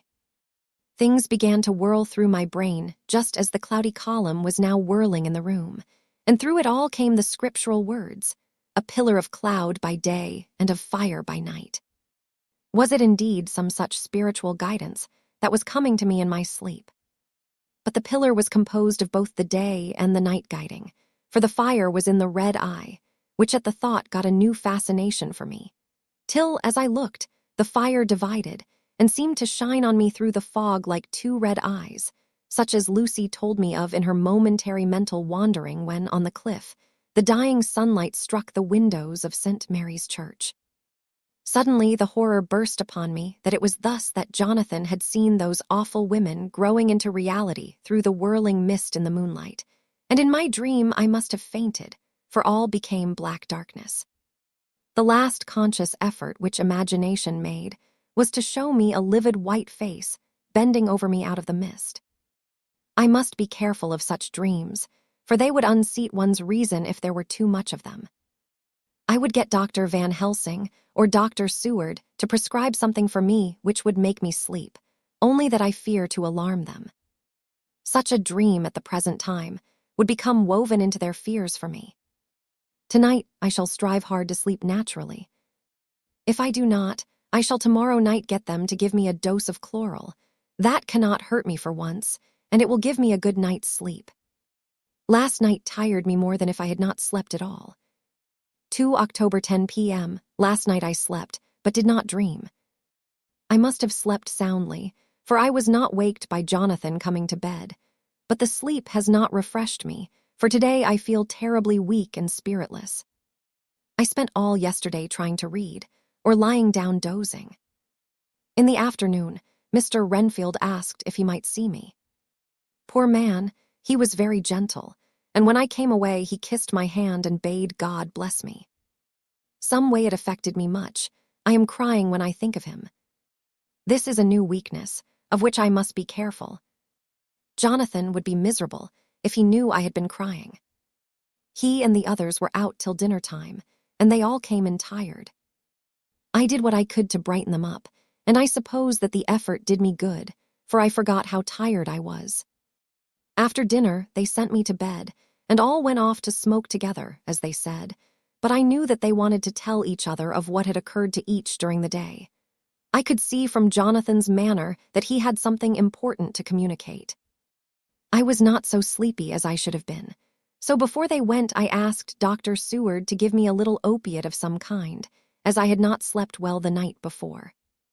He very kindly made me up a sleeping draught, which he gave to me, telling me that it would do me no harm, as it was very mild. I have taken it, and am waiting for sleep, which still keeps aloof. I hope I have not done wrong, for as sleep begins to flirt with me, a new fear comes, that I may have been foolish in thus depriving myself of the power of waking. I might want it. Here comes sleep. Good night. Chapter 20. Jonathan Harkers Journal. 1 October, evening. I found Thomas Snelling in his house at Bethnal Green, but unhappily he was not in a condition to remember anything. The very prospect of beer which my expected coming had opened to him had proved too much, and he had begun too early on his expected debauch. I learned, however, from his wife, who seemed a decent, poor soul, that he was only the assistant to Smollett, who of the two mates was the responsible person. So off I drove to Walworth, and found Mr. Joseph Smollett at home and in his shirt-sleeves, taking a late tea out of a saucer. He is a decent, intelligent fellow, distinctly a good, reliable type of workman, and with a headpiece of his own. He remembered all about the incident of the boxes, and from a wonderful dog's-eared notebook, which he produced from some mysterious receptacle about the seat of his trousers, and which had hieroglyphical entries in thick, half-obliterated pencil, he gave me the destinations of the boxes. There were, he said, 6 in the cartload which he took from Carfax and left at 197, Chicksand Street, Mile End, New Town, and another 6 which he deposited at Jamaica Lane, Bermondsey. If then the Count meant to scatter these ghastly refuges of his over London, these places were chosen as the first of delivery, so that later he might distribute more fully. The systematic manner in which this was done made me think that he could not mean to confine himself to 2 sides of London. He was now fixed on the far east of the northern shore, on the east of the southern shore, and on the south. The north and west were surely never meant to be left out of his diabolical scheme, let alone the city itself, and the very heart of fashionable London in the southwest and west. I went back to Smollett, and asked him if he could tell us if any other boxes had been taken from Carfax. He replied, "Well, Governor, you've treated me worry 'andsome. I had given him half a sovereign, and I'll tell you all I know. I heard a man by the name of Bloxham say 4 nights ago in the R&Ounds in Pincher's Alley, as 'ow he and his mate 'ad a rare dusty job in a old ooze at Perfect. There ain't a many such jobs as this air, and I'm thinkin' that maybe Sam Bloxham could tell ye summat. I asked if he could tell me where to find him. I told him that if he could get me the address it would be worth another half sovereign to him. So he gulped down the rest of his tea and stood up, saying that he was going to begin the search then and there. At the door he stopped and said, "Look, governor, there ain't no sense in me keepin' you I may find Sam soon, or I mayn't, but anyhow he ain't like to be in a way to tell ye much tonight. Sam is a rare one when he starts on the booze. If you can give me a envelope with a stamp on it and put your address on it, I'll find out where Sam is to be found and post it ye tonight. But ye'd better be up arter, I am soon in the mornin', or maybe ye won't catch I am, for Sam gets off main early, never mind the booze the night afore." This was all practical, so one of the children went off with a penny to buy an envelope and a sheet of paper, and to keep the change. When she came back, I addressed the envelope and stamped it, and when Smollett had again faithfully promised to post the address when found, I took my way to home. We're on the track anyhow. I am tired tonight and want sleep. Mina is fast asleep and looks a little too pale. Her eyes look as though she had been crying. Poor dear, I've no doubt it frets her to be kept in the dark, and it may make her doubly anxious about me and the others. But it is best as it is. It is better to be disappointed and worried in such a way now than to have her nerve broken. The doctors were quite right to insist on her being kept out of this dreadful business. I must be firm, for on me this particular burden of silence must rest. I shall not ever enter on the subject with her under any circumstances. Indeed, it may not be a hard task, after all, for she herself has become reticent on the subject, and has not spoken of the Count or his doings ever since we told her of our decision. 2 October evening, a long and trying and exciting day. By the first post, I got my directed envelope with a dirty scrap of paper enclosed, on which was written with a carpenter's pencil in a sprawling hand. Sam Bloxham, Corcoran's 4, Potter's Court, Bartle Street, Walworth. Ask for the Depite. I got the letter in bed and rose without waking Mina. She looked heavy and sleepy and pale, and far from well. I determined not to wake her, but that, when I should return from this new search, I would arrange for her going back to Exeter. I think she would be happier in our own home, with her daily tasks to interest her, than in being here amongst us and in ignorance. I only saw Dr. Seward for a moment, and told him where I was off to, promising to come back and tell the rest so soon as I should have found out anything. I drove to Walworth and found, with some difficulty, Potter's Court. Mr. Smollett's spelling misled me, as I asked for Potter's Court instead of Potter's Court. However, when I had found the court, I had no difficulty in discovering Corcoran's lodging-house.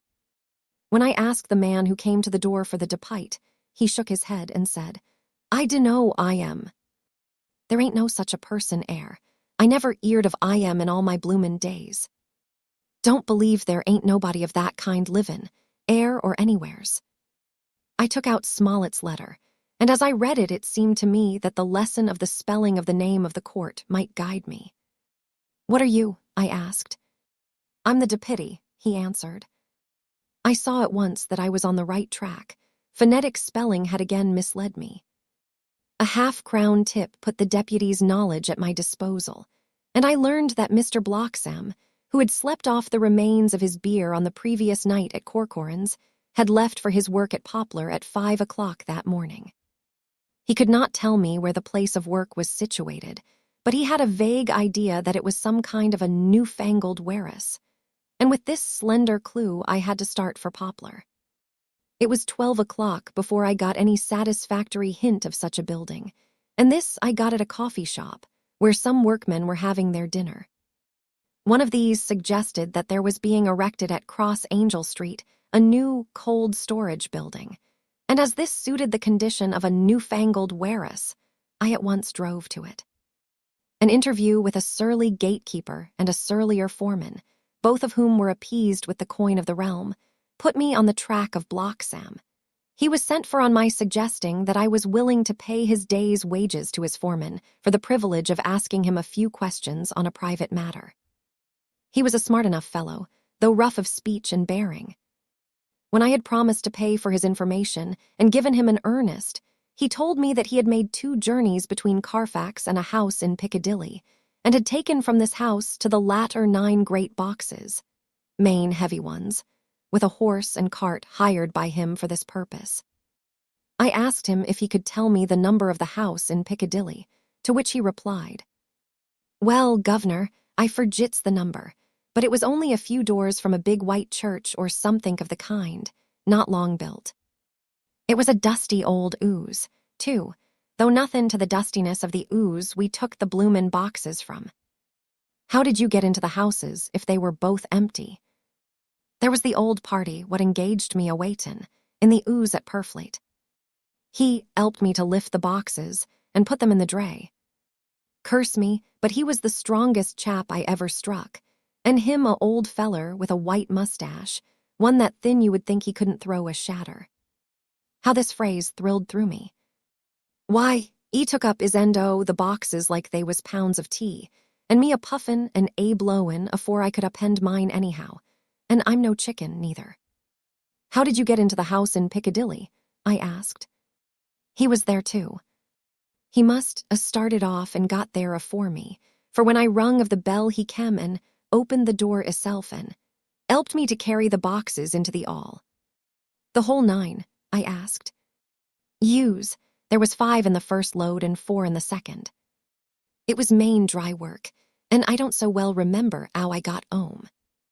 I interrupted him. "Were the boxes left in the hall?"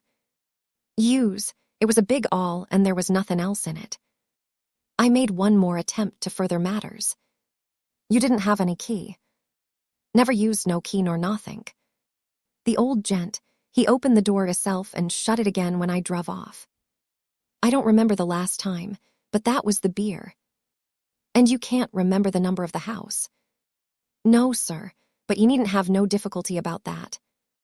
It's a ig un with a stone front with a bow on it, and ig steps up to the door. I know them steps. Avin, had to carry the boxes up with 3 loafers what come round to earn a copper. The old gent give them shillin's, and they seein' they got so much, they wanted more, but he took one of them by the shoulder and was like to throw I am down the steps, till the lot of them went away cussin'. I thought that with this description I could find the house, so, having paid my friend for his information, I started off for Piccadilly. I had gained a new painful experience. The Count could, it was evident, handle the earth boxes himself. If so, time was precious, for now that he had achieved a certain amount of distribution, he could, by choosing his own time, complete the task unobserved. At Piccadilly Circus, I discharged my cab and walked westward. Beyond the Junior Constitutional, I came across the house described, and was satisfied that this was the next of the lairs arranged by Dracula. The house looked as though it had been long untenanted. The windows were encrusted with dust, and the shutters were up. All the framework was black with time, and from the iron the paint had mostly scaled away. It was evident that up to lately there had been a large notice board in front of the balcony. It had, however, been roughly torn away, the uprights which had supported it still remaining. Behind the rails of the balcony, I saw there were some loose boards, whose raw edges looked white. I would have given a good deal to have been able to see the notice board intact, as it would, perhaps, have given some clue to the ownership of the house.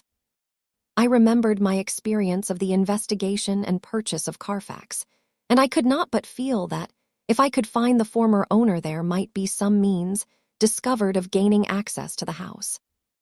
There was at present nothing to be learned from the Piccadilly side, and nothing could be done, so I went round to the back to see if anything could be gathered from this quarter.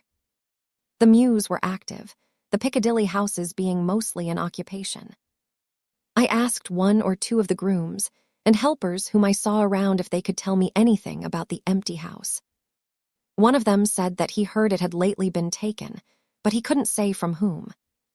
He told me, however, that up to very lately there had been a notice board of for sale up, and that perhaps Mitchell, Sons, and Candy, the house agents, could tell me something, as he thought he remembered seeing the name of that firm on the board.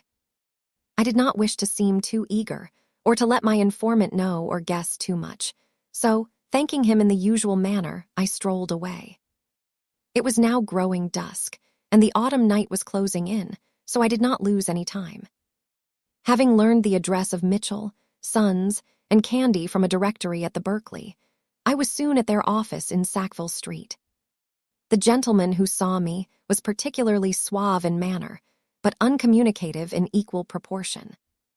Having once told me that the Piccadilly house, which throughout our interview he called a mansion, was sold, he considered my business as concluded.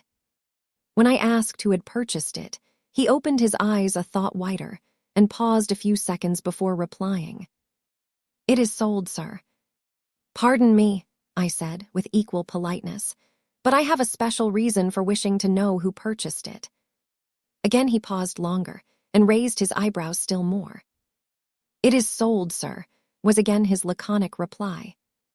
"Surely," I said, "you do not mind letting me know so much." "But I do mind," he answered. "The affairs of their clients are absolutely safe in the hands of Mitchell, Sons, and Candy." This was manifestly a prig of the first water, and there was no use arguing with him. I thought I had best meet him on his own ground, so I said, "Your clients, sir, are happy in having so resolute a guardian of their confidence. I am myself a professional man." Here I handed him my card. "In this instance I am not prompted by curiosity. I act on the part of Lord Godalming, who wishes to know something of the property which was, he understood, lately for sale." These words put a different complexion on affairs.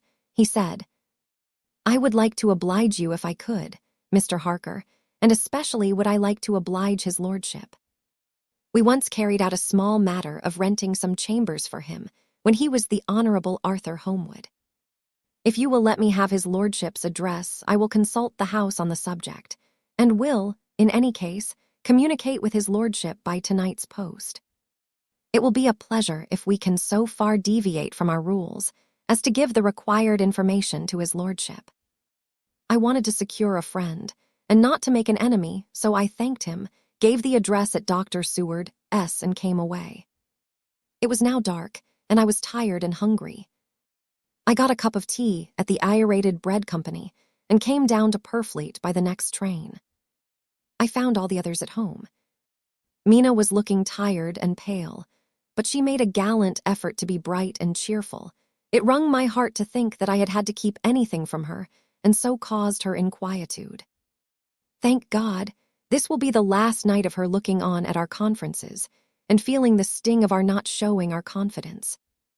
It took all my courage to hold to the wise resolution of keeping her out of our grim task. She seems somehow more reconciled, or else the very subject seems to have become repugnant to her, for when any accidental allusion is made, she actually shudders. I am glad we made our resolution in time, as with such a feeling as this, our growing knowledge would be torture to her. I could not tell the others of the day's discovery till we were alone, so after dinner, followed by a little music to save appearances even amongst ourselves, I took Mina to her room and left her to go to bed. The dear girl was more affectionate with me than ever, and clung to me as though she would detain me, but there was much to be talked of, and I came away. Thank God, the ceasing of telling things has made no difference between us. When I came down again, I found the others all gathered round the fire in the study. In the train, I had written my diary so far, and simply read it off to them as the best means of letting them get abreast of my own information. When I had finished, Van Helsing said, "This has been a great day's work, friend Jonathan. Doubtless, we are on the track of the missing boxes. If we find them all in that house, then our work is near the end. But if there be some missing, we must search until we find them. Then shall we make our final coup, and hunt the wretch to his real death. We all sat silent a while, and all at once Mr. Morris spoke. "Say, how are we going to get into that house?" "We got into the other," answered Lord Godalming quickly. "But, Art, this is different. We broke house at Carfax, but we had night and a walled park to protect us. It will be a mighty different thing to commit burglary in Piccadilly, either by day or night. I confess I don't see how we are going to get in unless that agency duck can find us a key of some sort. Perhaps we shall know when you get his letter in the morning." Lord Godalming's brows contracted, and he stood up and walked about the room. By and by he stopped and said, turning from one to another of us, "Quincy's head is level. This burglary business is getting serious. We got off once all right, but we have now a rare job on hand, unless we can find the Count's key basket. As nothing could well be done before morning, and as it would be at least advisable to wait till Lord Godalming should hear from Mitchell, we decided not to take any active step before breakfast time. For a good while we sat and smoked, discussing the matter in its various lights and bearings. I took the opportunity of bringing this diary right up to the moment. I am very sleepy and shall go to bed. Just a line. Mina sleeps soundly and her breathing is regular. Her forehead is puckered up into little wrinkles, as though she thinks even in her sleep. She is still too pale, but does not look so haggard as she did this morning. Tomorrow will, I hope, mend all this. She will be herself at home in Exeter. Oh, but I am sleepy. Dr. Seward's diary. 1 October. I am puzzled afresh about Renfield. His moods change so rapidly that I find it difficult to keep touch of them, and as they always mean something more than his own well-being, they form a more than interesting study.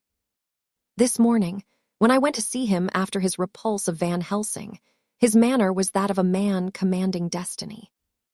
He was, in fact, commanding destiny, subjectively. He did not really care for any of the things of mere earth. He was in the clouds and looked down on all the weaknesses and wants of us poor mortals. I thought I would improve the occasion and learn something, so I asked him, "What about the flies these times?" He smiled on me in quite a superior sort of way, such a smile as would have become the face of Malvolio, as he answered me. "The fly, my dear sir, has one striking feature. Its wings are typical of the aerial powers of the psychic faculties. The ancients did well when they typified the soul as a butterfly." I thought I would push his analogy to its utmost logically, so I said quickly, "Oh, it is a soul you are after now, is it?" His madness foiled his reason, and a puzzled look spread over his face as, shaking his head with a decision which I had but seldom seen in him, he said, oh no. I want no souls. Life is all I want." Here he brightened up. "I am pretty indifferent about it at present. Life is all right. I have all I want. You must get a new patient, doctor, if you wish to study Zarfaggi." This puzzled me a little, so I drew him on. "Then you command life. You are a god, I suppose." He smiled with an ineffably benign superiority. "Oh no, far be it from me to arrogate to myself the attributes of the deity. I am not even concerned in his especially spiritual doings. If I may state my intellectual position, I am, so far as concerns things purely terrestrial, somewhat in the position which Enoch occupied spiritually. This was a poser to me. I could not at the moment recall Enoch's appositeness, so I had to ask a simple question, though I felt that by so doing I was lowering myself in the eyes of the lunatic. And why with Enoch? Because he walked with God. I could not see the analogy, but did not like to admit it, so I harked back to what he had denied. "So you don't care about life and you don't want souls. Why not?" I put my question quickly and somewhat sternly, on purpose to disconcert him. The effort succeeded. For an instant he unconsciously relapsed into his old servile manner, bent low before me, and actually fawned upon me as he replied, "I don't want any souls, indeed, I don't. I couldn't use them if I had them. They would be no manner of use to me. I couldn't eat them or—" He suddenly stopped, and the old cunning look spread over his face, like a wind sweep on the surface of the water. And doctor, as to life, what is it after all? When you've got all you require, and you know that you will never want, that is all. I have friends, good friends, like you, Dr. Seward. This was said with a leer of inexpressible cunning. I know that I shall never lack the means of life. I think that through the cloudiness of his insanity he saw some antagonism in me, for he at once fell back on the last refuge of such as he, a dogged silence. After a short time, I saw that for the present it was useless to speak to him. He was sulky, and so I came away. Later in the day, he sent for me. Ordinarily, I would not have come without special reason, but just at present, I am so interested in him that I would gladly make an effort. Besides, I am glad to have anything to help to pass the time. Harker is out, following up clues, and so are Lord Godalming and Quincy. Van Helsing sits in my study poring over the record prepared by the Harkers. He seems to think that by accurate knowledge of all details, he will light upon some clue. He does not wish to be disturbed in the work, without cause. I would have taken him with me to see the patient, only I thought that after his last repulse, he might not care to go again. There was also another reason. Renfield might not speak so freely before a third person as when he and I were alone. I found him sitting out in the middle of the floor on his stool, a pose which is generally indicative of some mental energy on his part. When I came in, he said at once, as though the question had been waiting on his lips, "What about souls?" It was evident, then, that my surmise had been correct. Unconscious cerebration was doing its work, even with the lunatic. I determined to have the matter out. "What about them yourself?" I asked. He did not reply for a moment, but looked all round him, and up and down, as though he expected to find some inspiration for an answer. "I don't want any souls," he said in a feeble, apologetic way. The matter seemed preying on his mind, and so I determined to use it, to be cruel only to be kind. So I said, "You like life, and you want life." "Oh, yes, but that is all right. You needn't worry about that." "But," I asked, "how are we to get the life without getting the soul also?" This seemed to puzzle him, so I followed it up. "A nice time you'll have some time when you're flying out there, with the souls of thousands of flies and spiders and birds, and cats buzzing and twittering and mewing all round you. You've got their lives, you know, and you must put up with their souls." Something seemed to affect his imagination, for he put his fingers to his ears and shut his eyes, screwing them up tightly, just as a small boy does when his face is being soaped. There was something pathetic in it that touched me. It also gave me a lesson, for it seemed that before me was a child, only a child, though the features were worn and the stubble on the jaws was white. It was evident that he was undergoing some process of mental disturbance, and knowing how his past moods had interpreted things seemingly foreign to himself, I thought I would enter into his mind as well as I could and go with him. The first step was to restore confidence, so I asked him, speaking pretty loud so that he would hear me through his closed ears, "Would you like some sugar to get your flies round again?" He seemed to wake up all at once and shook his head. With a laugh he replied, "Not much, flies are poor things after all." After a pause he added, "But I don't want their souls buzzing round me, all the same." "Or spiders," I went on. "Blow spiders, what's the use of spiders? There isn't anything in them to eat or—" He stopped suddenly, as though reminded of a forbidden topic. So, I thought to myself, this is the second time he has suddenly stopped at the word drink. What does it mean? Renfield seemed himself aware of having made a lapse, for he hurried on, as though to distract my attention from it. "I don't take any stock at all in such matters. Rats and mice and such small deer, as Shakespeare has it, chicken feed of the larder they might be called. I'm past all that sort of nonsense. You might as well ask a man to eat molecules with a pair of chopsticks as to try to interest me about the lesser carnivora when I know of what is before me." "I see," I said. "You want big things that you can make your teeth meet in. How would you like to breakfast on elephant? What ridiculous nonsense you are talking." He was getting too wide awake, so I thought I would press him hard. I wonder, I said reflectively, what an elephant's soul is like. The effect I desired was obtained, for he at once fell from his high horse and became a child again. I don't want an elephant's soul or any soul at all, he said. For a few moments, he sat despondently. Suddenly, he jumped to his feet, with his eyes blazing and all the signs of intense, cerebral excitement. To hell with you and your souls, he shouted. Why do you plague me about souls? Haven't I got enough to worry, and pain and distract me already without thinking of souls? He looked so hostile that I thought he was in for another homicidal fit, so I blew my whistle. The instant, however, that I did so, he became calm and said apologetically, Forgive me, doctor, I forgot myself. You do not need any help. I am so worried in my mind that I am apt to be irritable. If you only knew the problem I have to face, and that I am working out, you would pity and tolerate and pardon me. Pray do not put me in a straight waistcoat.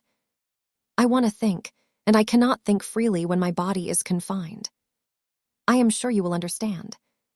He had evidently self-control, so when the attendants came I told them not to mind, and they withdrew. Renfield watched them go. When the door was closed, he said, with considerable dignity and sweetness, Dr. Seward, you have been very considerate towards me. Believe me that I am very, very grateful to you. I thought it well to leave him in this mood, and so I came away. There is certainly something to ponder over in this man's state. Several points seem to make what the American interviewer calls a story, if one could only get them in proper order. Here they are. Will not mention drinking. Fears the thought of being burdened with the soul of anything. Has no dread of wanting life in the future. Despises the meaner forms of life altogether, though he dreads being haunted by their souls. Logically, all these things point one way. He has assurance of some kind that he will acquire some higher life. He dreads the consequence, the burden of a soul. Then it is a human life he looks to. And the assurance. Merciful God, the Count has been to him, and there is some new scheme of terror afoot. Later, I went after my round to Van Helsing and told him my suspicion. He grew very grave, and after thinking the matter over for a while asked me to take him to Renfield. I did so. As we came to the door, we heard the lunatic within singing gaily, as he used to do in the time which now seems so long ago. When we entered, we saw with amazement that he had spread out his sugar as of old. The flies, lethargic with the autumn, were beginning to buzz into the room. We tried to make him talk of the subject of our previous conversation, but he would not attend. He went on with his singing, just as though we had not been present. He had got a scrap of paper and was folding it into a notebook. We had to come away as ignorant as we went in. His is a curious case indeed. We must watch him tonight. Letter, Mitchell, Sons and Candy to Lord Godalming. 1 October. My lord, we are at all times only too happy to meet your wishes. We beg, with regard to the desire of your lordship, expressed by Mr. Harker on your behalf, to supply the following information concerning the sale and purchase of number 347, Piccadilly. The original vendors are the executors of the late Mr. Archibald Winter Suffield.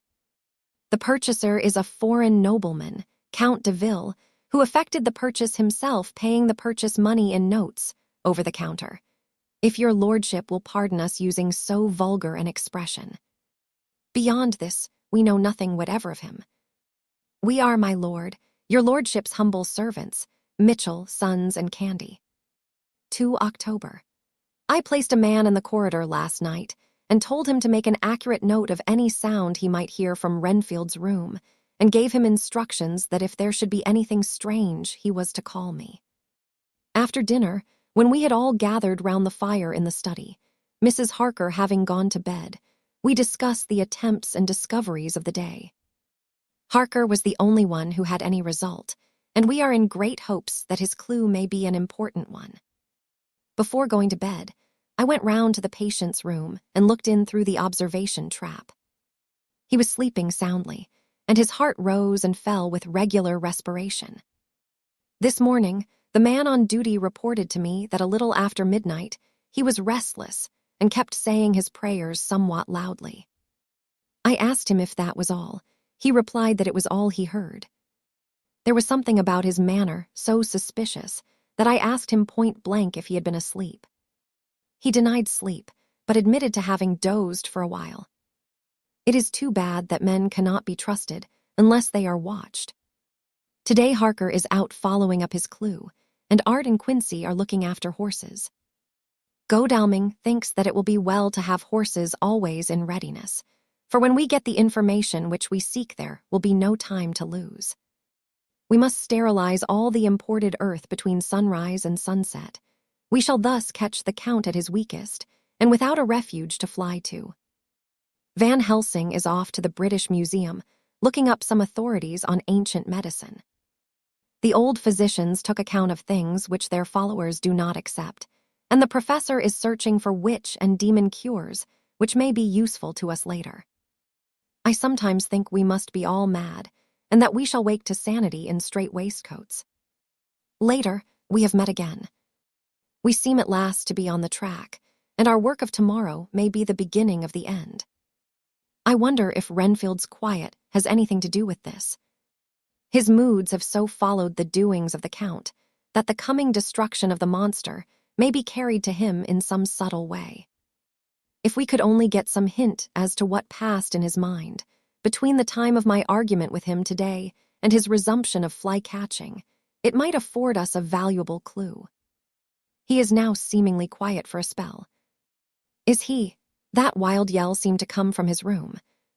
The attendant came bursting into my room and told me that Renfield had somehow met with some accident. He had heard him yell, and when he went to him found him lying on his face on the floor, all covered with blood. I must go at once. Chapter 21, Dr. SEWRD's Diary. 3 October. Let me put down with exactness all that happened, as well as I can remember it, since last I made an entry. Not a detail that I can recall must be forgotten. In all calmness, I must proceed. When I came to Renfield's room, I found him lying on the floor on his left side in a glittering pool of blood. When I went to move him, it became at once apparent that he had received some terrible injuries. There seemed none of that unity of purpose between the parts of the body which marks even lethargic sanity. As the face was exposed, I could see that it was horribly bruised, as though it had been beaten against the floor. Indeed, it was from the face wounds that the pool of blood originated. The attendant, who was kneeling beside the body, said to me as we turned him over, "I think, sir, his back is broken. See, both his right arm and leg, and the whole side of his face are paralyzed." How such a thing could have happened puzzled the attendant beyond measure. He seemed quite bewildered, and his brows were gathered in as he said, "I can't understand the two things. He could mark his face like that by beating his own head on the floor. I saw a young woman do it once at the Eversfield Asylum before anyone could lay hands on her. And I suppose he might have broke his neck by falling out of bed if he got in an awkward kink. But for the life of me, I can't imagine how the two things occurred. If his back was broke, he couldn't beat his head, and if his face was like that before the fall out of bed, there would be marks of it. I said to him, 'Go to Dr. Van Helsing and ask him to kindly come here at once. I want him without an instant's delay.' The man ran off, and within a few minutes the professor, in his dressing gown and slippers, appeared. When he saw Renfield on the ground, he looked keenly at him a moment, and then turned to me. I think he recognized my thought in my eyes, for he said very quietly, manifestly for the ears of the attendant, 'A sad accident. He will need very careful watching and much attention. I shall stay with you myself, but I shall first dress myself. If you will remain, I shall in a few minutes join you.' The patient was now breathing stertorously, and it was easy to see that he had suffered some terrible injury. Van Helsing returned with extraordinary celerity, bearing with him a surgical case. He had evidently been thinking and had his mind made up, for almost before he looked at the patient, he whispered to me, "Send the attendant away. We must be alone with him when he becomes conscious, after the operation." So I said, "I think that will do now, Simmons. We have done all that we can at present. You had better go your round, and Dr. Van Helsing will operate. Let me know instantly if there be anything unusual anywhere." The man withdrew, and we went into a strict examination of the patient. The wounds of the face was superficial. The real injury was a depressed fracture of the skull, extending right up through the motor area. The professor thought a moment and said, "We must reduce the pressure and get back to normal conditions, as far as can be. The rapidity of the suffusion shows the terrible nature of his injury. The whole motor area seems affected. The suffusion of the brain will increase quickly, so we must trephine at once, or it may be too late." As he was speaking, there was a soft tapping at the door. I went over and opened it and found in the corridor without Arthur and Quincy in pajamas and slippers. The former spoke. "I heard your man call up Dr. Van Helsing and tell him of an accident. So I woke Quincy, or rather called for him, as he was not asleep. Things are moving too quickly and too strangely for sound sleep for any of us these times. I've been thinking that tomorrow night we'll not see things as they have been. We'll have to look back and forward a little more than we have done. May we come in?" I nodded and held the door open till they had entered, then I closed it again. When Quincy saw the attitude and state of the patient and noted the horrible pool on the floor, he said softly, "My God, what has happened to him? Poor devil." I told him briefly, and added that we expected he would recover consciousness after the operation, for a short time, at all events. He went at once and sat down on the edge of the bed, with Godalming beside him. We all watched in patience. "We shall wait," said Van Helsing, "just long enough to fix the best spot for trephining, so that we may most quickly and perfectly remove the blood clot, for it is evident that the hemorrhage is increasing." The minutes during which we waited passed with fearful slowness. I had a horrible sinking in my heart, and from Van Helsing's face, I gathered that he felt some fear or apprehension as to what was to come. I dreaded the words that Renfield might speak. I was positively afraid to think, but the conviction of what was coming was on me, as I have read of men who have heard the death watch. The poor man's breathing came in uncertain gasps. Each instant he seemed as though he would open his eyes and speak, but then would follow a prolonged, stertorous breath, and he would relapse into a more fixed insensibility. Inured as I was to sick beds and death, this suspense grew and grew upon me. I could almost hear the beating of my own heart, and the blood surging through my temples sounded like blows from a hammer. The silence finally became agonizing. I looked at my companions, one after another, and saw from their flushed faces and damp brows that they were enduring equal torture. There was a nervous suspense over us all, as though overhead some dread bell would peal out powerfully when we should least expect it. At last there came a time when it was evident that the patient was sinking fast. He might die at any moment. I looked up at the professor and caught his eyes fixed on mine. His face was sternly set as he spoke. "There is no time to lose. His words may be worth many lives. I have been thinking so as I stood here. It may be there is a soul at stake. We shall operate just above the ear." Without another word, he made the operation. For a few moments, the breathing continued to be stertorous. Then there came a breath so prolonged that it seemed as though it would tear open his chest. Suddenly his eyes opened and became fixed in a wild, helpless stare. This was continued for a few moments. Then it softened into a glad surprise, and from the lips came a sigh of relief. He moved convulsively, and as he did so said, "I'll be quiet, doctor. Tell them to take off the strait waistcoat. I have had a terrible dream, and it has left me so weak that I cannot move. What's wrong with my face? It feels all swollen and it smarts dreadfully." He tried to turn his head, but even with the effort his eyes seemed to grow glassy again, so I gently put it back. Then Van Helsing said in a quiet, grave tone, "Tell us your dream, Mr. Renfield." As he heard the voice, his face brightened through its mutilation, and he said, "That is Dr. Van Helsing. How good it is of you to be here. Give me some water, my lips are dry, and I shall try to tell you." I dreamed. He stopped and seemed fainting. I called quietly to Quincy, "The brandy, it is in my study, quick." He flew and returned with a glass, the decanter of brandy and a carafe of water. We moistened the parched lips, and the patient quickly revived.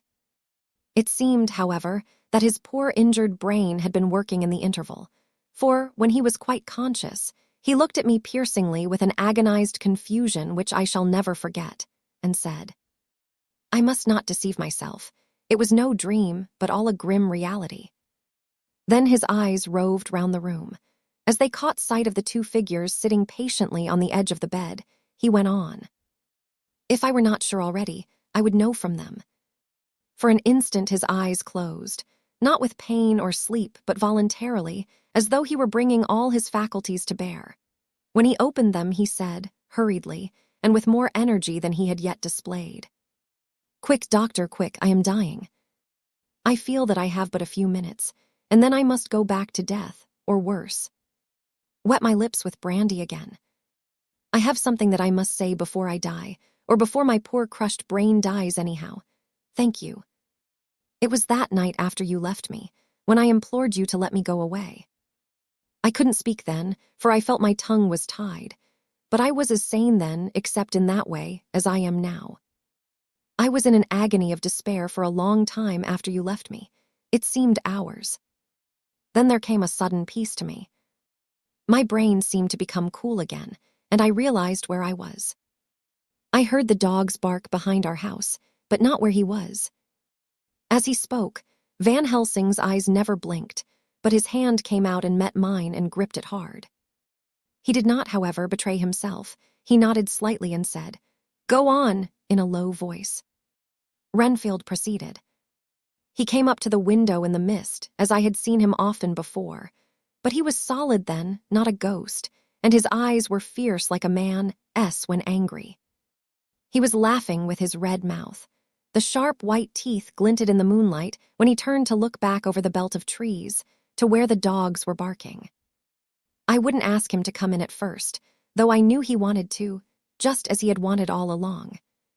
Then he began promising me things, not in words but by doing them. He was interrupted by a word from the professor. How? By making them happen, just as he used to send in the flies when the sun was shining. Great big fat ones with steel and sapphire on their wings, and big moths, in the night, with skull and crossbones on their backs. Van Helsing nodded to him, as he whispered to me unconsciously. The Acrontia aidotropos of the sphinges, what you call the death's head moth. The patient went on without stopping. Then he began to whisper, "Rats, rats, rats. Hundreds, thousands, millions of them, and everyone a life, and dogs to eat them, and cats too. All lives, all red blood with years of life in it, and not merely buzzing flies." I laughed at him, for I wanted to see what he could do. Then the dogs howled, away beyond the dark trees in his house. He beckoned me to the window. I got up and looked out, and he raised his hands and seemed to call out without using any words. A dark mass spread over the grass, coming on like the shape of a flame of fire. And then he moved the mist to the right and left, and I could see that there were thousands of rats with their eyes blazing red, like his, only smaller. He held up his hand, and they all stopped, and I thought he seemed to be saying, "All these lives will I give you, I, and many more and greater, through countless ages, if you will fall down and worship me." And then a red cloud, like the color of blood, seemed to close over my eyes, and before I knew what I was doing, I found myself opening the sash and saying to him, "Come in, Lord and Master." The rats were all gone, but he slid into the room through the sash, though it was only open an inch wide, just as the moon herself has often come in through the tiniest crack and has stood before me in all her size and splendor. His voice was weaker, so I moistened his lips with the brandy again, and he continued, but it seemed as though his memory had gone on working in the interval, for his story was further advanced. I was about to call him back to the point, but Van Helsing whispered to me, "Let him go on. Do not interrupt him. He cannot go back, and maybe could not proceed at all if once he lost the thread of his thought." He proceeded. "All day I waited to hear from him, but he did not send me anything, not even a blowfly, and when the moon got up I was pretty angry with him. When he slid in through the window, though it was shut, and did not even knock, I got mad with him. He sneered at me, and his white face looked out of the mist with his red eyes gleaming, and he went on as though he owned the whole place, and I was no one. He didn't even smell the same as he went by me. I couldn't hold him. I thought that, somehow, Mrs. Harker had come into the room. The two men sitting on the bed stood up and came over, standing behind him so that he could not see them, but where they could hear better. They were both silent, but the professor started and quivered. His face, however, grew grimmer and sterner still. Renfield went on without noticing. When Mrs. Harker came in to see me this afternoon, she wasn't the same. It was like tea after the teapot had been watered. Here we all moved, but no one said a word. He went on. I didn't know that she was here till she spoke, and she didn't look the same. I don't care for the pale people. I like them with lots of blood in them, and hers had all seemed to have run out. I didn't think of it at the time, but when she went away, I began to think, and it made me mad to know that he had been taking the life out of her. I could feel that the rest quivered, as I did, but we remained otherwise still. So when he came tonight, I was ready for him. I saw the mist stealing in, and I grabbed it tight. I had heard that madmen have unnatural strength, and as I knew I was a madman, at times anyhow, I resolved to use my power. And he felt it too, for he had to come out of the mist to struggle with me. I held tight, and I thought I was going to win, for I didn't mean him to take any more of her life, till I saw his eyes. They burned into me, and my strength became like water. He slipped through it, and when I tried to cling to him, he raised me up and flung me down. There was a red cloud before me, and a noise like thunder, and the mist seemed to steal away under the door. His voice was becoming fainter, and his breath more stertorous. Van Helsing stood up instinctively. "We know the worst now," he said. "He is here, and we know his purpose. It may not be too late. Let us be armed, the same as we were the other night, but lose no time. There is not an instant to spare." There was no need to put our fear, nay our conviction, into words. We shared them in common. We all hurried and took from our rooms the same things that we had when we entered the Count's house. The professor had his ready, and as we met in the corridor, he pointed to them significantly as he said, "They never leave me, and they shall not till this unhappy business is over. Be wise also, my friends. It is no common enemy that we deal with. Alas, alas, that dear Madam Mina should suffer." He stopped. His voice was breaking, and I do not know if rage or terror predominated in my own heart. Outside the Harkers' door we paused. Art and Quincy held back, and the latter said, "Should we disturb her?" "We must," said Van Helsing grimly. "If the door be locked, I shall break it in. May it not frighten her terribly. It is unusual to break into a lady's room." Van Helsing said solemnly, "You are always right, but this is life and death. All chambers are alike to the doctor, and even were they not, they are all as one to me tonight. Friend John, when I turn the handle, if the door does not open, do you put your shoulder down and shove, and you too, my friends. Now." He turned the handle as he spoke, but the door did not yield. We threw ourselves against it. With a crash it burst open, and we almost fell headlong into the room. The professor did actually fall, and I saw across him as he gathered himself up from hands and knees. What I saw appalled me. I felt my hair rise like bristles on the back of my neck, and my heart seemed to stand still.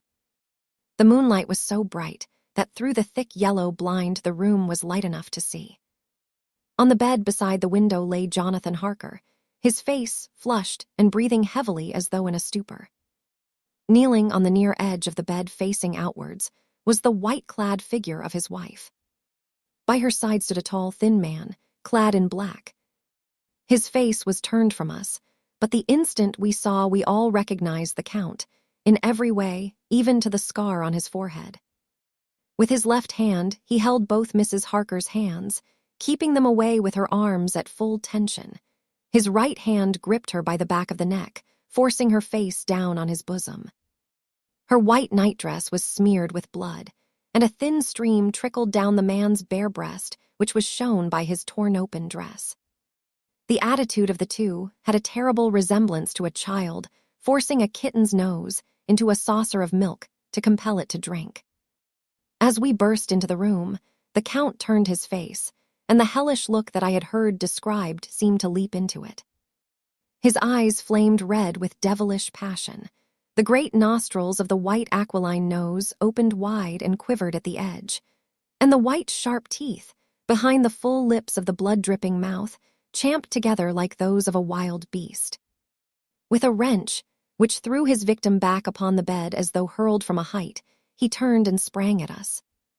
But by this time, the professor had gained his feet and was holding towards him the envelope which contained the sacred wafer.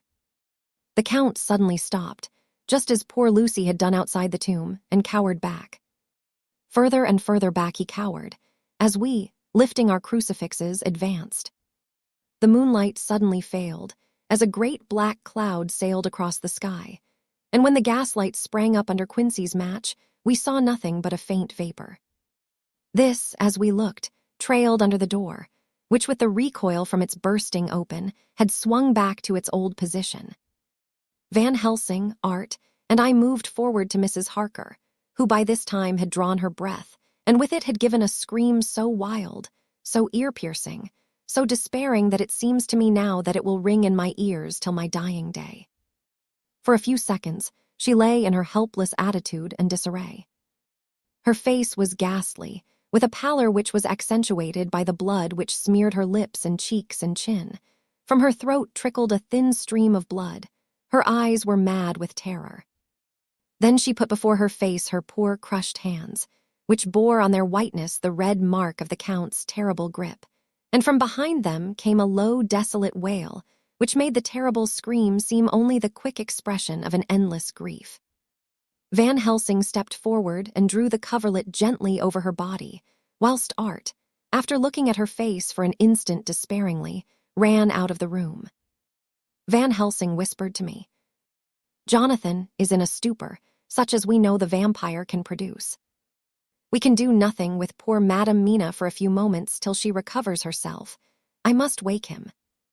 He dipped the end of a towel in cold water, and with it began to flick him on the face, his wife all the while holding her face between her hands and sobbing in a way that was heartbreaking to hear. I raised the blind and looked out of the window. There was much moonshine, and as I looked I could see Quincy Morris run across the lawn and hide himself in the shadow of a great yew tree. It puzzled me to think why he was doing this, but at the instant I heard Harker's quick exclamation as he woke to partial consciousness and turned to the bed. On his face, as there might well be, was a look of wild amazement. He seemed dazed for a few seconds, and then full consciousness seemed to burst upon him all at once, and he started up. His wife was aroused by the quick movement and turned to him with her arms stretched out, as though to embrace him. Instantly, however, she drew them in again, and putting her elbows together, held her hands before her face, and shuddered till the bed beneath her shook. "In God's name, what does this mean?" Harker cried out. "Dr. Seward, Dr. Van Helsing, what is it? What has happened? What is wrong? Mina, dear, what is it? What does that blood mean? My God, has it come to this?" And raising himself to his knees, he beat his hands wildly together. "Good God, help us, help her, oh, help her." With a quick movement he jumped from bed and began to pull on his clothes, all the man in him awake at the need for instant exertion. "What has happened? Tell me all about it," he cried without pausing. "Dr. Van Helsing, you love Mina, I know. Oh, do something to save her. It cannot have gone too far yet. Guard her while I look for him. His wife, through her terror and horror and distress, saw some sure danger to him. Instantly forgetting her own grief, she seized hold of him and cried out, "No, no, Jonathan, you must not leave me. I have suffered enough tonight, God knows, without the dread of his harming you. You must stay with me. Stay with these friends, who will watch over you." Her expression became frantic as she spoke, and he yielding to her, she pulled him down sitting on the bedside and clung to him fiercely. Van Helsing and I tried to calm them both. The professor held up his little golden crucifix and said with wonderful calmness, "Do not fear, my dear. We are here, and whilst this is close to you, no foul thing can approach. You are safe for tonight, and we must be calm and take counsel together." She shuddered and was silent, holding down her head on her husband's breast. When she raised it, his white nightrobe was stained with blood where her lips had touched, and where the thin, open wound in her neck had sent forth drops. The instant she saw it, she drew back, with a low wail, and whispered amidst choking sobs, "Unclean, unclean. I must touch him or kiss him no more. Oh, that it should be that it is I who am now his worst enemy, and whom he may have most cause to fear." To this he spoke out resolutely, "Nonsense, Mina. It is a shame to me to hear such a word. I would not hear it of you, and I shall not hear it from you. May God judge me by my deserts, and punish me with more bitter suffering than even this hour, if by any act or will of mine anything ever come between us." He put out his arms and folded her to his breast, and for a while she lay there sobbing. He looked at us over her bowed head, with eyes that blinked damply above his quivering nostrils. His mouth was set as steel. After a while her sobs became less frequent and more faint, and then he said to me, speaking with a studied calmness which I felt tried his nervous power to the utmost, "And now, Dr. Seward, tell me all about it.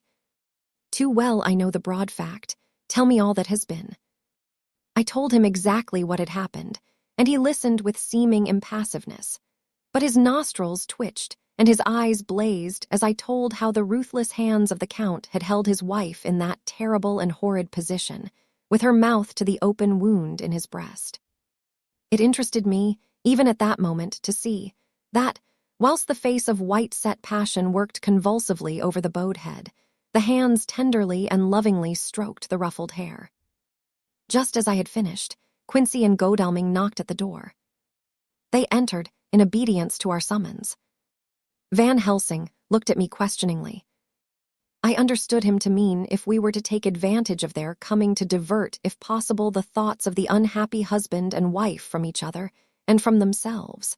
So on nodding acquiescence to him, he asked them what they had seen or done.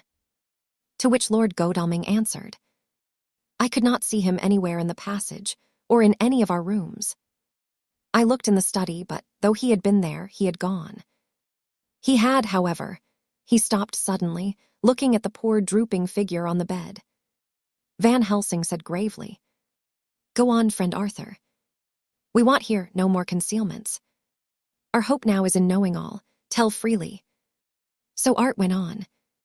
He had been there, and though it could only have been for a few seconds, he made rare hay of the place. All the manuscript had been burned, and the blue flames were flickering amongst the white ashes. The cylinders of your phonograph, too, were thrown on the fire, and the wax had helped the flames. Here I interrupted. "Thank God there is the other copy in the safe." His face lit for a moment, but fell again as he went on. I ran downstairs then, but could see no sign of him. I looked into Renfield's room, but there was no trace there except... Again he paused. "Go on," said Harker hoarsely, so he bowed his head and, moistening his lips with his tongue, added, "Except that the poor fellow is dead." Mrs. Harker raised her head. Looking from one to the other of us, she said solemnly, "God's will be done." I could not but feel that Art was keeping back something, but, as I took it that it was with a purpose, I said nothing. Van Helsing turned to Morris and asked, "And you, friend Quincy, have you any to tell?" "A little," he answered. "It may be much eventually, but at present I can't say. I thought it well to know, if possible, where the Count would go when he left the house. I did not see him, but I saw a bat rise from Renfield's window and flap westward. I expected to see him in some shape go back to Carfax, but he evidently sought some other lair.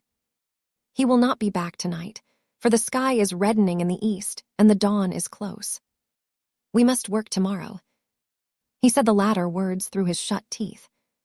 For a space of perhaps a couple of minutes there was silence, and I could fancy that I could hear the sound of our hearts beating. Then Van Helsing said, placing his hand very tenderly on Mrs. Harker's head, "And now, Madam Mina, poor dear, dear Madam Mina, tell us exactly what happened. God knows that I do not want that you be pained, but it is need that we know all. For now more than ever has all work to be done quick and sharp, and in deadly earnest. The day is close to us that must end all, if it may be so, and now is the chance that we may live and learn." The poor, dear lady shivered, and I could see the tension of her nerves as she clasped her husband closer to her and bent her head lower and lower still on his breast. Then she raised her head proudly and held out one hand to Van Helsing, who took it in his, and after stooping and kissing it reverently, held it fast. The other hand was locked in that of her husband, who held his other arm thrown round her protectingly. After a pause in which she was evidently ordering her thoughts, she began.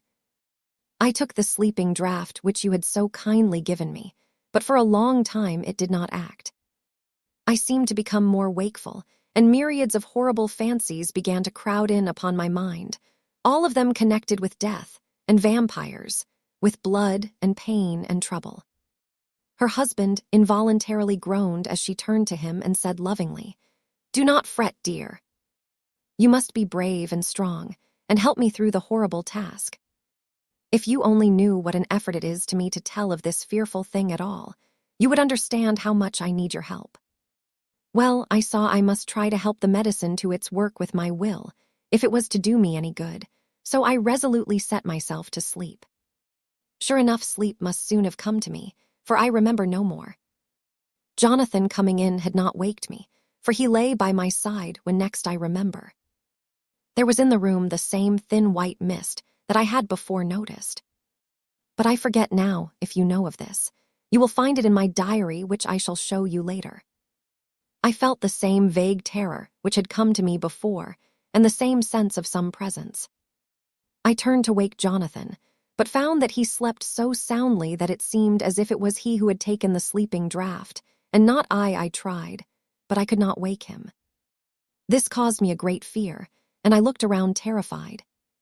Then indeed my heart sank within me. Beside the bed, as if he had stepped out of the mist, or rather as if the mist had turned into his figure, for it had entirely disappeared, stood a tall, thin man, all in black. I knew him at once from the description of the others. The waxen face, the high aquiline nose, on which the light fell in a thin white line, the parted red lips with the sharp white teeth showing between, and the red eyes that I had seemed to see in the sunset on the windows of St. Mary's Church at Whitby. I knew, too, the red scar on his forehead where Jonathan had struck him. For an instant my heart stood still, and I would have screamed out, only that I was paralyzed. In the pause he spoke in a sort of keen, cutting whisper, pointing as he spoke to Jonathan. "Silence! If you make a sound, I shall take him and dash his brains out before your very eyes." I was appalled, and was too bewildered to do or say anything. With a mocking smile, he placed one hand upon my shoulder, and holding me tight, bared my throat with the other, saying as he did so, "First, a little refreshment to reward my exertions. You may as well be quiet. It is not the first time, or the second, that your veins have appeased my thirst." I was bewildered, and strangely enough, I did not want to hinder him. I suppose it is a part of the horrible curse that such is, when his touch is on his victim. And oh, my God, pity me. He placed his reeking lips upon my throat. Her husband groaned again. She clasped his hand harder, and looked at him pityingly, as if he were the injured one, and went on. I felt my strength fading away, and I was in a half-swoon. How long this horrible thing lasted I know not, but it seemed that a long time must have passed before he took his foul, awful, sneering mouth away. I saw it drip with the fresh blood. The remembrance seemed for a while to overpower her, and she drooped and would have sunk down but for her husband's sustaining arm. With a great effort, she recovered herself and went on. Then he spoke to me mockingly, and so you, like the others, would play your brains against mine. You would help these men to hunt me and frustrate me in my designs. You know now, and they know in part already, and will know in full before long, what it is to cross my path. They should have kept their energies for use closer to home. Whilst they played wits against me who commanded nations, and intrigued for them and fought for them, hundreds of years before they were born, I was countermining them. And you, their best beloved one, are now to me, flesh of my flesh, blood of my blood, kin of my kin, my bountiful winepress for a while, and shall be later on my companion and my helper. You shall be avenged in turn, for not one of them but shall minister to your needs. But as yet you are to be punished for what you have done. You have aided in thwarting me, now you shall come to my call. When my brain says, come, to you shall cross land or sea to do my bidding, and to that end this. With that he pulled open his shirt, and with his long, sharp nails opened a vein in his breast. When the blood began to spurt out, he took my hands in one of his, holding them tight, and with the other seized my neck and pressed my mouth to the wound, so that I must either suffocate or swallow some of the... Oh, my God, what have I done? What have I done to deserve such a fate, I who have tried to walk in meekness and righteousness all my days? God pity me. Look down on a poor soul in worse than mortal peril, and in mercy pity those to whom she is dear. Then she began to rub her lips, as though to cleanse them from pollution. As she was telling her terrible story, the eastern sky began to quicken, and everything became more and more clear. Harker was still and quiet, but over his face, as the awful narrative went on, came a gray look which deepened and deepened in the morning light, till when the first red streak of the coming dawn shot up, the flesh stood darkly out against the whitening hair. We have arranged that one of us is to stay within call of the unhappy pair, till we can meet together and arrange about taking action. Of this I am sure. The sun rises today on no more miserable house in all the great round of its daily course. Chapter 22, Jonathan Harker's Journal. 3 October. As I must do something or go mad, I write this diary. It is now 6 o'clock, and we are to meet in the study in half an hour and take something to eat. For Dr. Van Helsing and Dr. Seward are agreed that if we do not eat, we cannot work our best. Our best will be, God knows, required today. I must keep writing at every chance, for I dare not stop to think. All, big and little, must go down. Perhaps at the end the little things may teach us most. The teaching, big or little, could not have landed Mina or me anywhere worse than we are today. However, we must trust and hope.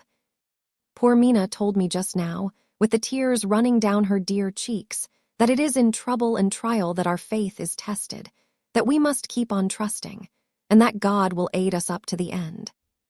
The end, oh my God, what end? To work, to work.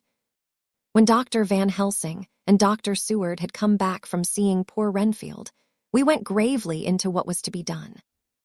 First, Dr. Seward told us that when he and Dr. Van Helsing had gone down to the room below, they had found Renfield lying on the floor, all in a heap. His face was all bruised and crushed in, and the bones of the neck were broken. Dr. Seward asked the attendant, who was on duty in the passage, if he had heard anything.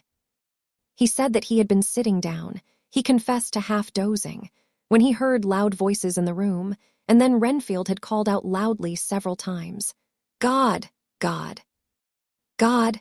After that there was a sound of falling, and when he entered the room he found him lying on the floor, face down, just as the doctors had seen him. Van Helsing asked if he had heard voices or a voice, and he said he could not say, that at first it had seemed to him as if there were two, but as there was no one in the room it could have been only one.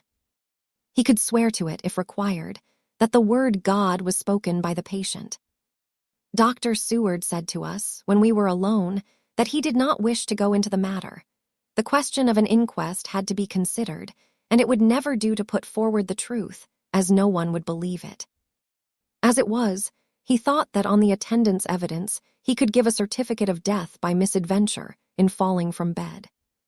In case the coroner should demand it, there would be a formal inquest, necessarily to the same result.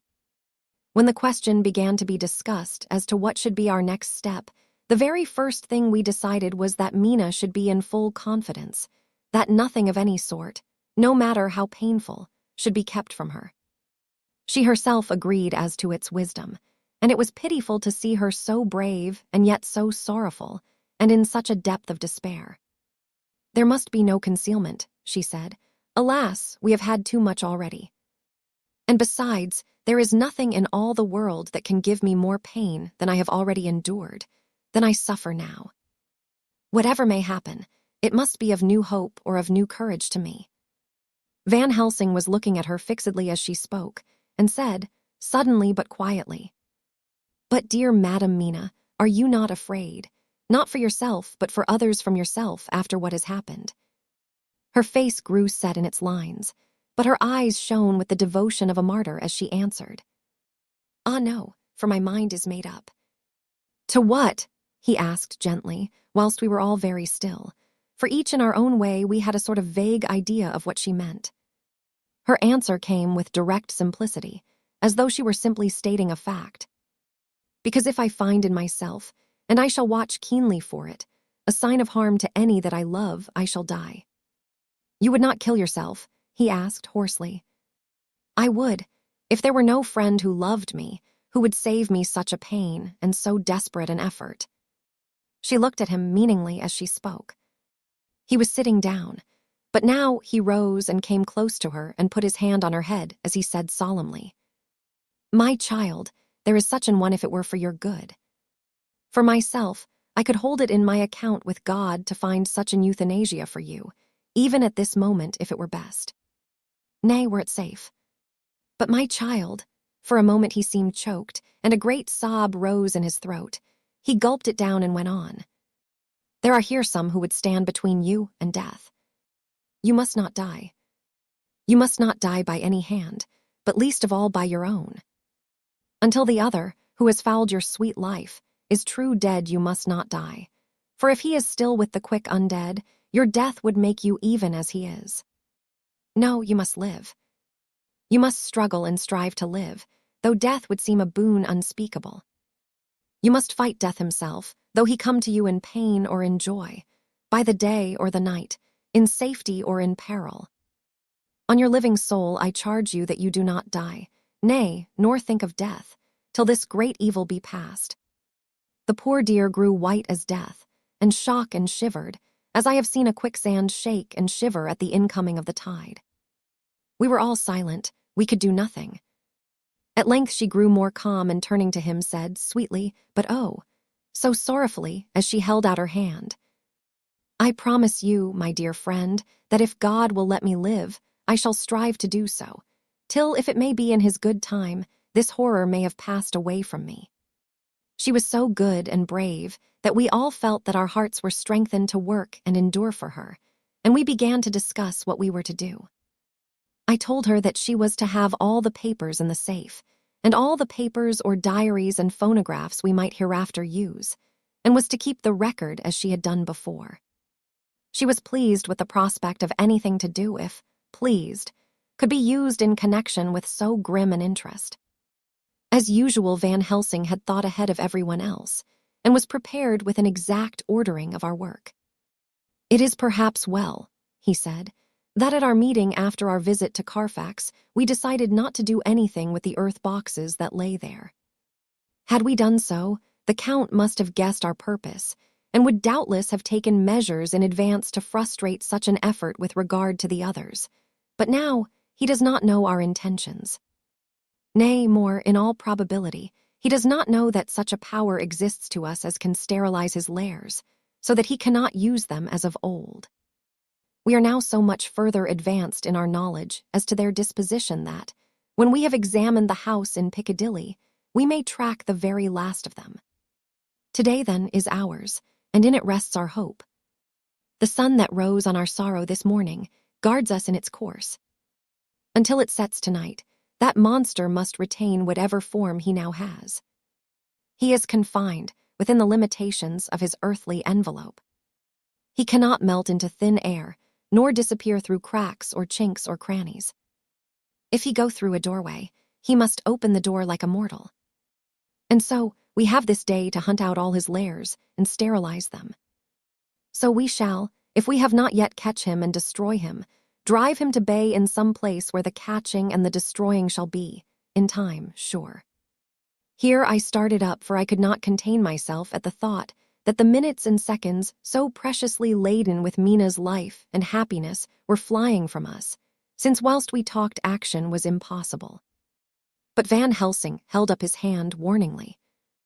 "Nay, friend Jonathan," he said, "in this, the quickest way home is the longest way, so your proverbs say.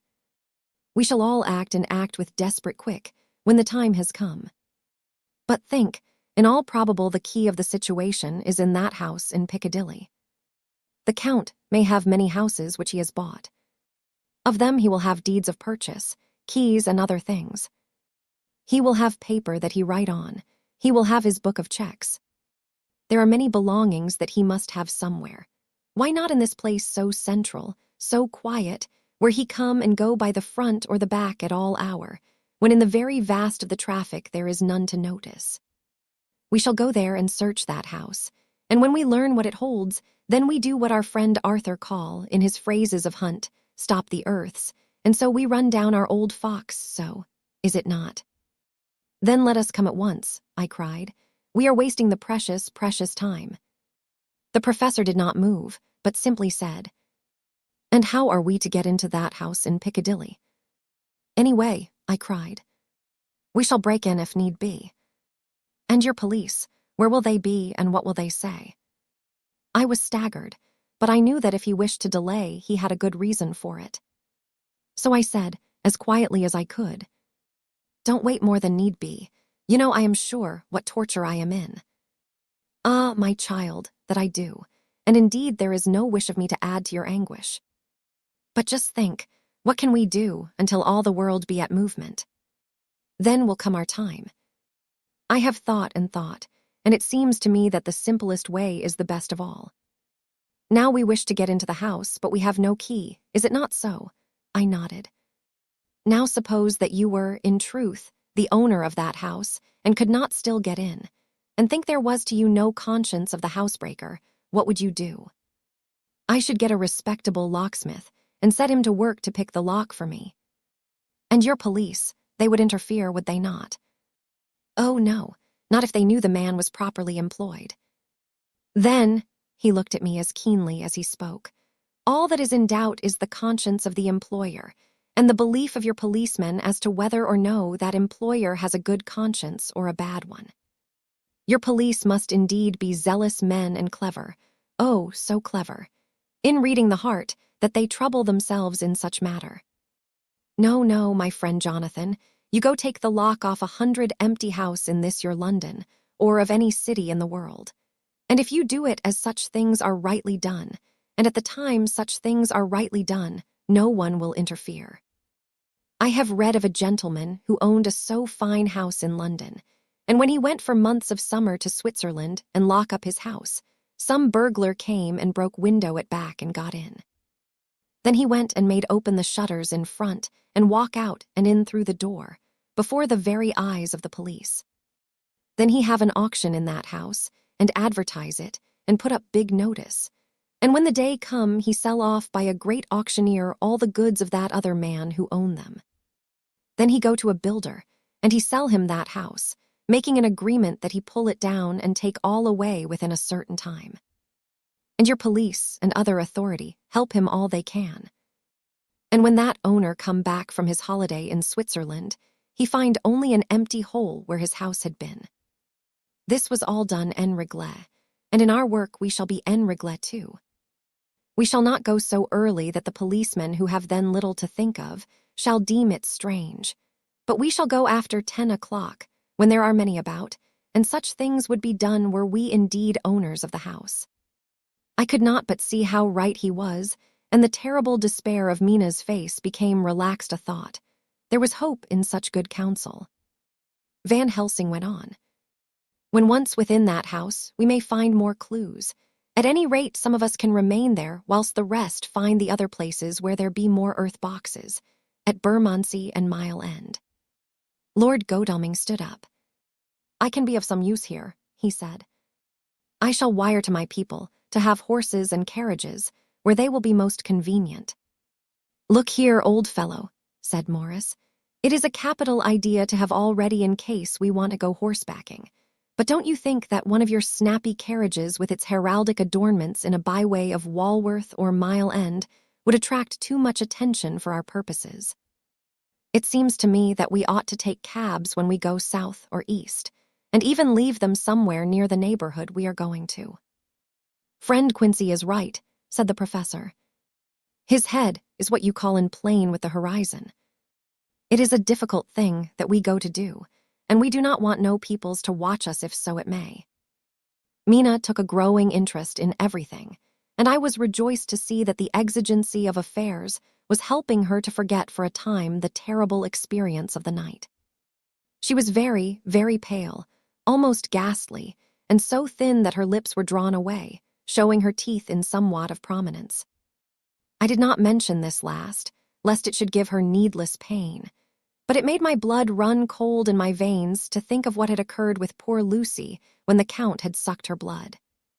As yet there was no sign of the teeth growing sharper, but the time as yet was short, and there was time for fear. When we came to the discussion of the sequence of our efforts and of the disposition of our forces, there were new sources of doubt. It was finally agreed that before starting for Piccadilly, we should destroy the Count's lair close at hand.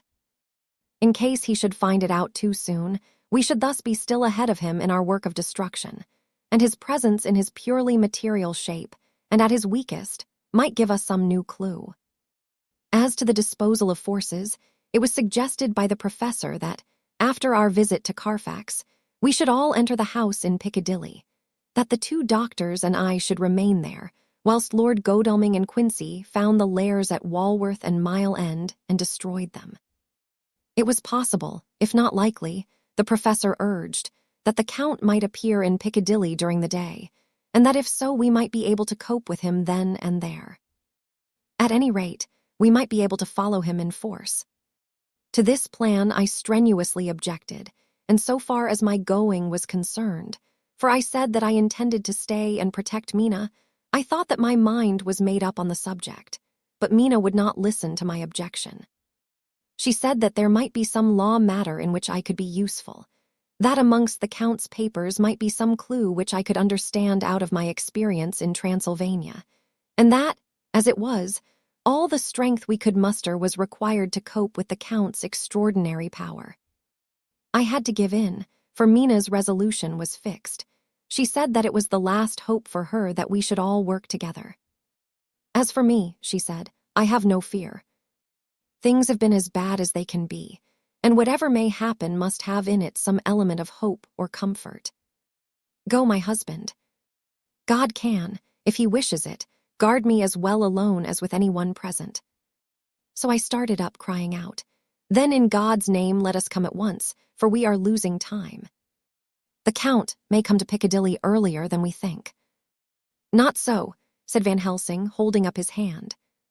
But why? I asked. Do you forget, he said with actually a smile, that last night he banqueted heavily and will sleep late? Did I forget? Shall I ever? Can I ever? Can any of us ever forget that terrible scene? Mina struggled hard to keep her brave countenance, but the pain overmastered her, and she put her hands before her face and shuddered whilst she moaned. Van Helsing had not intended to recall her frightful experience. He had simply lost sight of her and her part in the affair in his intellectual effort. When it struck him what he said, he was horrified at his thoughtlessness and tried to comfort her. Oh, Madam Mina, he said, dear, dear Madam Mina, alas, that I of all who so reverence you should have said anything so forgetful. These stupid old lips of mine and this stupid old head do not deserve so, but you will forget it, will you not? He bent low beside her as he spoke. She took his hand, and looking at him through her tears, said hoarsely, "No, I shall not forget, for it is well that I remember.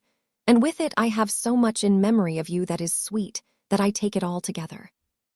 Now, you must all be going soon. Breakfast is ready, and we must all eat that we may be strong." Breakfast was a strange meal to us all. We tried to be cheerful and encourage each other, and Mina was the brightest and most cheerful of us. When it was over, Van Helsing stood up and said, "Now, my dear friends, we go forth to our terrible enterprise. Are we all armed, as we were on that night when first we visited our enemy's lair, armed against ghostly as well as carnal attack?" We all assured him. "Then it is well. Now, Madam Mina, you are in any case quite safe here until the sunset, and before then we shall return if we shall return. But before we go, let me see you armed against personal attack. I have myself, since you came down, prepared your chamber by the placing of things of which we know, so that he may not enter. Now let me guard yourself. On your forehead, I touch this piece of sacred wafer in the name of the Father, the Son, and—" There was a fearful scream, which almost froze our hearts to hear. As he had placed the wafer on Mina's forehead, it had seared it, had burned into the flesh as though it had been a piece of white-hot metal. My poor darling's brain had told her the significance of the fact as quickly as her nerves received the pain of it, and the two so overwhelmed her that her overwrought nature had its voice in that dreadful scream. But the words to her thought came quickly. The echo of the scream had not ceased to ring on the air when there came the reaction, and she sank on her knees on the floor in an agony of abasement. Pulling her beautiful hair over her face, as the leper of old his mantle, she wailed out, "Unclean, unclean. Even the Almighty shuns my polluted flesh. I must bear this mark of shame upon my forehead until the judgment day." They all paused. I had thrown myself beside her in an agony of helpless grief, and putting my arms around held her tight. For a few minutes our sorrowful hearts beat together, whilst the friends around us turned away their eyes that ran tears silently. Then Van Helsing turned and said gravely, so gravely that I could not help feeling that he was in some way inspired, and was stating things outside himself. "It may be that you may have to bear that mark till God himself see fit, as he most surely shall, on the judgment day, to redress all wrongs of the earth and of his children that he has placed thereon. And oh, Madam Mina, my dear, may we who love you be there to see, when that red scar, the sign of God's knowledge of what has been, shall pass away, and leave your forehead as pure as the heart we know. For so surely as we live, that scar shall pass away when God sees right to lift the burden that is hard upon us. Till then we bear our cross, as his Son did in obedience to his will. It may be that we are chosen instruments of his good pleasure, and that we ascend to his bidding as that other through stripes and shame, through tears and blood, through doubts and fears, and all that makes the difference between God and man." There was hope in his words, and comfort, and they made for resignation.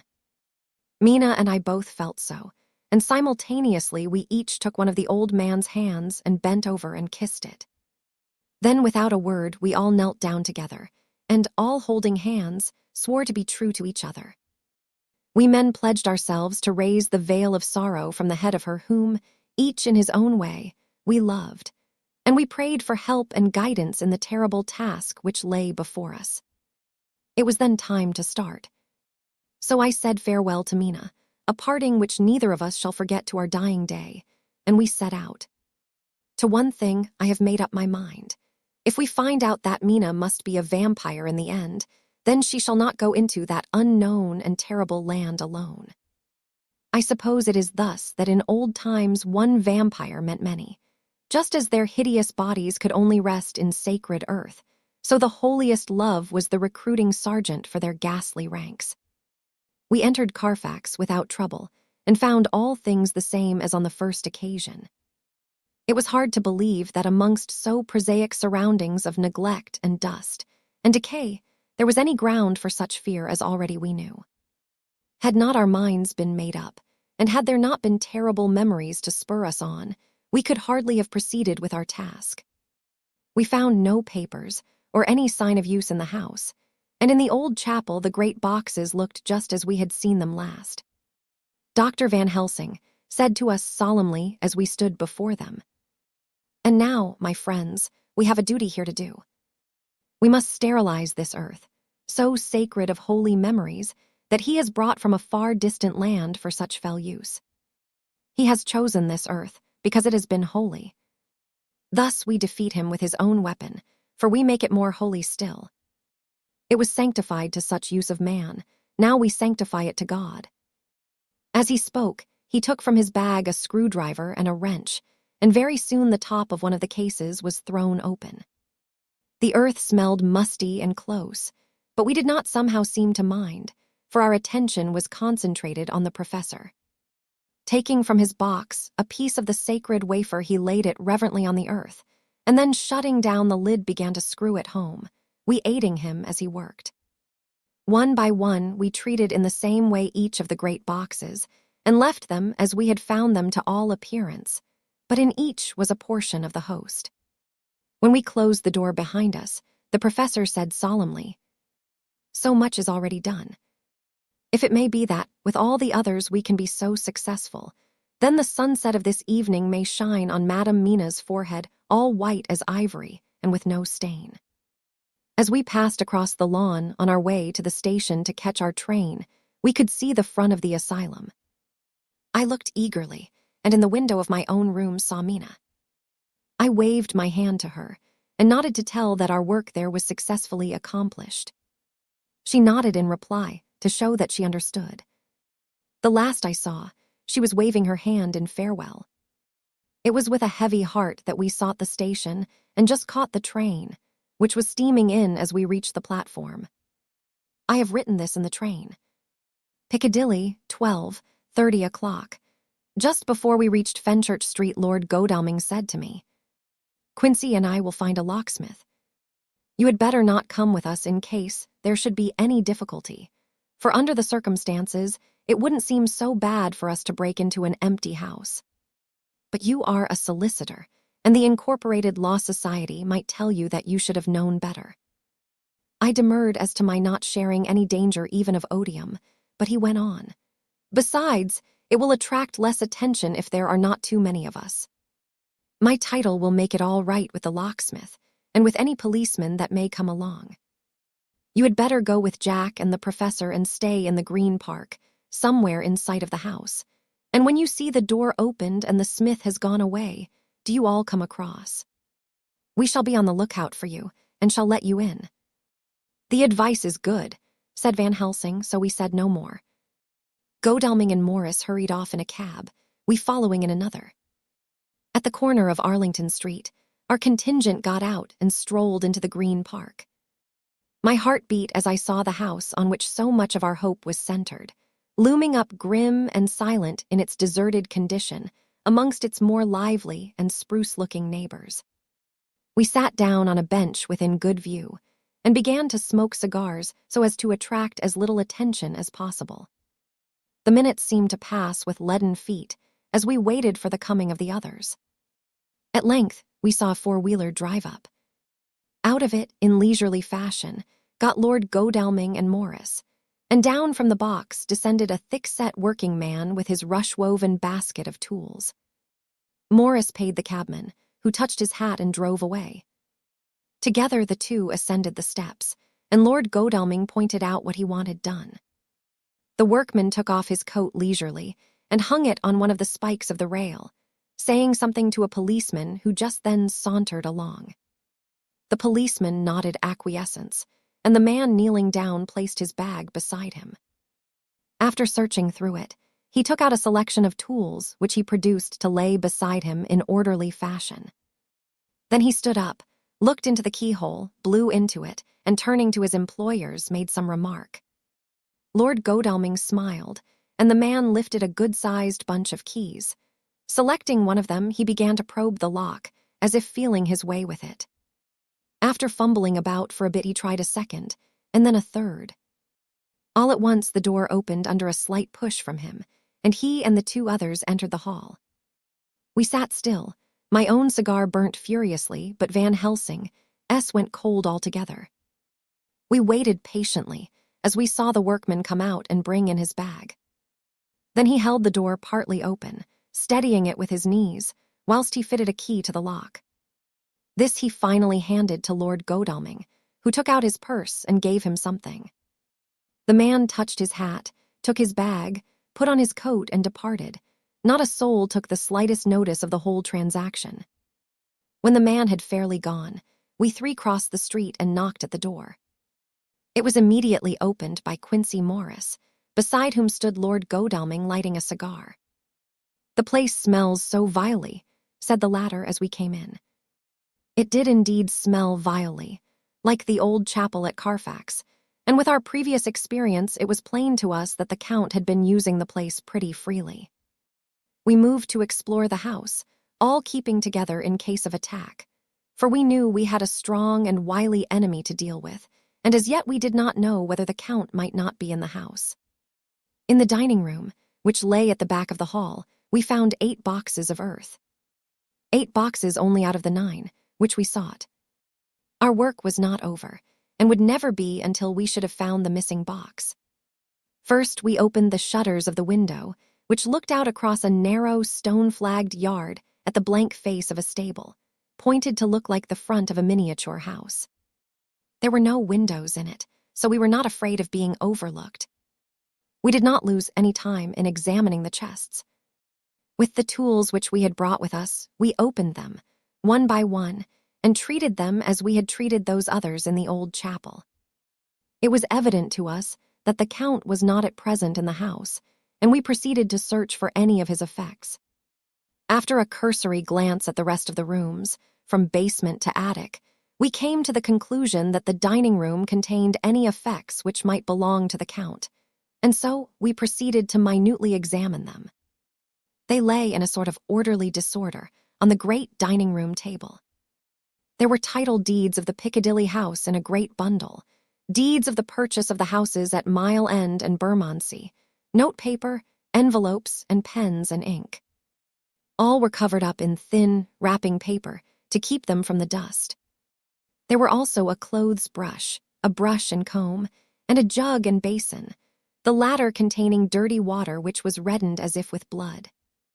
Last of all was a little heap of keys of all sorts and sizes, probably those belonging to the other houses. When we had examined this last find, Lord Godalming and Quincy Morris, taking accurate notes of the various addresses of the houses in the east and the south, took with them the keys in a great bunch, and set out to destroy the boxes in these places. The rest of us are, with what patience we can, waiting their return, or the coming of the Count. Chapter 23. Dr. SWRD's Diary. 3 October. The time seemed terribly long whilst we were waiting for the coming of Godalming and Quincy Morris. The professor tried to keep our minds active by using them all the time. I could see his beneficent purpose by the side glances which he threw from time to time at Harker. The poor fellow is overwhelmed in a misery that is appalling to see. Last night he was a frank, happy-looking man, with strong, youthful face, full of energy, and with dark brown hair. Today he is a drawn, haggard old man, whose white hair matches well with the hollow, burning eyes and grief-written lines of his face. His energy is still intact. In fact, he is like a living flame. This may yet be his salvation, for, if all go well, it will tide him over the despairing period. He will then, in a kind of way, wake again to the realities of life. Poor fellow, I thought my own trouble was bad enough, but his. The professor knows this well enough, and is doing his best to keep his mind active. What he has been saying was, under the circumstances, of absorbing interest. So well as I can remember, here it is. I have studied, over and over again since they came into my hands, all the papers relating to this monster, and the more I have studied, the greater seems the necessity to utterly stamp him out. All through there are signs of his advance, not only of his power, but of his knowledge of it. As I learned from the researches of my friend Arminius of Budapest, he was in life a most wonderful man. Soldier, statesman, and alchemist, which latter was the highest development of the science knowledge of his time. He had a mighty brain, a learning beyond compare, and a heart that knew no fear and no remorse. He dared even to attend the scholaments, and there was no branch of knowledge of his time that he did not essay. Well, in him the brain powers survived the physical death, though it would seem that memory was not all complete. In some faculties of mind he has been, and is, only a child, but he is growing, and some things that were childish at the first are now of man's stature. He is experimenting and doing it well, and if it had not been that we have crossed his path, he would be yet, he may be yet if we fail, the father or furtherer of a new order of beings, whose road must lead through death, not life. Harker groaned and said, "And this is all arrayed against my darling. But how is he experimenting? The knowledge may help us to defeat him. He has all along, since his coming, been trying his power, slowly but surely. That big child brain of his is working. Well, for us, it is, as yet, a child brain. For had he dared, at the first, to attempt certain things, he would long ago have been beyond our power. However, he means to succeed, and a man who has centuries before him can afford to wait and to go slow. Festina Lent may well be his motto." "I fail to understand," said Harker wearily. "Oh, do be more plain to me. Perhaps grief and trouble are dulling my brain." The professor laid his hand tenderly on his shoulder as he spoke. "Ah, my child, I will be plain. Do you not see how, of late, this monster has been creeping into knowledge experimentally? How he has been making use of the Zarfagus patient to effect his entry into friend John's home? For your vampire, though in all afterwards he can come when and how he will, must at the first make entry only when asked thereto by an inmate. But these are not his most important experiments.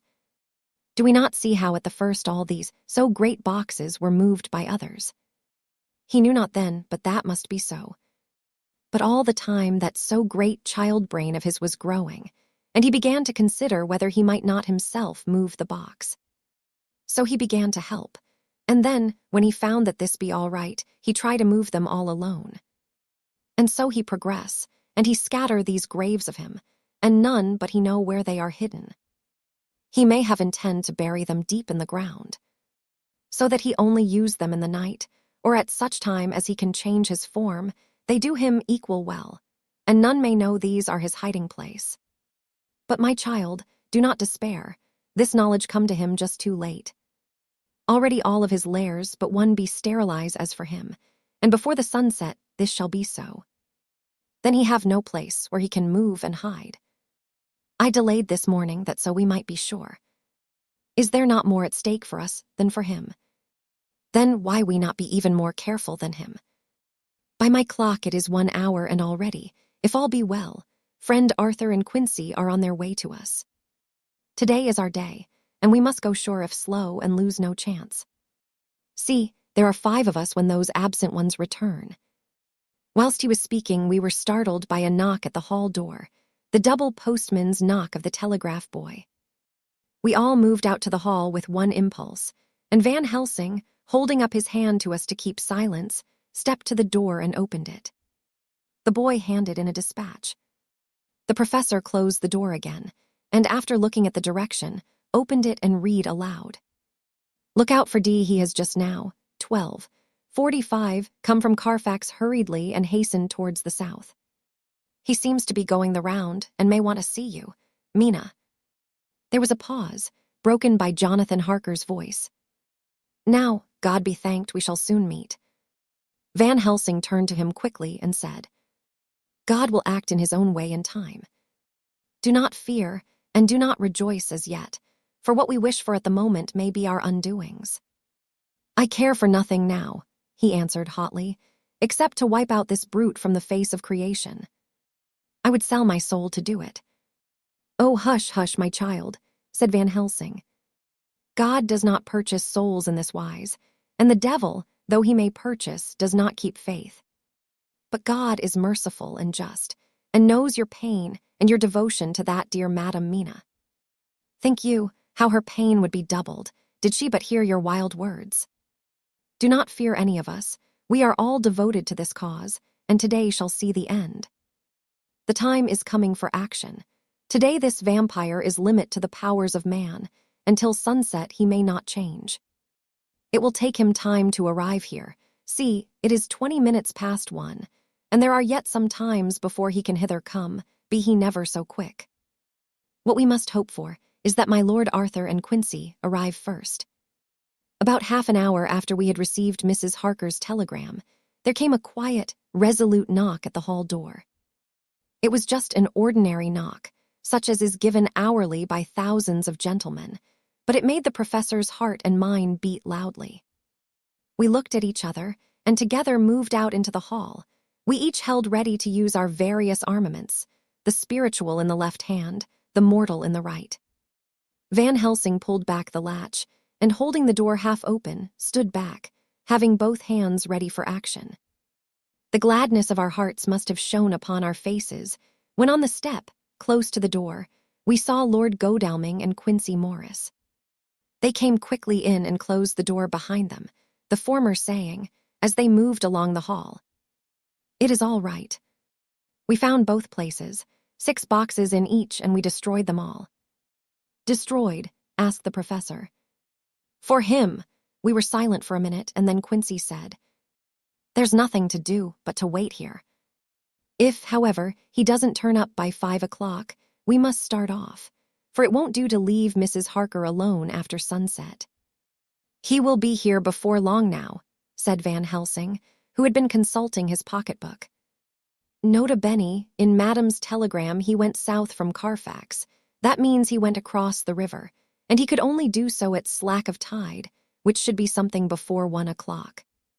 That he went south has a meaning for us.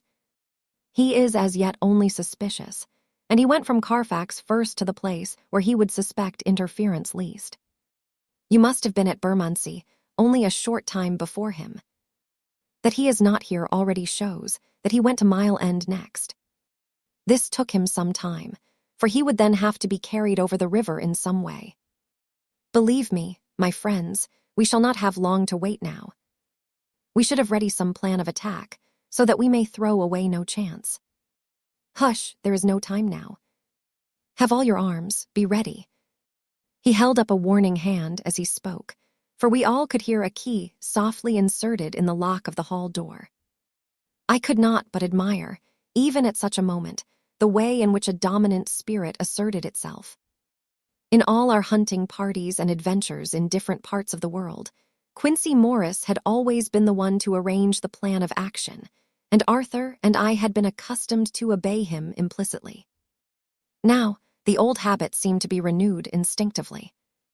With a swift glance around the room, he at once laid out our plan of attack, and without speaking a word, with a gesture, placed us each in position. Van Helsing, Harker, and I were just behind the door, so that when it was opened the professor could guard it whilst we two stepped between the incomer and the door. Godalming behind, and Quincy in front stood just out of sight ready to move in front of the window. We waited in a suspense that made the seconds pass with nightmare slowness. The slow, careful steps came along the hall. The Count was evidently prepared for some surprise, at least he feared it. Suddenly, with a single bound, he leaped into the room, winning a way past us before any of us could raise a hand to stay him. There was something so panther-like in the movement, something so unhuman, that it seemed to sober us all from the shock of his coming. The first to act was Harker, who, with a quick movement, threw himself before the door leading into the room in the front of the house. As the Count saw us, a horrible sort of snarl passed over his face, showing the eye teeth long and pointed, but the evil smile as quickly passed into a cold stare of lion-like disdain. His expression again changed, as, with a single impulse, we all advanced upon him. It was a pity that we had not some better organized plan of attack, for even at the moment I wondered what we were to do. I did not myself know whether our lethal weapons would avail us anything. Harker evidently meant to try the matter, for he had ready his great cookery knife and made a fierce and sudden cut at him. The blow was a powerful one. Only the diabolical quickness of the Count's leap back saved him. A second less, and the trenchant blade had shorn through his heart. As it was, the point just cut the cloth of his coat, making a wide gap whence a bundle of banknotes and a stream of gold fell out. The expression of the Count's face was so hellish that for a moment I feared for Harker, though I saw him throw the terrible knife aloft again for another stroke. Instinctively, I moved forward with a protective impulse, holding the crucifix and wafer in my left hand. I felt a mighty power fly along my arm, and it was without surprise that I saw the monster cower back before a similar movement made spontaneously by each one of us. It would be impossible to describe the expression of hate and baffled malignity, of anger and hellish rage, which came over the Count's face. His waxen hue became greenish-yellow by the contrast of his burning eyes, and the red scar on the forehead showed on the pallid skin like a palpitating wound. The next instant, with a sinuous dive, he swept under Harker's arm, ere his blow could fall, and grasping a handful of the money from the floor, dashed across the room, threw himself at the window. Amid the crash and glitter of the falling glass, he tumbled into the flagged area below. Through the sound of the shivering glass, I could hear the ting of the gold, as some of the sovereigns fell on the flagging. We ran over and saw him spring unhurt from the ground. He, rushing up the steps, crossed the flagged yard and pushed open the stable door. There he turned and spoke to us. "You think to baffle me, you with your pale faces all in a row, like sheep in a butcher-s. You shall be sorry yet, each one of you. You think you have left me without a place to rest, but I have more. My revenge is just begun. I spread it over centuries, and time is on my side. Your girls that you all love are mine already, and through them you and others shall yet be mine, my creatures, to do my bidding and to be my jackals when I want to feed. Bah." With a contemptuous sneer, he passed quickly through the door, and we heard the rusty bolt creak as he fastened it behind him. A door beyond opened and shut. The first of us to speak was the professor, as, realizing the difficulty of following him through the stable, we moved toward the hall. "We have learnt something, much. Notwithstanding his brave words, he fears us. He fear time, he fear want. For if not, why he hurry so? His very tone betray him, or my ears deceive. Why take that money? You follow quick. You are hunters of wild beast, and understand it so. For me, I make sure that nothing here may be of use to him, if so that he return." As he spoke, he put the money remaining into his pocket, took the title deeds in the bundle as Harker had left them, and swept the remaining things into the open fireplace, where he set fire to them with a match. Godalming and Morris had rushed out into the yard, and Harker had lowered himself from the window to follow the Count. He had, however, bolted the stable door, and by the time they had forced it open there was no sign of him. Van Helsing and I tried to make inquiry at the back of the house, but the mews was deserted, and no one had seen him depart. It was now late in the afternoon, and sunset was not far off. We had to recognize that our game was up. With heavy hearts, we agreed with the professor when he said, "Let us go back to Madame Mina. Poor dear Madame Mina. All we can do just now is done, and we can there, at least, protect her. But we need not despair. There is but one more earth box, and we must try to find it. When that is done, all may yet be well." I could see that he spoke as bravely as he could to comfort Harker. The poor fellow was quite broken down. Now and again he gave a low groan which he could not suppress. He was thinking of his wife. With sad hearts, we came back to my house, where we found Mrs. Harker waiting us, with an appearance of cheerfulness which did honor to her bravery and unselfishness. When she saw our faces, her own became as pale as death. For a second or two her eyes were closed as if she were in secret prayer, and then she said cheerfully, "I can never thank you all enough. Oh, my poor darling." As she spoke, she took her husband's gray head in her hands and kissed it. "Lay your poor head here and rest it. All will yet be well, dear. God will protect us if he so will it in his good intent." The poor fellow groaned. There was no place for words in his sublime misery. We had a sort of perfunctory supper together, and I think it cheered us all up somewhat. It was, perhaps, the mere animal heat of food to hungry people, for none of us had eaten anything since breakfast, or the sense of companionship may have helped us. But anyhow, we were all less miserable, and saw the morrow as not altogether without hope. True to our promise, we told Mrs. Harker everything which had passed, and although she grew snowy white at times when danger had seemed to threaten her husband, and red at others when his devotion to her was manifested, she listened bravely and with calmness. When we came to the part where Harker had rushed at the Count so recklessly, she clung to her husband's arm and held it tight as though her clinging could protect him from any harm that might come. She said nothing, however, till the narration was all done, and matters had been brought right up to the present time. Then, without letting go her husband's hand, she stood up amongst us and spoke. Oh, that I could give any idea of the scene, of that sweet, sweet, good woman in all the radiant beauty of her youth and animation, with the red scar on her forehead, of which she was conscious, and which we saw with grinding of our teeth, remembering whence and how it came, her loving kindness against our grim hate, her tender faith against all our fears and doubting. And we, knowing that so far as symbols went, she with all her goodness and purity and faith was outcast from God. "Jonathan," she said, and the word sounded like music on her lips, it was so full of love and tenderness. "Jonathan, dear, and you all my true friends, I want you to bear something in mind through all this dreadful time. I know that you must fight, that you must destroy even as you destroyed the false Lucy, so that the true Lucy might live hereafter. But it is not a work of hate. That poor soul who has wrought all this misery is the saddest case of all. Just think what will be his joy when he, too, is destroyed in his worser part, that his better part may have spiritual immortality. You must be pitiful to him, too, though it may not hold your hands from his destruction." As she spoke, I could see her husband's face darken and draw together, as though the passion in him were shriveling his being to its core. Instinctively, the clasp on his wife's hand grew closer, till his knuckles looked white. She did not flinch from the pain which I knew she must have suffered, but looked at him with eyes that were more appealing than ever. As she stopped speaking, he leaped to his feet, almost tearing his hand from hers as he spoke. "May God give him into my hand, just for long enough to destroy that earthly life of him which we are aiming at.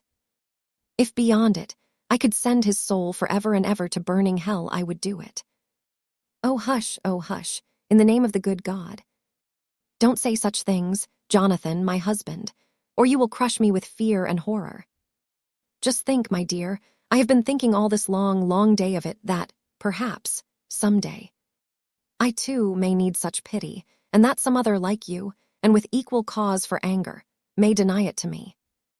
Oh, my husband, indeed I would have spared you such a thought had there been another way. But I pray that God may not have treasured your wild words, except as the heartbroken wail of a very loving and sorely stricken man. Oh, God, let these poor white hairs go in evidence of what he has suffered, who all his life has done no wrong, and on whom so many sorrows have come." We men were all in tears now. There was no resisting them, and we wept openly. She wept, too, to see that her sweeter counsels had prevailed.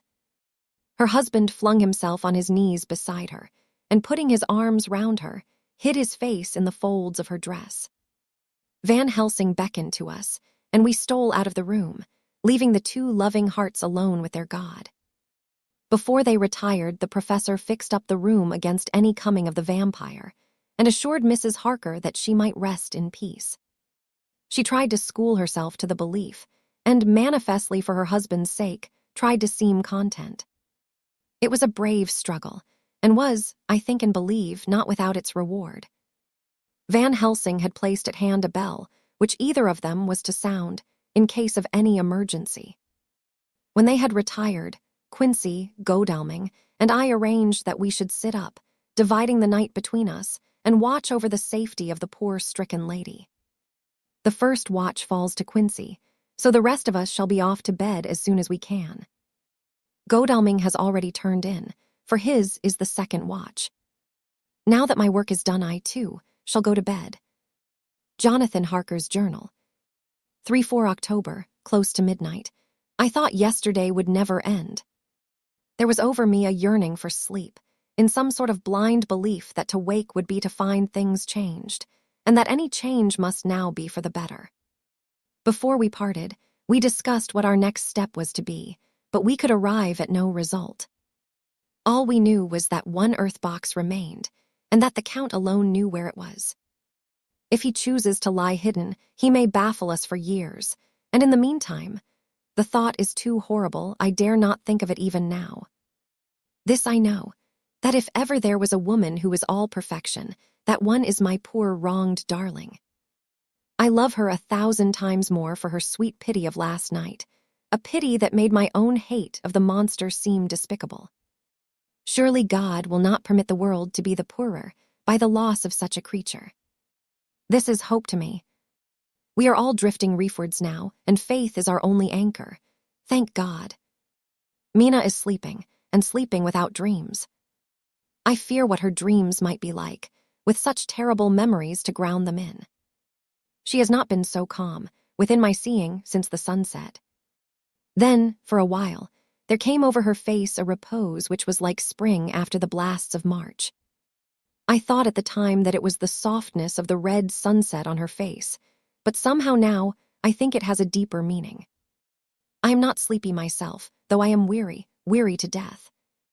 However, I must try to sleep, for there is tomorrow to think of, and there is no rest for me until. Later, I must have fallen asleep, for I was awaked by Mina, who was sitting up in bed with a startled look on her face. I could see easily, for we did not leave the room in darkness. She had placed a warning hand over my mouth, and now she whispered in my ear. "Hush, there is someone in the corridor." I got up softly, and crossing the room, gently opened the door. Just outside, stretched on a mattress, lay Mr. Morris, wide awake.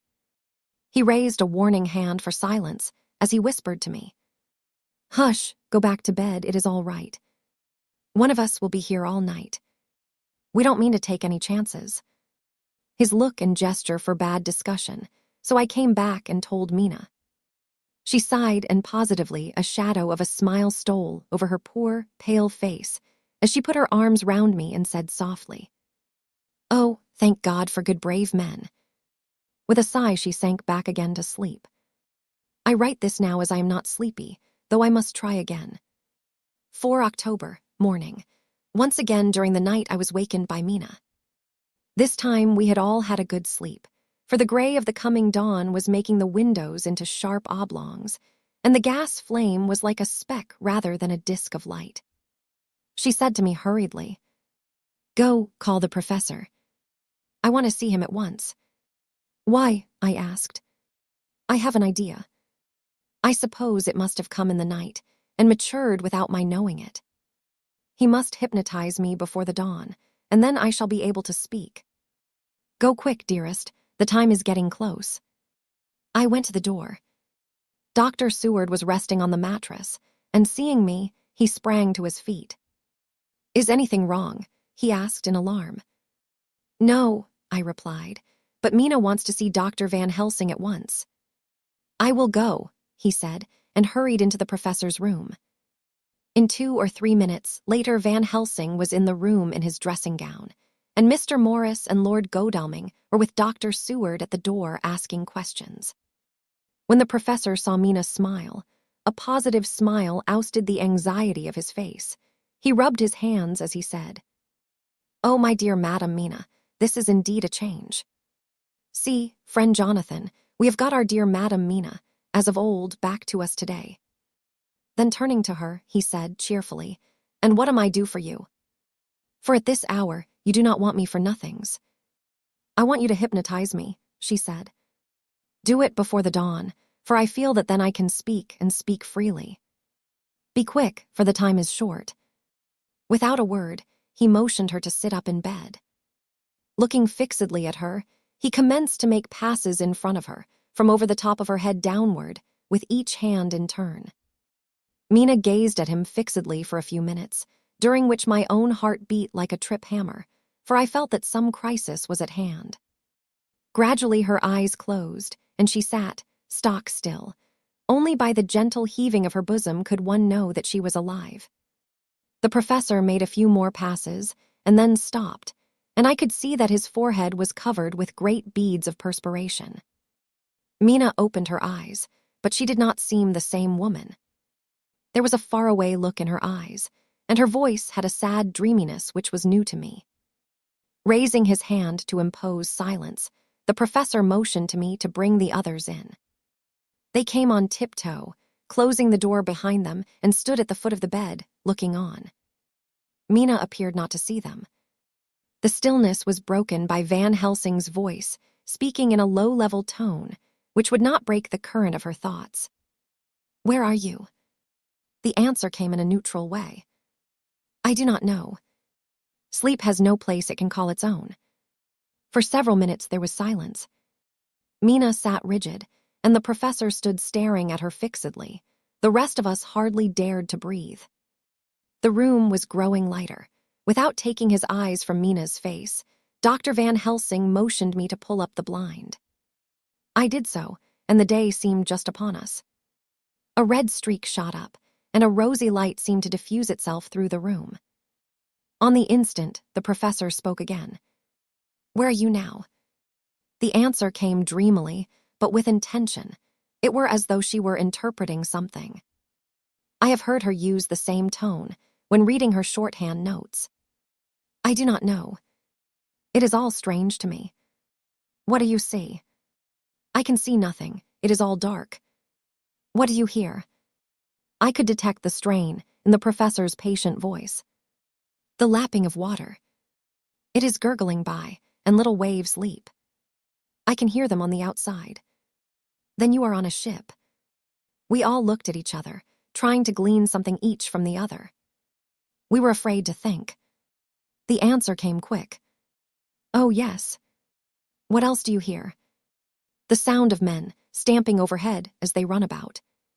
There is the creaking of a chain, and the loud tinkle as the check of the capstan falls into the rashit." "What are you doing?"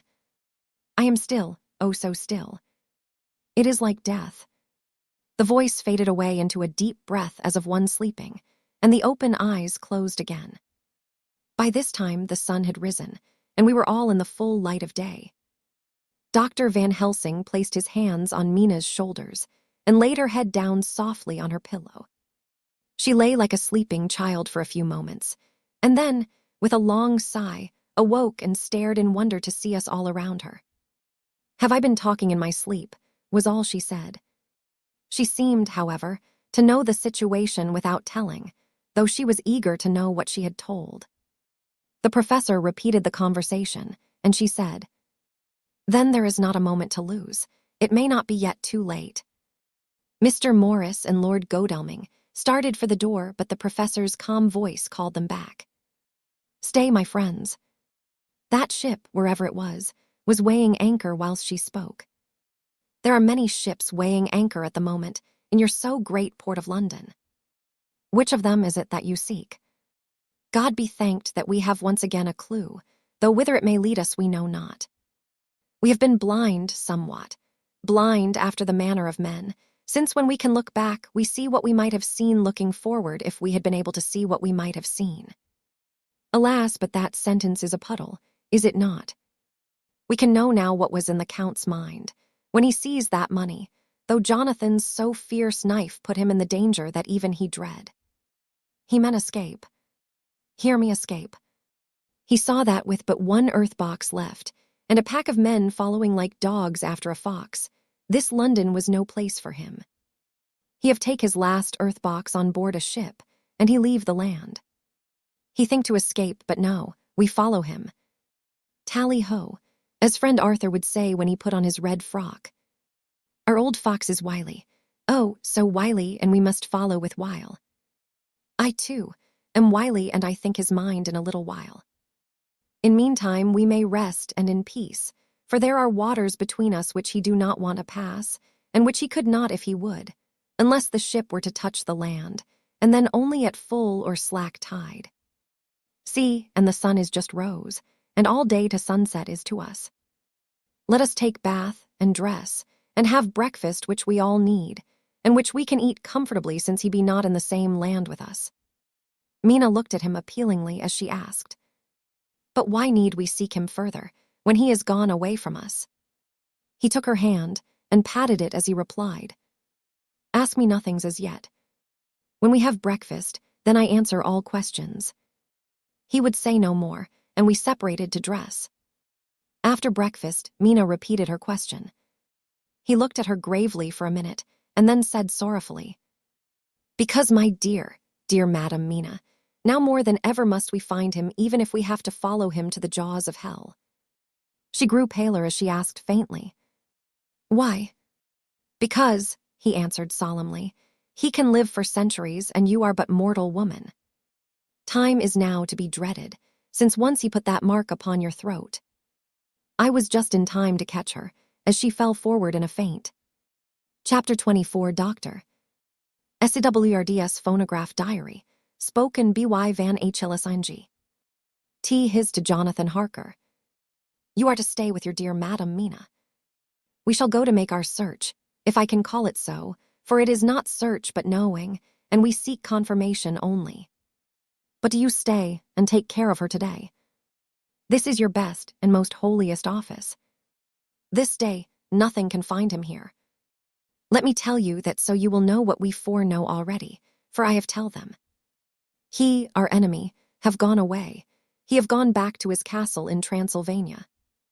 I know it so well, as if a great hand of fire wrote it on the wall. He have prepared for this in some way, and that last earth box was ready to ship somewheres. For this he took the money, for this he hurry at the last, lest we catch him before the sun go down. It was his last hope, save that he might hide in the tomb that he think poor Miss Lucy, being as he thought like him, keep open to him. But there was not of time. When that fail, he makes straight for his last resource. His last earthwork, I might say, did I wish double entente. He is clever, oh, so clever. He know that his game here was finish, and so he decide he go back home. He find ship going by the route he came, and he go in it. We go off now to find what ship, and whither bound. When we have discovered that, we come back and tell you all. Then we will comfort you, and poor dear Madam Mina with new hope. For it will be hope when you think it over, that all is not lost. This very creature that we pursue, he take hundreds of years to get so far as London, and yet in one day, when we know of the disposal of him, we drive him out.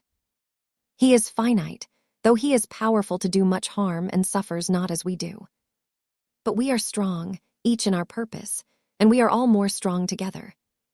Take heart afresh, dear husband of Madam Mina. This battle is but begun, and in the end we shall win, so sure as that God sits on high to watch over his children. Therefore be of much comfort till we return. Van Helsing. Jonathan Harker's Journal. 4 October. When I read to Mina Van Helsing's message in the phonograph, the poor girl brightened up considerably. Already the certainty that the Count is out of the country has given her comfort, and comfort is strength to her. For my own part, now that his horrible danger is not face to face with us, it seems almost impossible to believe in it. Even my own terrible experiences in Castle Dracula seem like a long-forgotten dream. Here in the crisp autumn air in the bright sunlight, alas, how can I disbelieve? In the midst of my thought, my eye fell on the red scar on my poor darling's white forehead. Whilst that lasts, there can be no disbelief. And afterwards, the very memory of it will keep faith crystal clear. Mina and I fear to be idle, so we have been over all the diaries again and again. Somehow, although the reality seems greater each time, the pain and the fear seem less. There is something of a guiding purpose manifest throughout, which is comforting. Mina says that perhaps we are the instruments of ultimate good. It may be. I shall try to think as she does. We have never spoken to each other yet of the future. It is better to wait till we see the professor and the others after their investigations. The day is running by more quickly than I ever thought a day could run for me again. It is now 3 o'clock. Mina Harker's Journal. 5 October, 5 p.m., our meeting for report. Present, Professor Van Helsing, Lord Godalming, Dr. Seward, Mr. Quincy Morris, Jonathan Harker, Mina Harker. Dr. Van Helsing described what steps were taken during the day to discover on what boat and whither bound Count Dracula made his escape. As I knew that he wanted to get back to Transylvania, I felt sure that he must go by the Danube mouth, or by somewhere in the Black Sea, since by that way he come. It was a dreary blank that was before us. Omni ignotum pro magnifico, and so with heavy hearts we start to find what ships leave for the Black Sea last night. He was in sailing ship, since Madam Mina tell of sails being set. These not so important as to go in your list of the shipping in the Times, and so we go, by suggestion of Lord Godalming, to your Lloyd's, where a note of all ships that sail, however so small. There we find that only one Black Sea-bound ship go out with the tide. She is the Tsarina Catherine, and she sail from Doolittle's wharf for Varna, and thence on to other parts and up the Danube. So, said I, this is the ship whereon is the Count. So off we go to Doolittle's wharf, and there we find a man in an office of wood so small that the man looked bigger than the office. From him we inquire of the goings of the Tsarina Catherine. He swear much, and he red face and loud of voice, but he good fellow all the same. And when Quincy give him something from his pocket which crackle as he roll it up, and put it in a so small bag which he have hid deep in his clothing, he still better fellow and humble servant to us. He come with us, and ask many men who are rough and hot. These be better fellows too when they have been no more thirsty. They say much of blood and bloom, and of others which I comprehend not, though I guess what they mean. But nevertheless they tell us all things which we want to know. They make known to us among them, how last afternoon at about 5 o'clock comes a man so hurry. A tall man, thin and pale, with high nose and teeth so white, and eyes that seem to be burning. That he be all in black, except that he have a hat of straw which suit not him or the time. That he scatter his money in making quick inquiry as to what ship sails for the Black Sea, and for where. Some took him to the office, and then to the ship, where he will not go aboard but halt at shore end of gangplank, and ask that the captain come to him. The captain come, when told that he will be pay well, and though he swear much at the first, he agree to term. Then the thin man go, and someone tell him where horse and cart can be hired. He go there, and soon he come again, himself driving cart on which a great box. This he himself lift down, though it takes several to put it on truck for the ship. He give much talk to captain as to how, and where his box is to be placed. But the captain like it not, and swear at him in many tongues, and tell him that if he like he can come and see where it shall be. But he say no, that he come not yet, for that he have much to do. Whereupon the captain tell him that he had better be quick, with blood, for that his ship will leave the place of blood, before the turn of the tide, with blood. Then the thin man smile, and say that of course he must go when he think fit, but he will be surprised if he go quite so soon. The captain swear again, polyglot, and the thin man make him bow, and thank him, and say that he will so far intrude on his kindness as to come aboard before the sailing. Final the captain, more red than ever, and in more tongues tell him that he doesn't want no Frenchmen, with bloom upon them and also with blood, in his ship, with blood on her also. And so, after asking where there might be close at hand a ship, where he might purchase ship forms, he departed. No one knew where he went, or bloomin' well cared, as they said, for they had something else to think of well with blood again, for it soon became apparent to all that the Tsarina Catherine would not sail as was expected. A thin mist began to creep up from the river, and it grew and grew, till soon a dense fog enveloped the ship and all around her. The captain swore polyglot, very polyglot, polyglot with bloom and blood, but he could do nothing. The water rose and rose, and he began to fear that he would lose the tide altogether. He was in no friendly mood, when just at full tide, the thin man came up the gangplank again and asked to see where his box had been stowed. Then the captain replied that he wished that he and his box, old and with much bloom and blood, were in hell. But the thin man did not be offend, and went down with the mate and saw where it was placed, and came up and stood a while on deck in fog. He must have come off by himself, for none notice him. Indeed, they thought not of him, for soon the fog began to melt away, and all was clear again. My friends of the thirst and the language that was of bloom and blood laughed, as they told how the captain's swears exceeded even his usual polyglot, and was more than ever full of picturesque. When on questioning other mariners who were on movement up and down on the river that hour, he found that few of them had seen any of fog at all, except where it lay round the wharf. However, the ship went out on the ebb tide, and was doubtless by morning far down the river mouth. She was by then, when they told us, well out to sea. And so, my dear Madam Mina, it is that we have to rest for a time, for our enemy is on the sea, with the fog at his command, on his way to the Danube mouth. To sail a ship takes time, go she never so quick, and when we start we go on land more quick, and we meet him there. Our best hope is to come on him when in the box between sunrise and sunset, for then he can make no struggle, and we may deal with him as we should. There are days for us in which we can make ready our plan.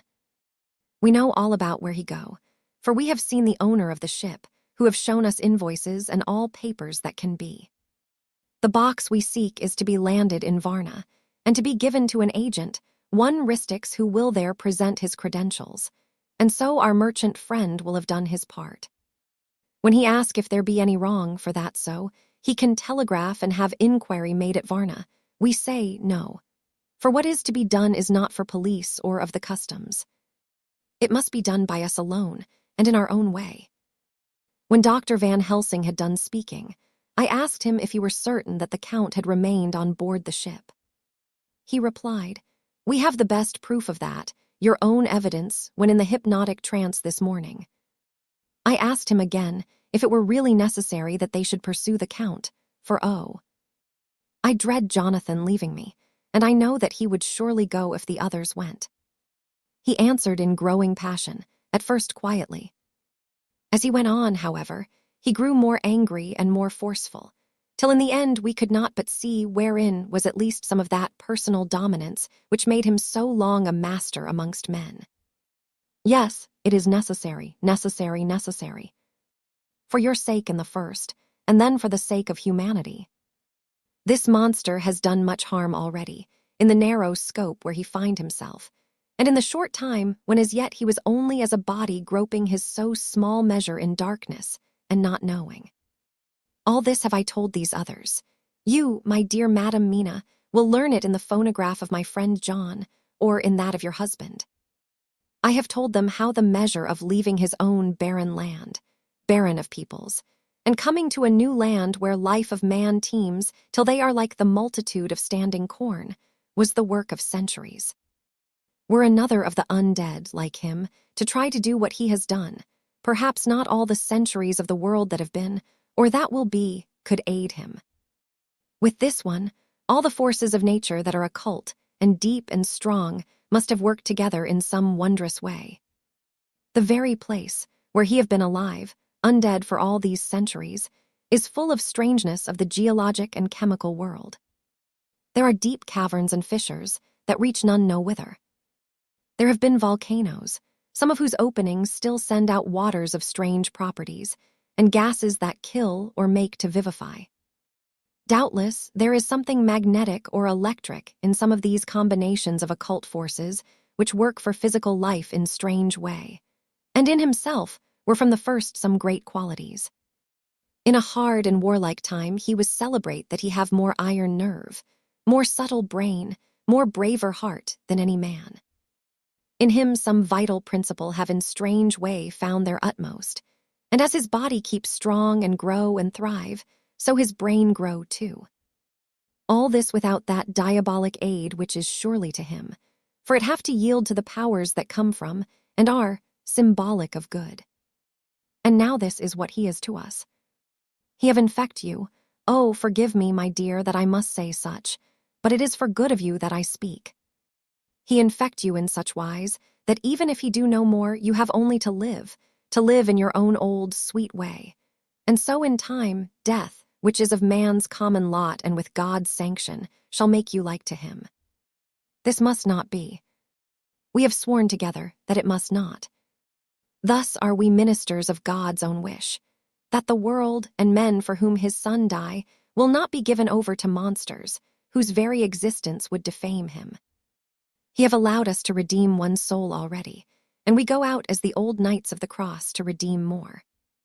Like them we shall travel towards the sunrise, and like them, if we fall in good cause. He paused, and I said, but will not the Count take his rebuff wisely? Since he has been driven from England, will he not avoid it, as a tiger does the village from which he has been hunted? Aha, he said, your simile of the tiger good for me, and I shall adopt him. Your man-eater, as they of India call the tiger who has once tasted blood of the human, care no more for the other prey, but prowl unceasing till he get him. This that we hunt from our village is a tiger, too, a man-eater, and he never cease to prowl. Nay, in himself, he is not one to retire and stay afar. In his life, his living life, he go over the Turkey frontier and attack his enemy on his own ground. He be beaten back, but did he stay? No, he come again and again and again. Look at his persistence and endurance. With the child brain that was to him, he have long since conceived the idea of coming to a great city. What does he do? He find out the place of all the world most of promise for him. Then he deliberately set himself down to prepare for the task. He find in patience just how is his strength, and what are his powers. He study new tongues. He learn new social life, new environment of old ways, the politic, the law, the finance, the science, the habit of a new land and a new people who have come to be since he was. His glimpse that he have had, whet his appetite only and enkeen his desire. Nay, it help him to grow as to his brain, for it all proved to him how right he was at the first in his surmises. He have done this alone, all alone, from a ruined tomb in a forgotten land. What more may he not do when the greater world of thought is open to him? He that can smile at death, as we know him, who can flourish in the midst of diseases that kill off whole peoples. Oh, if such an one was to come from God, and not the devil, what a force for good might he not be in this old world of ours? But we are pledged to set the world free. Our toil must be in silence, and our efforts all in secret. For in this enlightened age, when men believe not even what they see, the doubting of wise men would be his greatest strength. It would be at once his sheath and his armor, and his weapons to destroy us, his enemies, who are willing to peril even our own souls for the safety of one we love, for the good of mankind, and for the honor and glory of God. After a general discussion, it was determined that for tonight nothing be definitely settled, that we should all sleep on the facts and try to think out the proper conclusions. Tomorrow, at breakfast, we are to meet again, and after making our conclusions known to one another, we shall decide on some definite cause of action. I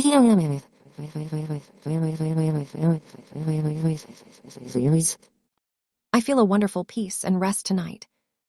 It is as if some haunting presence were removed from me. Perhaps. My surmise was not finished, could not be, for I caught sight in the mirror of the red mark upon my forehead, and I knew that I was still unclean. Dr. Seward's diary. 5 October. We all rose early, and I think that sleep did much for each and all of us. When we met at early breakfast, there was more general cheerfulness than any of us had ever expected to experience again. It is really wonderful how much resilience there is in human nature. Let any obstructing cause, no matter what, be removed in any way, even by death, and we fly back to first principles of hope and enjoyment. More than once as we sat around the table, my eyes opened in wonder whether the whole of the past days had not been a dream. It was only when I caught sight of the red blotch on Mrs. Harker's forehead that I was brought back to reality. Even now, when I am gravely revolving the matter, it is almost impossible to realize that the cause of all our trouble is still existent. Even Mrs. Harker seems to lose sight of her trouble for whole spells. It is only now and again, when something recalls it to her mind, that she thinks of her terrible scar. We are to meet here in my study in half an hour and decide on our course of action. I see only one immediate difficulty. I know it by instinct rather than reason. We shall all have to speak frankly, and yet I fear that in some mysterious way poor Mrs. Harker's tongue is tied. I know that she forms conclusions of her own, and from all that has been I can guess how brilliant and how true they must be, but she will not, or cannot, give them utterance. I have mentioned this to Van Helsing, and he and I are to talk it over when we are alone. I suppose it is some of that horrid poison which has got into her veins beginning to work. The Count had his own purposes when he gave her what Van Helsing called the vampire's baptism of blood. Well, there may be a poison that distills itself out of good things.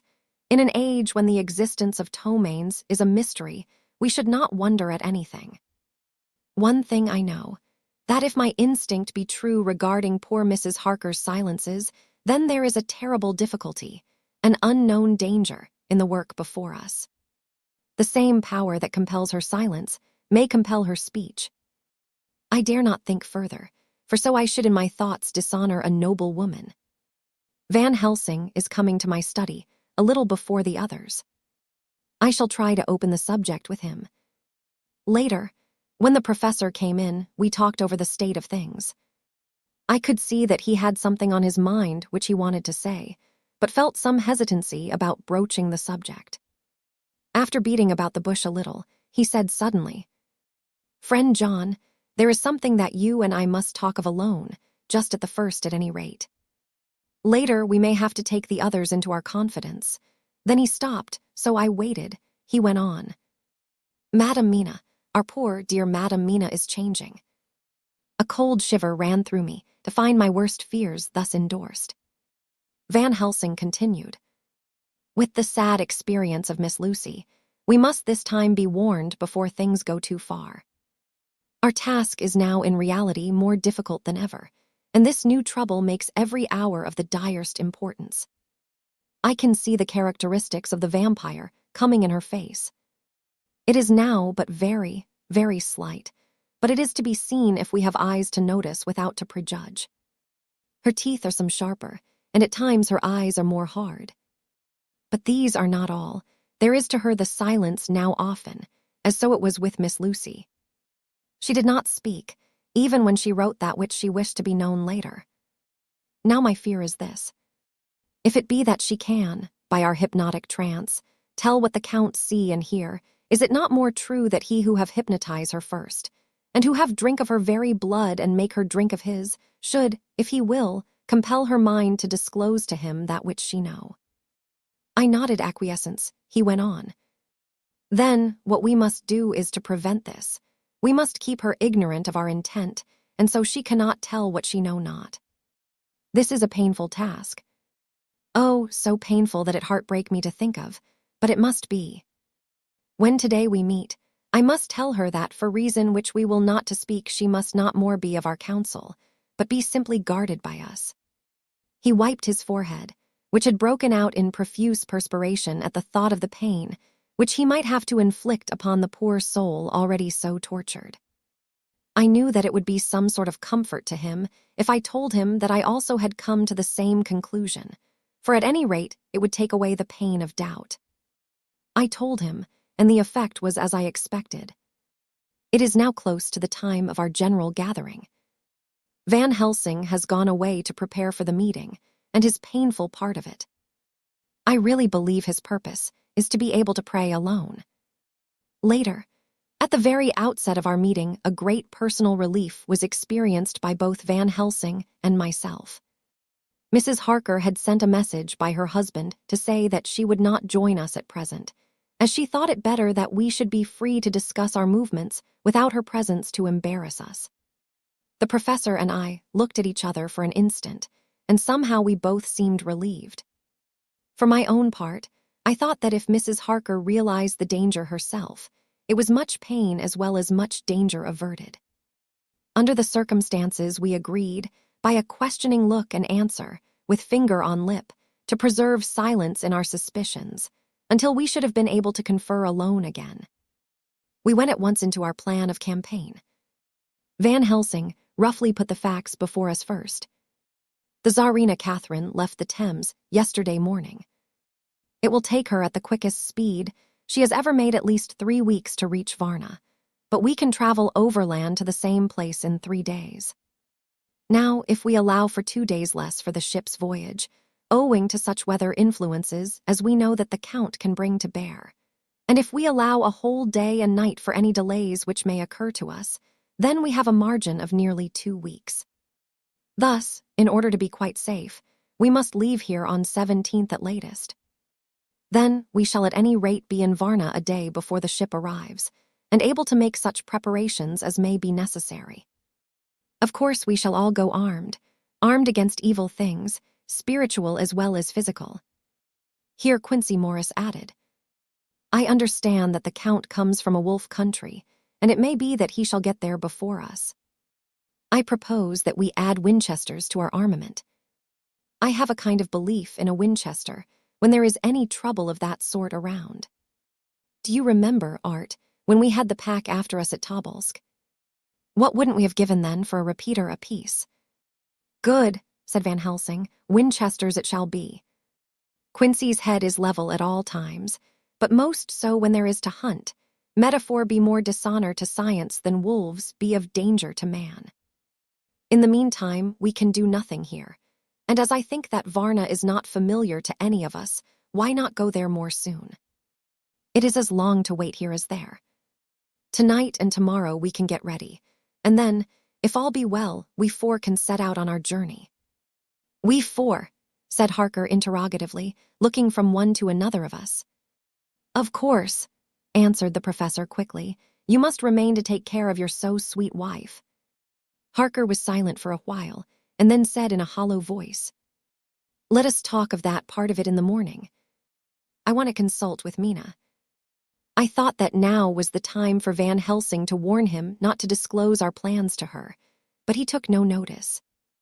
I looked at him significantly and coughed. For answer, he put his finger on his lips and turned away. 5 October, afternoon. For some time after our meeting this morning, I could not think. The new phases of things leave my mind in a state of wonder, which allows no room for active thought. Mina's determination not to take any part in the discussion set me thinking, and as I could not argue the matter with her, I could only guess. I am as far as ever from a solution now. The way the others received it, too, puzzled me. The last time we talked of the subject, we agreed that there was to be no more concealment of anything amongst us. Mina is sleeping now, calmly and sweetly like a little child. Her lips are curved, and her face beams with happiness. Thank God, there are such moments still for her. Later, how strange it all is. I sat watching Mina's happy sleep, and came as near to being happy myself as I suppose I shall ever be. As the evening drew on, and the earth took its shadows from the sun sinking lower, the silence of the room grew more and more solemn to me. All at once Mina opened her eyes, and looking at me tenderly, said, Jonathan, I want you to promise me something on your word of honor. A promise made to me, but made holily in God's hearing, and not to be broken though I should go down on my knees and implore you with bitter tears. Quick, you must make it to me at once. Mina, I said, a promise like that I cannot make at once. I may have no right to make it. But dear one, she said, with such spiritual intensity that her eyes were like pole stars, it is I who wish it, and it is not for myself. You can ask Dr. Van Helsing if I am not right. If he disagrees, you may do as you will. Nay, more, if you all agree later, you are absolved from the promise. I promise, I said, and for a moment she looked supremely happy, though to me all happiness for her was denied by the red scar on her forehead. She said, Promise me that you will not tell me anything of the plans formed for the campaign against the Count. Not by word, or inference, or implication, not at any time whilst this remains to me. And she solemnly pointed to the scar. I saw that she was in earnest, and said solemnly, I promise, and as I said it, I felt that from that instant a door had been shut between us. Later midnight, Mina has been bright and cheerful all the evening. So much so that all the rest seemed to take courage, as if infected somewhat with her gaiety. As a result, even I myself felt as if the pall of gloom which weighs us down were somewhat lifted. We all retired early. Mina is now sleeping like a little child. It is a wonderful thing that her faculty of sleep remains to her in the midst of her terrible trouble. Thank God for it, for then at least she can forget her care. Perhaps her example may affect me, as her gaiety did tonight. I shall try it. Oh, for a dreamless sleep. 6 October morning, another surprise. Mina woke me early, about the same time as yesterday, and asked me to bring Dr. Van Helsing. I thought that it was another occasion for hypnotism, and without question went for the professor. He had evidently expected some such call, for I found him dressed in his room. His door was ajar, so that he could hear the opening of the door of our room. He came at once. As he passed into the room, he asked Mina if the others might come, too. No, she said quite simply, it will not be necessary. You can tell them just as well. I must go with you on your journey. Dr. Van Helsing was as startled as I was. After a moment's pause, he asked, But why? You must take me with you. I am safer with you, and you shall be safer too. But why, dear Madam Mina? You know that your safety is our solemnest duty. We go into danger, to which you are, or may be, more liable than any of us from circumstances, things that have been. He paused, embarrassed. As she replied, she raised her finger and pointed to her forehead. I know, that is why I must go. I can tell you now, whilst the sun is coming up, I may not be able again. I know that when the Count wills me, I must go. I know that if he tells me to come in secret, I must come by any device to hoodwink even Jonathan. God saw the look that she turned on me as she spoke, and if there be indeed a recording angel, that look is noted to her everlasting honor. I could only clasp her hand. I could not speak. My emotion was too great for even the relief of tears. She went on. You men are brave and strong. You are strong in your numbers, for you can defy that which would break down the human endurance of one who had to guard alone. Besides, I may be of service, since you can hypnotize me and so learn that which even I myself do not know. Dr. Van Helsing said very gravely, Madam Mina, you are as always most wise. You shall with us come, and together we shall do that which we go forth to achieve. When he had spoken, Mina's long spell of silence made me look at her. She had fallen back on her pillow asleep. She did not even wake when I had pulled up the blind and let in the sunlight which flooded the room. Van Helsing motioned to me to come with him quietly. We went to his room, and within a minute Lord Godalming, Dr. Seward, and Mr. Morris were with us also. He told them what Mina had said, and went on. In the morning, we shall leave for Varna. We have now to deal with a new factor, Madam Mina. Oh, but her soul is true. It is to her an agony to tell us so much as she has done, but it is most right, and we are warned in time. There must be no chance lost, and in Varna we must be ready to act the instant when that ship arrives. What shall we do exactly? Asked Mr. Morris laconically. The professor paused before replying. We shall at the first board that ship. Then, when we have identified the box, we shall place a branch of the wild rose on it. This we shall fasten, for when it is there none can emerge, so at least says the superstition. And to superstition must we trust at the first. It was man's faith in the early, and it have its root in faith still. Then, when we get the opportunity that we seek, when none are near to see, we shall open the box, and all will be well. I shall not wait for any opportunity, said Morris. When I see the box, I shall open it and destroy the monster, though there were 1,000 men looking on, and if I am to be wiped out for it the next moment. I grasped his hand instinctively, and found it as firm as a piece of steel. I think he understood my look. I hope he did. Good boy, said Dr. Van Helsing. Brave boy. Quincy is all man. God bless him for it. My child, believe me, none of us shall lag behind or pause from any fear. I do but say what we may do, what we must do. But indeed we cannot say what we shall do. There are so many things which may happen, and their ways and their ends are so various that until the moment we may not say. We shall all be armed in all ways, and when the time for the end has come, our effort shall not be lack. Now let us today put all our affairs in order. Let all things which touch on others dear to us, and who on us depend, be complete, for none of us can tell what, or when, or how the end may be. As for me, my own affairs are regulate, and as I have nothing else to do, I shall go make arrangements for the travel. I shall have all tickets, and so forth for our journey. There was nothing further to be said, and we parted. I shall now settle up all my affairs of earth, and be ready for whatever may come. Later, it is all done, my will is made, and all complete. Mina, if she survive, is my sole heir. If it should not be so, then the others who have been so good to us shall have remainder. It is now drawing towards the sunset. Mina's uneasiness calls my attention to it. I am sure that there is something on her mind, which the time of exact sunset will reveal. These occasions are becoming harrowing times for us all, for each sunrise and sunset opens up some new danger, some new pain, which, however, may in God's will be means to a good end. I write all these things in the diary since my darling must not hear them now, but if it may be that she can see them again, they shall be ready. She is calling to me. Chapter 25, Dr. SEWRD's Diary. 11 October, evening. Jonathan Harker has asked me to note this, as he says he is hardly equal to the task, and he wants an exact record kept. I think that none of us were surprised when we were asked to see Mrs. Harker a little before the time of sunset.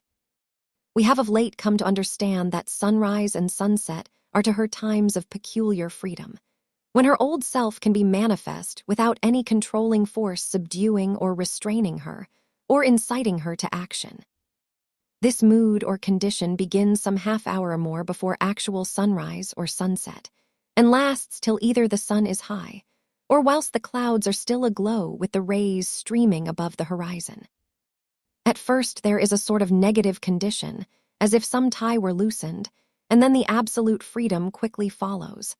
When, however, the freedom ceases, the change back or relapse comes quickly, preceded only by a spell of warning silence. Tonight, when we met, she was somewhat constrained, and bore all the signs of an internal struggle. I put it down myself to her, making a violent effort at the earliest instant she could do so. A very few minutes, however, gave her complete control of herself. Then, motioning her husband to sit beside her on the sofa where she was half reclining, she made the rest of us bring chairs up close. Taking her husband's hand in hers, began, "We are all here together in freedom, for perhaps the last time. I know, dear, I know that you will always be with me to the end." This was to her husband, whose hand had, as we could see, tightened upon hers. In the morning, we go out upon our task, and God alone knows what may be in store for any of us. You are going to be so good to me as to take me with you. I know that all that brave, earnest men can do for a poor, weak woman, whose soul perhaps is lost. No, not yet, but is at any rate at stake. You will do. But you must remember that I am not as you are. There is a poison in my blood, in my soul, which may destroy me, which must destroy me, unless some relief comes to us. Oh, my friends, you know as well as I do that my soul is at stake, and though I know there is one way out for me, you must not and I must not take it. She looked appealingly to us all in turn, beginning and ending with her husband. "What is that way?" asked Van Helsing in a hoarse voice. "What is that way which we must not, may not take?" "That I may die now, either by my own hand or that of another, before the greater evil is entirely wrought.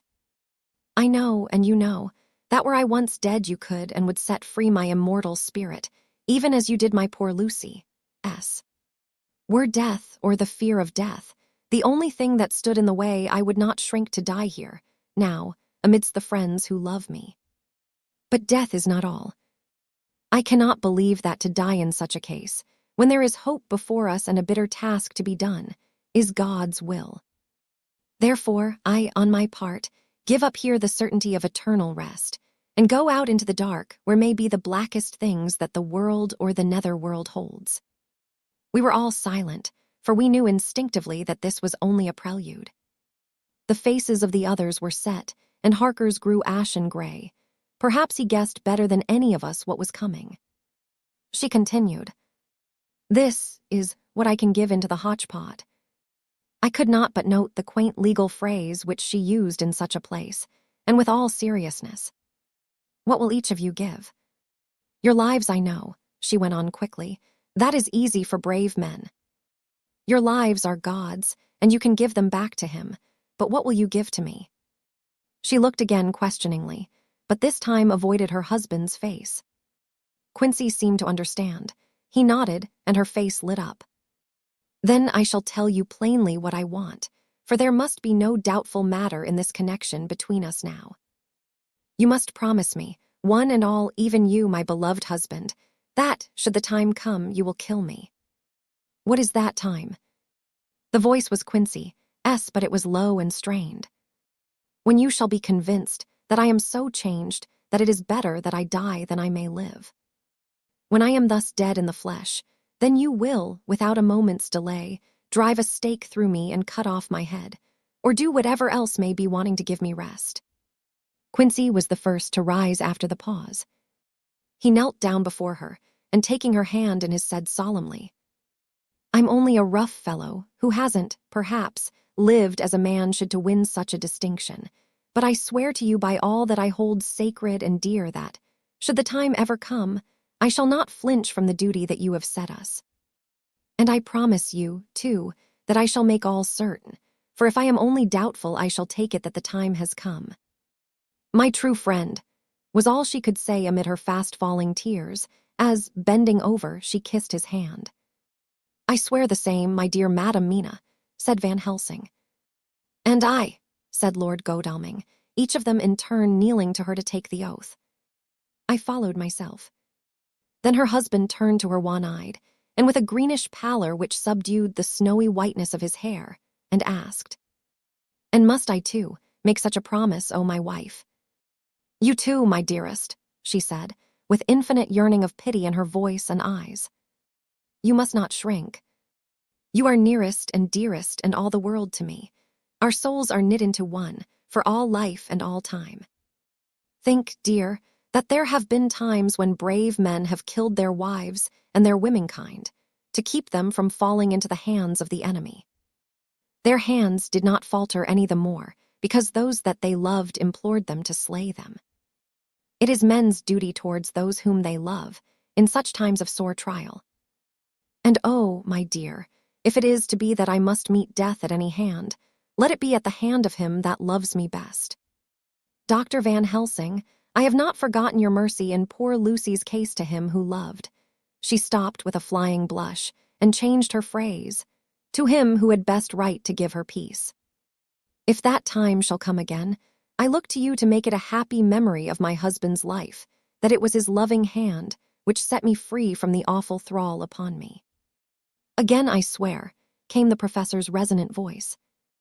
Mrs. Harker smiled, positively smiled, as with a sigh of relief she leaned back and said, "And now one word of warning, a warning which you must never forget. This time, if it ever come, may come quickly and unexpectedly, and in such case you must lose no time in using your opportunity. At such a time I myself might be, nay, if the time ever comes, shall be leagued with your enemy against you. One more request." She became very solemn as she said this. "It is not vital and necessary like the other, but I want you to do one thing for me, if you will." We all acquiesced, but no one spoke. There was no need to speak. "I want you to read the burial service." She was interrupted by a deep groan from her husband. Taking his hand in hers, she held it over her heart and continued, "You must read it over me some day. Whatever may be the issue of all this fearful state of things, it will be a sweet thought to all or some of us. You, my dearest, will I hope read it, for then it will be in your voice in my memory forever, come what may." "But oh, my dear one," he pleaded, "death is afar off from you." "Nay," she said, holding up a warning hand. I am deeper in death at this moment than if the weight of an earthly grave lay heavy upon me. "Oh, my wife, must I read it?" he said before he began. "It would comfort me, my husband," was all she said, and he began to read when she had got the book ready. How could anyone tell of that strange scene, its solemnity, its gloom, its sadness, its horror, and withal its sweetness? Even a skeptic, who can see nothing but a travesty of bitter truth in anything holy or emotional, would have been melted to the heart had he seen that little group of loving and devoted friends kneeling round that stricken and sorrowing lady, or heard the tender passion of her husband's voice, as in tones so broken with emotion that often he had to pause, he read the simple and beautiful service from the burial of the dead. I cannot go on words, and voice, fail me. She was right in her instinct. Strange as it all was, bizarre as it may hereafter seem even to us who felt its potent influence at the time, it comforted us much. And the silence, which showed Mrs. Harker's coming relapse from her freedom of soul, did not seem so full of despair to any of us as we had dreaded. Jonathan Harker's journal. 15 October, Varna. We left Charing Cross on the morning of the 12th, got to Paris the same night, and took the places secured for us in the Orient Express. We traveled night and day, arriving here at about 5 o'clock. Lord Godalming went to the consulate to see if any telegram had arrived for him, whilst the rest of us came on to this hotel, the Odysseus. The journey may have had incidents. I was, however, too eager to get on to care for them. Until the Tsarina Catherine comes into port, there will be no interest for me in anything in the wide world. Thank God. Mina is well and looks to be getting stronger. Her color is coming back. She sleeps a great deal. Throughout the journey, she slept nearly all the time. Before sunrise and sunset, however, she is very wakeful and alert, and it has become a habit for Van Helsing to hypnotize her at such times. At first, some effort was needed, and he had to make many passes, but now she seems to yield at once, as if by habit, and scarcely any action is needed. He seems to have power at these particular moments to simply will, and her thoughts obey him. He always asks her what she can see and hear. She answers to the first, "Nothing, all is dark," and to the second, "I can hear the waves lapping against the ship, and the water rushing by. Canvas and cordage strain, and masts and yards creak. The wind is high, I can hear it in the shrouds, and the bow throws back the foam." It is evident that the Tsarina Catherine is still at sea, hastening on her way to Varna. Lord Godalming has just returned. He had 4 telegrams, one each day since we started, and all to the same effect, that the Tsarina Catherine had not been reported to Lloyd S. from anywhere. He had arranged before leaving London that his agent should send him every day a telegram, saying if the ship had been reported. He was to have a message even if she were not reported, so that he might be sure that there was a watch being kept at the other end of the wire. We had dinner and went to bed early. Tomorrow we are to see the vice-consul, and to arrange, if we can, about getting on board the ship as soon as she arrives. Van Helsing says that our chance will be to get on the boat between sunrise and sunset. The Count, even if he takes the form of a bat, cannot cross the running water of his own volition, and so cannot leave the ship. As he dare not change to man's form without suspicion, which he evidently wishes to avoid, he must remain in the box. If then we can come on board after sunrise, he is at our mercy, for we can open the box and make sure of him, as we did of poor Lucy, before he wakes. What mercy he shall get from us will not count for much. We think that we shall not have much trouble with officials or the seamen. Thank God, this is the country where bribery can do anything, and we are well supplied with money. We have only to make sure that the ship cannot come into port between sunset and sunrise without our being warned, and we shall be safe. Judge Moneybag will settle this case, I think. 16 October. Mina's report still the same. Lapping waves and rushing water, darkness and favoring winds. We are evidently in good time, and when we hear of the Tsarina Catherine, we shall be ready. As she must pass the Dardanelles, we are sure to have some report.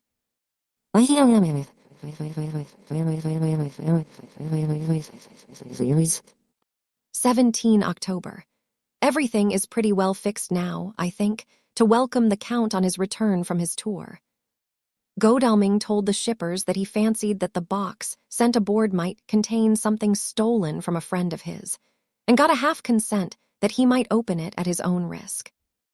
The owner gave him a paper telling the captain to give him every facility in doing whatever he chose on board the ship, and also a similar authorization to his agent at Varna. We have seen the agent, who was much impressed with Godalming's kindly manner to him, and we are all satisfied that whatever he can do to aid our wishes will be done. We have already arranged what to do in case we get the box open. If the Count is there, Van Helsing and Seward will cut off his head at once and drive a stake through his heart. Morris and Godalming and I shall prevent interference, even if we have to use the arms which we shall have ready. The professor says that if we can so treat the Count's body, it will soon after fall into dust. In such case, there would be no evidence against us, in case any suspicion of murder were aroused. But even if it were not, we should stand or fall by our act, and perhaps someday this very script may be evidence to come between some of us and a rope. For myself, I should take the chance only too thankfully if it were to come. We mean to leave no stone unturned to carry out our intent. We have arranged with certain officials that the instant the Tsarina Catherine is seen, we are to be informed by a special messenger. 24 October, a whole week of waiting. Daily telegrams to Godalming, but only the same story, not yet reported. Mina's morning and evening hypnotic answer is unvaried. Lapping waves, rushing water, and creaking masts. Telegram, October 24th. Rufus Smith, Lloyd's, London, to Lord Godalming, care of H.B.M. Vice-Consul, Varna. Tsarina Catherine, reported this morning from Dardanelles. Dr. Seward's diary. 25 October. How I miss my phonograph.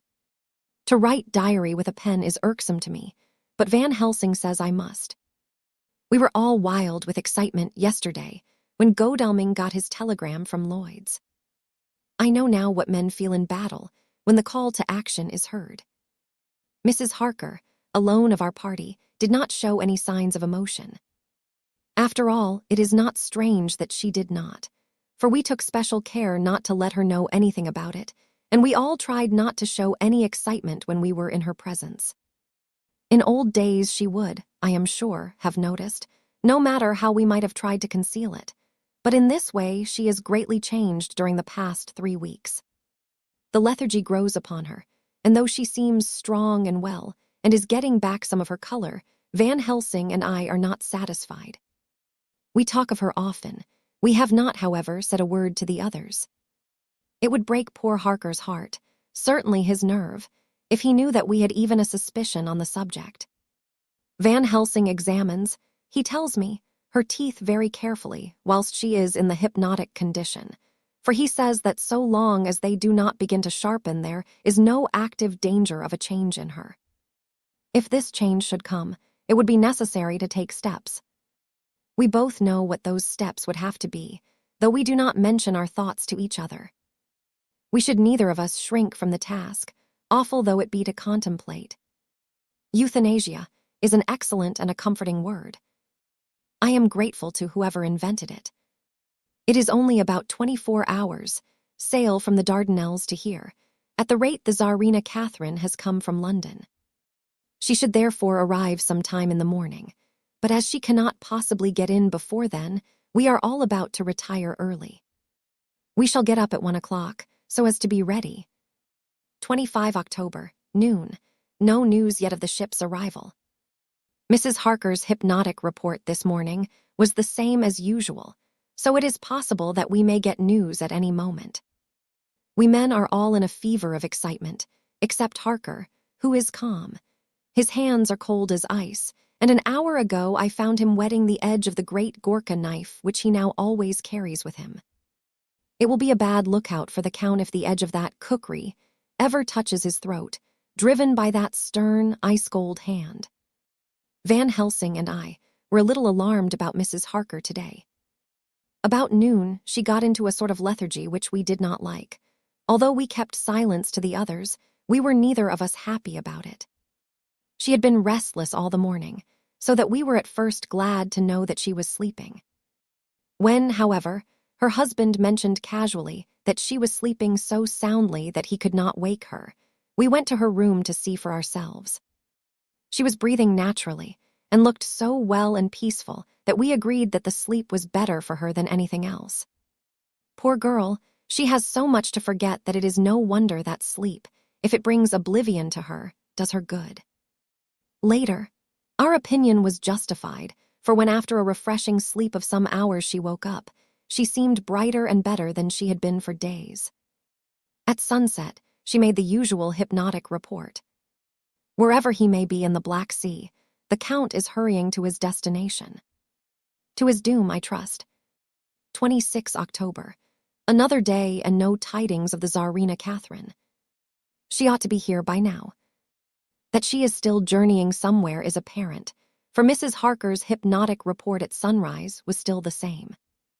It is possible that the vessel may be lying by, at times, for fog. Some of the steamers which came in last evening reported patches of fog both to north and south of the port. We must continue our watching, as the ship may now be signaled any moment. 27 October, noon. Most strange, no news yet of the ship we wait for. Mrs. Harker reported last night and this morning as usual, lapping waves and rushing water, though she added that the waves were very faint. The telegrams from London have been the same. No further report. Van Helsing is terribly anxious and told me just now that he fears the Count is escaping us. He added significantly, I did not like that lethargy of Madame Mina, S. Souls and memories can do strange things during trance. I was about to ask him more, but Harker just then came in, and he held up a warning hand. We must try tonight at sunset to make her speak more fully when in her hypnotic state. 28 October, telegram.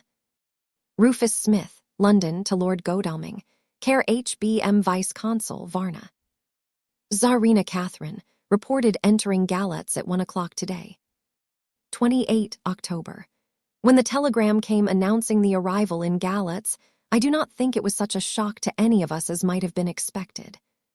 True, we did not know whence, or how, or when the bolt would come, but I think we all expected that something strange would happen. The delay of arrival at Varna made us individually satisfied that things would not be just as we had expected. We only waited to learn where the change would occur. Nonetheless, however, was it a surprise. I suppose that nature works on such a hopeful basis that we believe against ourselves that things will be as they ought to be, not as we should know that they will be. Transcendentalism is a beacon to the angels, even if it be a will-o'-the-wisp to man. It was an odd experience, and we all took it differently. Van Helsing raised his hand over his head for a moment, as though in remonstrance with the Almighty, but he said not a word, and in a few seconds stood up with his face sternly set. Lord Godalming grew very pale, and sat breathing heavily. I was myself half-stunned, and looked in wonder at one after another. Quincy Morris tightened his belt with that quick movement which I knew so well. In our old wandering days, it meant action. Mrs. Harker grew ghastly white, so that the scar on her forehead seemed to burn, but she folded her hands meekly and looked up in prayer. Harker smiled, actually smiled, the dark, bitter smile of one who is without hope, but at the same time his action belied his words, for his hands instinctively sought the hilt of the great cookery knife and rested there. When does the next train start for Galatz? Said Van Helsing to us generally. At 6:30 tomorrow morning. We all started, for the answer came from Mrs. Harker. How on earth do you know? Said Art. You forget, or perhaps you do not know, though Jonathan does and so does Dr. Van Helsing, that I am the train fiend. At home in Exeter, I always used to make up the timetables, so as to be helpful to my husband. I found it so useful sometimes that I always make a study of the timetables now. I knew that if anything were to take us to Castle Dracula, we should go by Galatz, or at any rate through Bucharest, so I learned the times very carefully. Unhappily, there are not many to learn, as the only train tomorrow leaves as I say." "Wonderful woman," murmured the professor. "Can't we get a special?" asked Lord Godalming. Van Helsing shook his head. "I fear not. This land is very different from yours or mine. Even if we did have a special, it would probably not arrive as soon as our regular train. Moreover, we have something to prepare. We must think. Now let us organize. You, friend Arthur, go to the train and get the tickets and arrange that all be ready for us to go in the morning. Do you, friend Jonathan, go to the agent of the ship and get from him letters to the agent in Galatz, with authority to make search the ship just as it was here. Morris Quincy, you see the vice-consul, and get his aid with his fellow in Galatz and all he can do to make our way smooth, so that no times be lost when over the Danube. John will stay with Madam Mina and me, and we shall consult. For so if time be long you may be delayed, and it will not matter when the sun's set, since I am here with Madam to make report." "And I," said Mrs. Harker brightly, and more like her old self than she had been for many a long day, "shall try to be of use in all ways, and shall think and write for you as I used to do. Something is shifting from me in some strange way, and I feel freer than I have been of late." The three younger men looked happier at the moment as they seemed to realize the significance of her words. But Van Helsing and I, turning to each other, met each a grave and troubled glance. We said nothing at the time, however. When the three men had gone out to their tasks, Van Helsing asked Mrs. Harker to look up the copy of the diaries and find him the part of Harker's journal at the castle. She went away to get it. When the door was shut upon her, he said to me, "We mean the same, speak out. There is some change. It is a hope that makes me sick, for it may deceive us." "Quite so. Do you know why I asked her to get the manuscript?" "No," said I, "unless it was to get an opportunity of seeing me alone." "You are in part right, friend John, but only in part. I want to tell you something. And oh, my friend, I am taking a terrible risk, but I believe it is right." In the moment, when Madam Mina said those words that arrest both our understanding, an inspiration came to me. In the trance of 3 days ago, the Count sent her his spirit to read her mind. Or more like he took her to see him in his earth box in the ship with water rushing, just as it go free at rise and set of sun. He learned then that we are here, for she have more to tell in her open life with eyes to see and ears to hear than he, shut, as he is, in his coffin box. Now he make his most effort to escape us. At present he want her not. He is sure with his so great knowledge that she will come at his call, but he cut her off, take her, as he can do, out of his own power, that so she come not to him. Ah, there I have hope that our man-brains that have been of man so long, and that have not lost the grace of God, will come higher than his child-brain that lie in his tomb for centuries, that grow not yet to our stature, and that do only work selfish and therefore small. Here comes Madam Mina, not a word to her of her trance. She know it not, and it would overwhelm her and make despair just when we want all her hope, all her courage. When most we want all her great brain, which is trained like man's brain, but is of sweet woman and have a special power which the Count give her, and which he may not take away altogether, though he think not so. Hush, let me speak, and you shall learn. Oh, John, my friend, we are in awful straits. I fear, as I never feared before. We can only trust the good God. Silence, here she comes.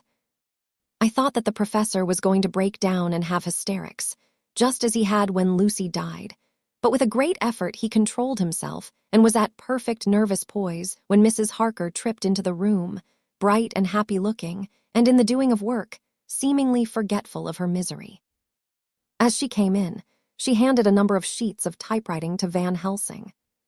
He looked over them gravely, his face brightening up as he read. Then, holding the pages between his finger and thumb, he said, "Friend John, to you with so much of experience already, and you too, dear Madam Mina, that are young, here is a lesson.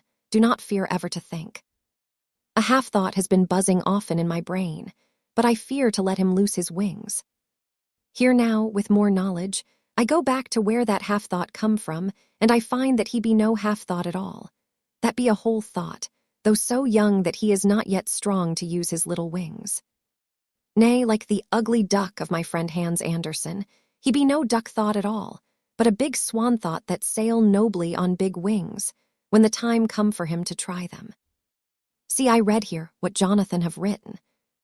That other of his race who, in a later age, again and again, brought his forces over the great river into Turkey land, who, when he was beaten back, came again, and again, and again, though he had to come alone from the bloody field where his troops were being slaughtered, since he knew that he alone could ultimately triumph. What does this tell us? Not much, no. The Count's child thought see nothing, therefore he speaks so free. Your man thought see nothing, my man thought see nothing, till just now. No, but there comes another word from someone who speak without thought, because she, too, know not what it might mean. Just as there are elements which rest, yet when in nature's course they move on their way and they touch, then poof, and there comes a flash of light, heaven-wide, that blind and kill and destroy some, but that show up all earth below for leagues and leagues. Is it not so? Well, I shall explain. To begin, have you ever studied the philosophy of crime? Yes and no. You, John, yes, for it is a study of insanity. You know, Madam Mina, for crime touch you not but once. Still, your mind works true, and argues not a particulari ad universale. There is this peculiarity in criminals. It is so constant, in all countries and at all times, that even police, who know not much from philosophy, come to know it empirically, that it is. That is to be empiric. The criminal always work at one crime. That is the true criminal who seems predestinate to crime, and who will of none other. This criminal has not full man brain. He is clever and cunning and resourceful, but he be not of man's stature as to brain. He be of child brain and much. Now this criminal of ours is predestinate to crime also. He, too, have child brain, and it is of the child to do what he have done. The little bird, the little fish, the little animal learn not by principle, but empirically, and when he learn to do, then there is to him the ground to start from to do more. Dues pou sto, said Archimedes. Give me a fulcrum, and I shall move the world. To do once is the fulcrum whereby child brain become man brain, and until he have the purpose to do more, he continue to do the same again every time, just as he have done before. Oh, my dear, I see that your eyes are opened, and that to you the lightning flash show all the leagues. For Mrs. Harker began to clap her hands and her eyes sparkled. He went on. Now you shall speak. Tell us, two dry men of science, what you see with those so bright eyes. He took her hand and held it whilst she spoke. His finger and thumb closed on her pulse, as I thought instinctively and unconsciously, as she spoke. The Count is a criminal, and of criminal type.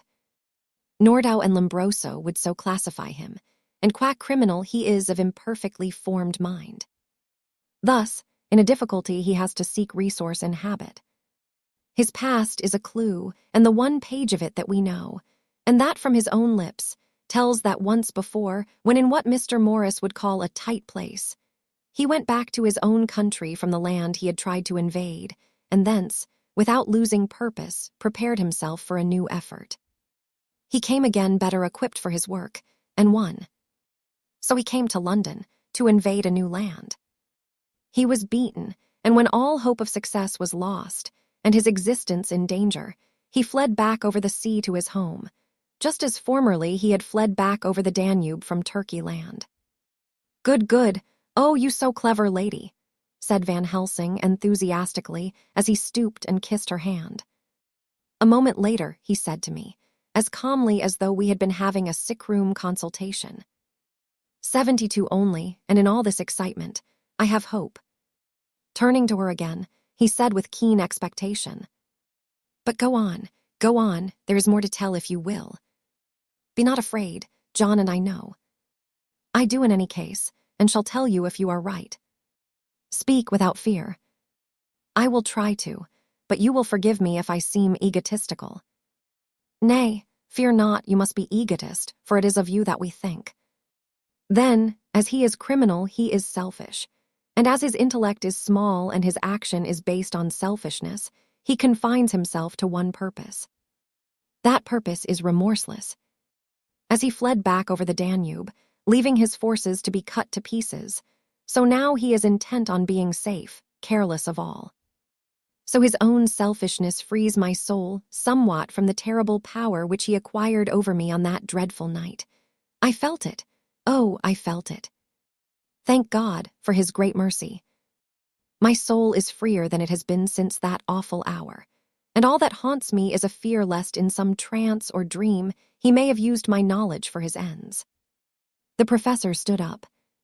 He has so used your mind, and by it he has left us here in Varna, whilst the ship that carried him rushed through enveloping fog up to Galatz, where, doubtless, he had made preparation for escaping from us. But his child mind only saw so far, and it may be that, as ever is in God's providence, the very thing that the evildoer most reckoned on for his selfish good turns out to be his chiefest harm. The hunter is taken in his own snare, as the great psalmist says. For now that he think he is free from every trace of us all, and that he has escaped us with so many hours to him, then his selfish child brain will whisper him to sleep. He think, too, that as he cut himself off from knowing your mind, there can be no knowledge of him to you. There is where he fail. That terrible baptism of blood which he give you makes you free to go to him in spirit, as you have as yet done in your times of freedom, when the sun rise and set. At such times you go by my volition and not by his, and this power to good of you and others, as you have won from your suffering at his hands. This is now all the more precious that he know it not, and to guard himself have even cut himself off from his knowledge of our where. We, however, are not selfish, and we believe that God is with us through all this blackness and these many dark hours. We shall follow him, and we shall not flinch, even if we peril ourselves that we become like him. Friend John, this has been a great hour, and it have done much to advance us on our way. You must be scribe and write him all down, so that when the others return from their work you can give it to them. Then they shall know as we do. And so I have written it whilst we wait their return, and Mrs. Harker has written with her typewriter all since she brought the MS to us. Chapter 26, Dr. SEWRD's Diary. 29 October. This is written in the train from Varna to Galatz. Last night, we all assembled a little before the time of sunset. Each of us had done his work as well as he could. So far as thought and endeavor and opportunity go, we are prepared for the whole of our journey and for our work when we get to Galatz. When the usual time came round, Mrs. Harker prepared herself for her hypnotic effort, and after a longer and more serious effort on the part of Van Helsing than has been usually necessary, she sank into the trance. Usually she speaks on a hint, but this time the professor had to ask her questions, and to ask them pretty resolutely, before we could learn anything. At last her answer came. I can see nothing. We are still. There are no waves lapping, but only a steady swirl of water softly running against the hawser. I can hear men's voices calling, near and far, and the roll and creak of oars in the rowlocks. A gun is fired somewhere. The echo of it seems far away. There is tramping of feet overhead, and ropes and chains are dragged along. What is this? There is a gleam of light. I can feel the air blowing upon me.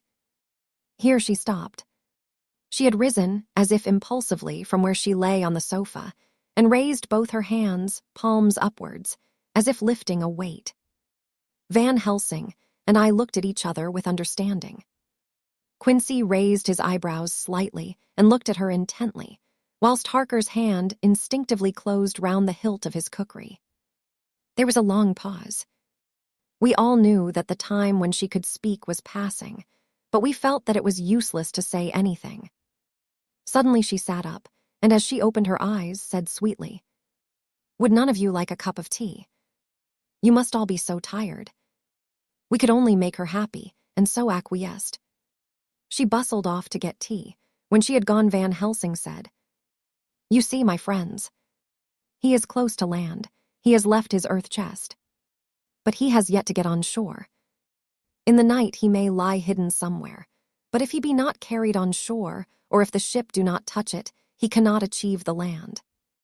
In such case he can, if it be in the night, change his form and can jump or fly on shore, as he did at Whitby. But if the day come before he get on shore, then, unless he be carried, he cannot escape.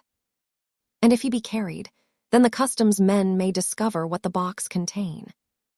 Thus, in fine, if he escape not on shore tonight, or before dawn, there will be the whole day lost to him. We may then arrive in time, for if he escape not at night, we shall come on him in daytime, boxed up and at our mercy, for he dare not be his true self, awake and visible, lest he be discovered. There was no more to be said, so we waited in patience until the dawn, at which time we might learn more from Mrs. Harker. Early this morning we listened, with breathless anxiety, for her response in her trance. The hypnotic stage was even longer in coming than before, and when it came, the time remaining until full sunrise was so short that we began to despair. Van Helsing seemed to throw his whole soul into the effort. At last, in obedience to his will, she made reply. All is dark. I hear lapping water, level with me, and some creaking as of wood on wood. She paused, and the red sun shot up. We must wait till tonight. And so it is that we are traveling towards Galatz in an agony of expectation.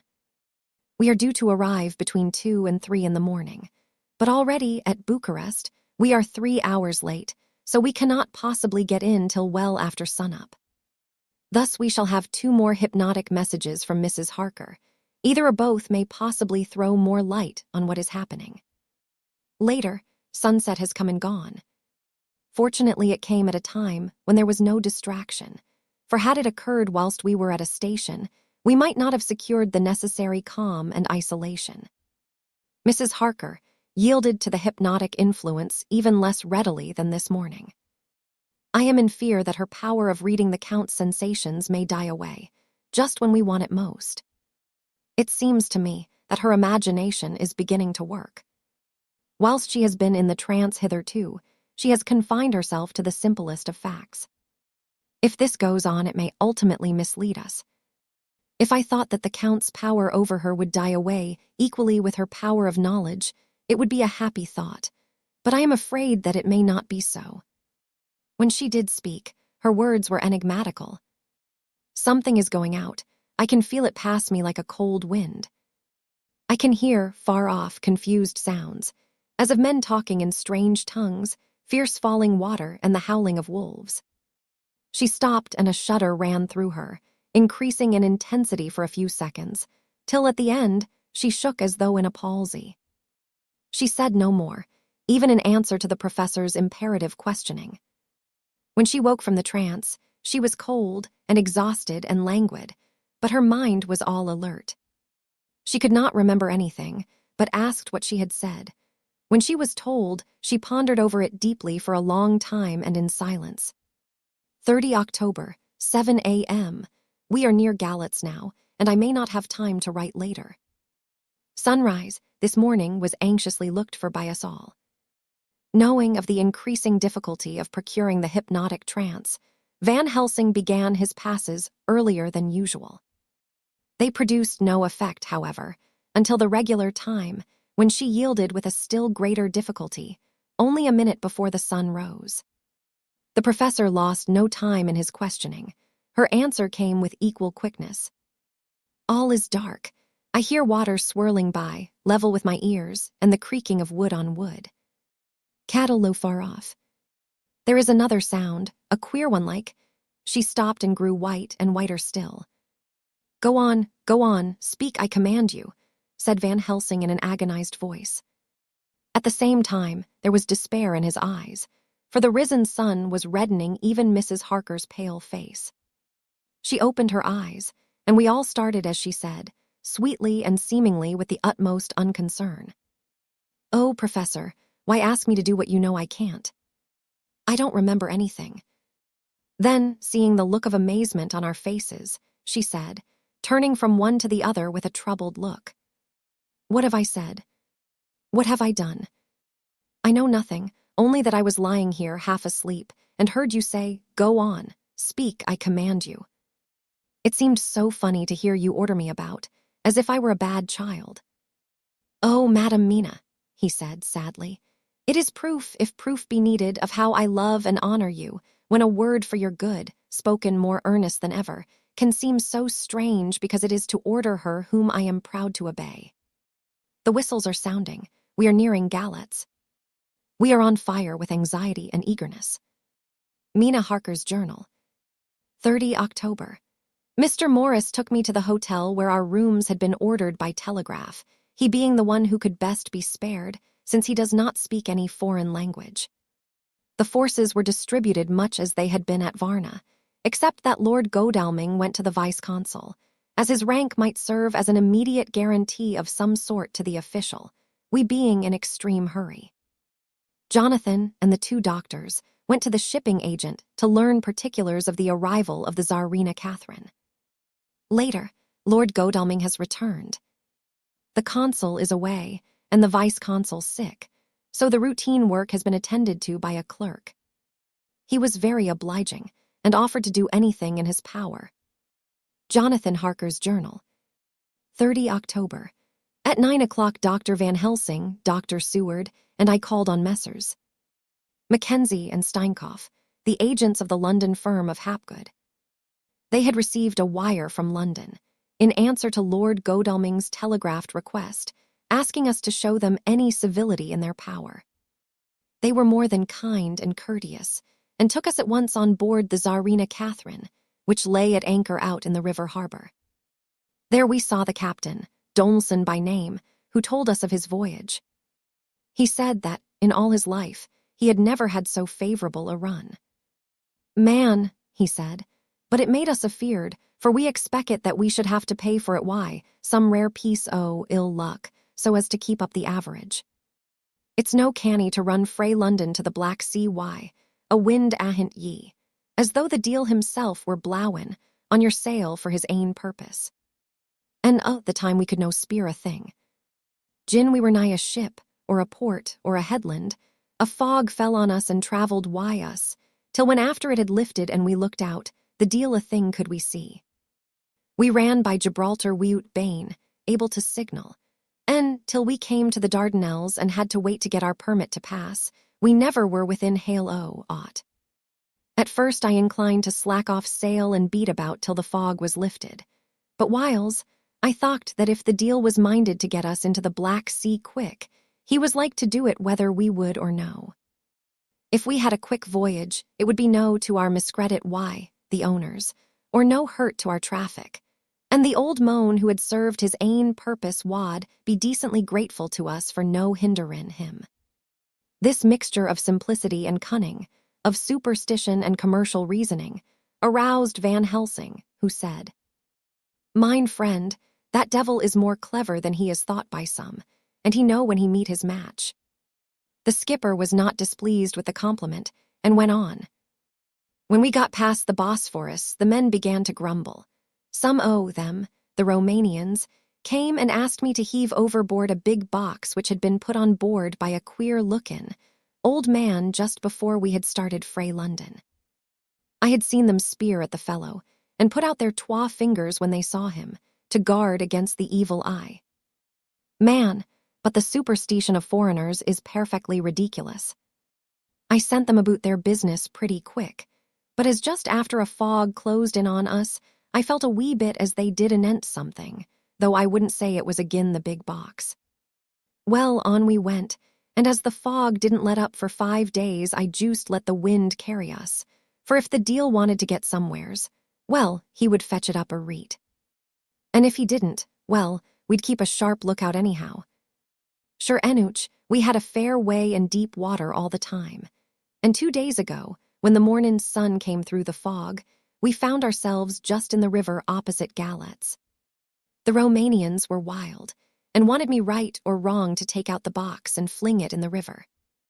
I had to argy them aboot it a handspike, and when the last them rose off the deck his head in his hand, I had convinced them that, evil eye or no evil eye, The property and the trust of my owners were better in my hands than in the river Danube. They had, mind ye, taken the box on the deck ready to fling in, and as it was marked Galats via Varna, I thought I'd let it lie till we discharged in the port and get rid o' altogether.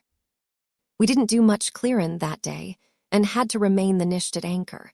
But in the mornin', braw and early, an hour before sunup, a man came aboard wi' an order, written to him from England, to receive a box marked for one Count Dracula. Sure enough, the matter was one ready to his hand. He had his papers a reet, and glad I was to be rid o' the damn thing, for I was beginnin' masel to feel uneasy at it. If the deal did have any luggage aboard the ship, I'm thinkin', it was nane ither than that same. What was the name of the man who took it? Asked Dr. Van Helsing with restrained eagerness. I'll be tellin' ye quick, he answered, and stepping down to his cabin, produced a receipt signed Emanuel Hildesheim. Bergenstrasse 16 was the address. We found out that this was all the captain knew, so with thanks we came away. We found Hildesheim in his office, a Hebrew of rather the Adelphi theater type, with a nose like a sheep and a fez. His arguments were pointed with specie, we doing the punctuation, and with a little bargaining he told us what he knew. This turned out to be simple but important. He had received a letter from Mr. de Ville of London, telling him to receive, if possible before sunrise so as to avoid customs, a box which would arrive at Galats in the Tsarina Catherine. This he was to give in charge to a certain Petrov Skinsky, who dealt with the Slovaks who traded down the river to the port. He had been paid for his work by an English banknote, which had been duly cashed for gold at the Danube International Bank. When Skinsky had come to him, he had taken him to the ship and handed over the box so as to save porterage. That was all he knew. We then sought for Skinsky, but were unable to find him. One of his neighbors, who did not seem to bear him any affection, said that he had gone away 2 days before, no one knew whither.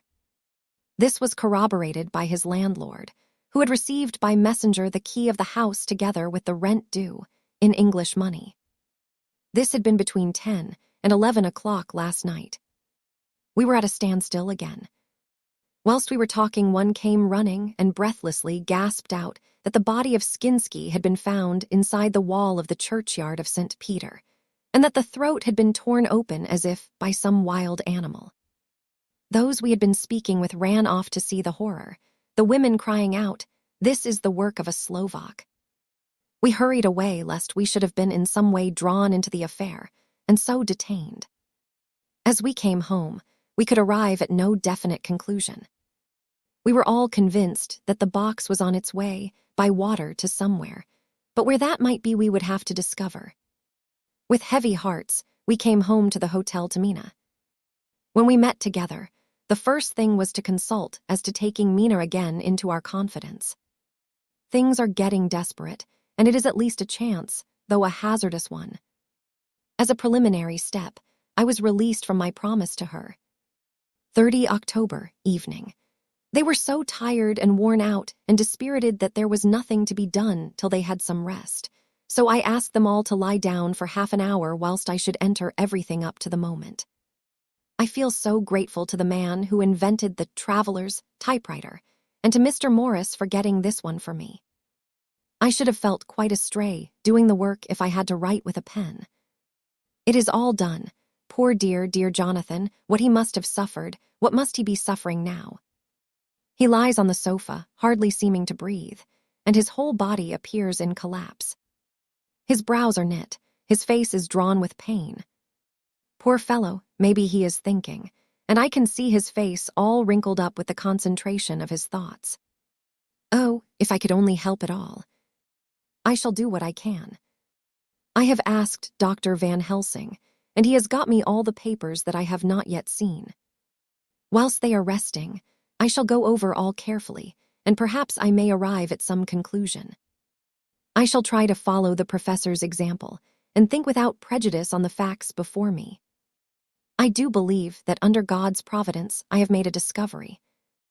I shall get the maps and look over them. I am more than ever sure that I am right. My new conclusion is ready, so I shall get our party together and read it. They can judge it. It is well to be accurate, and every minute is precious. Mina Harker's memorandum. Entered in her journal. Ground of inquiry. Count Dracula's problem is to get back to his own place. He must be brought back by someone. This is evident, for had he power to move himself as he wished, he could go either as man, or wolf, or bat, or in some other way.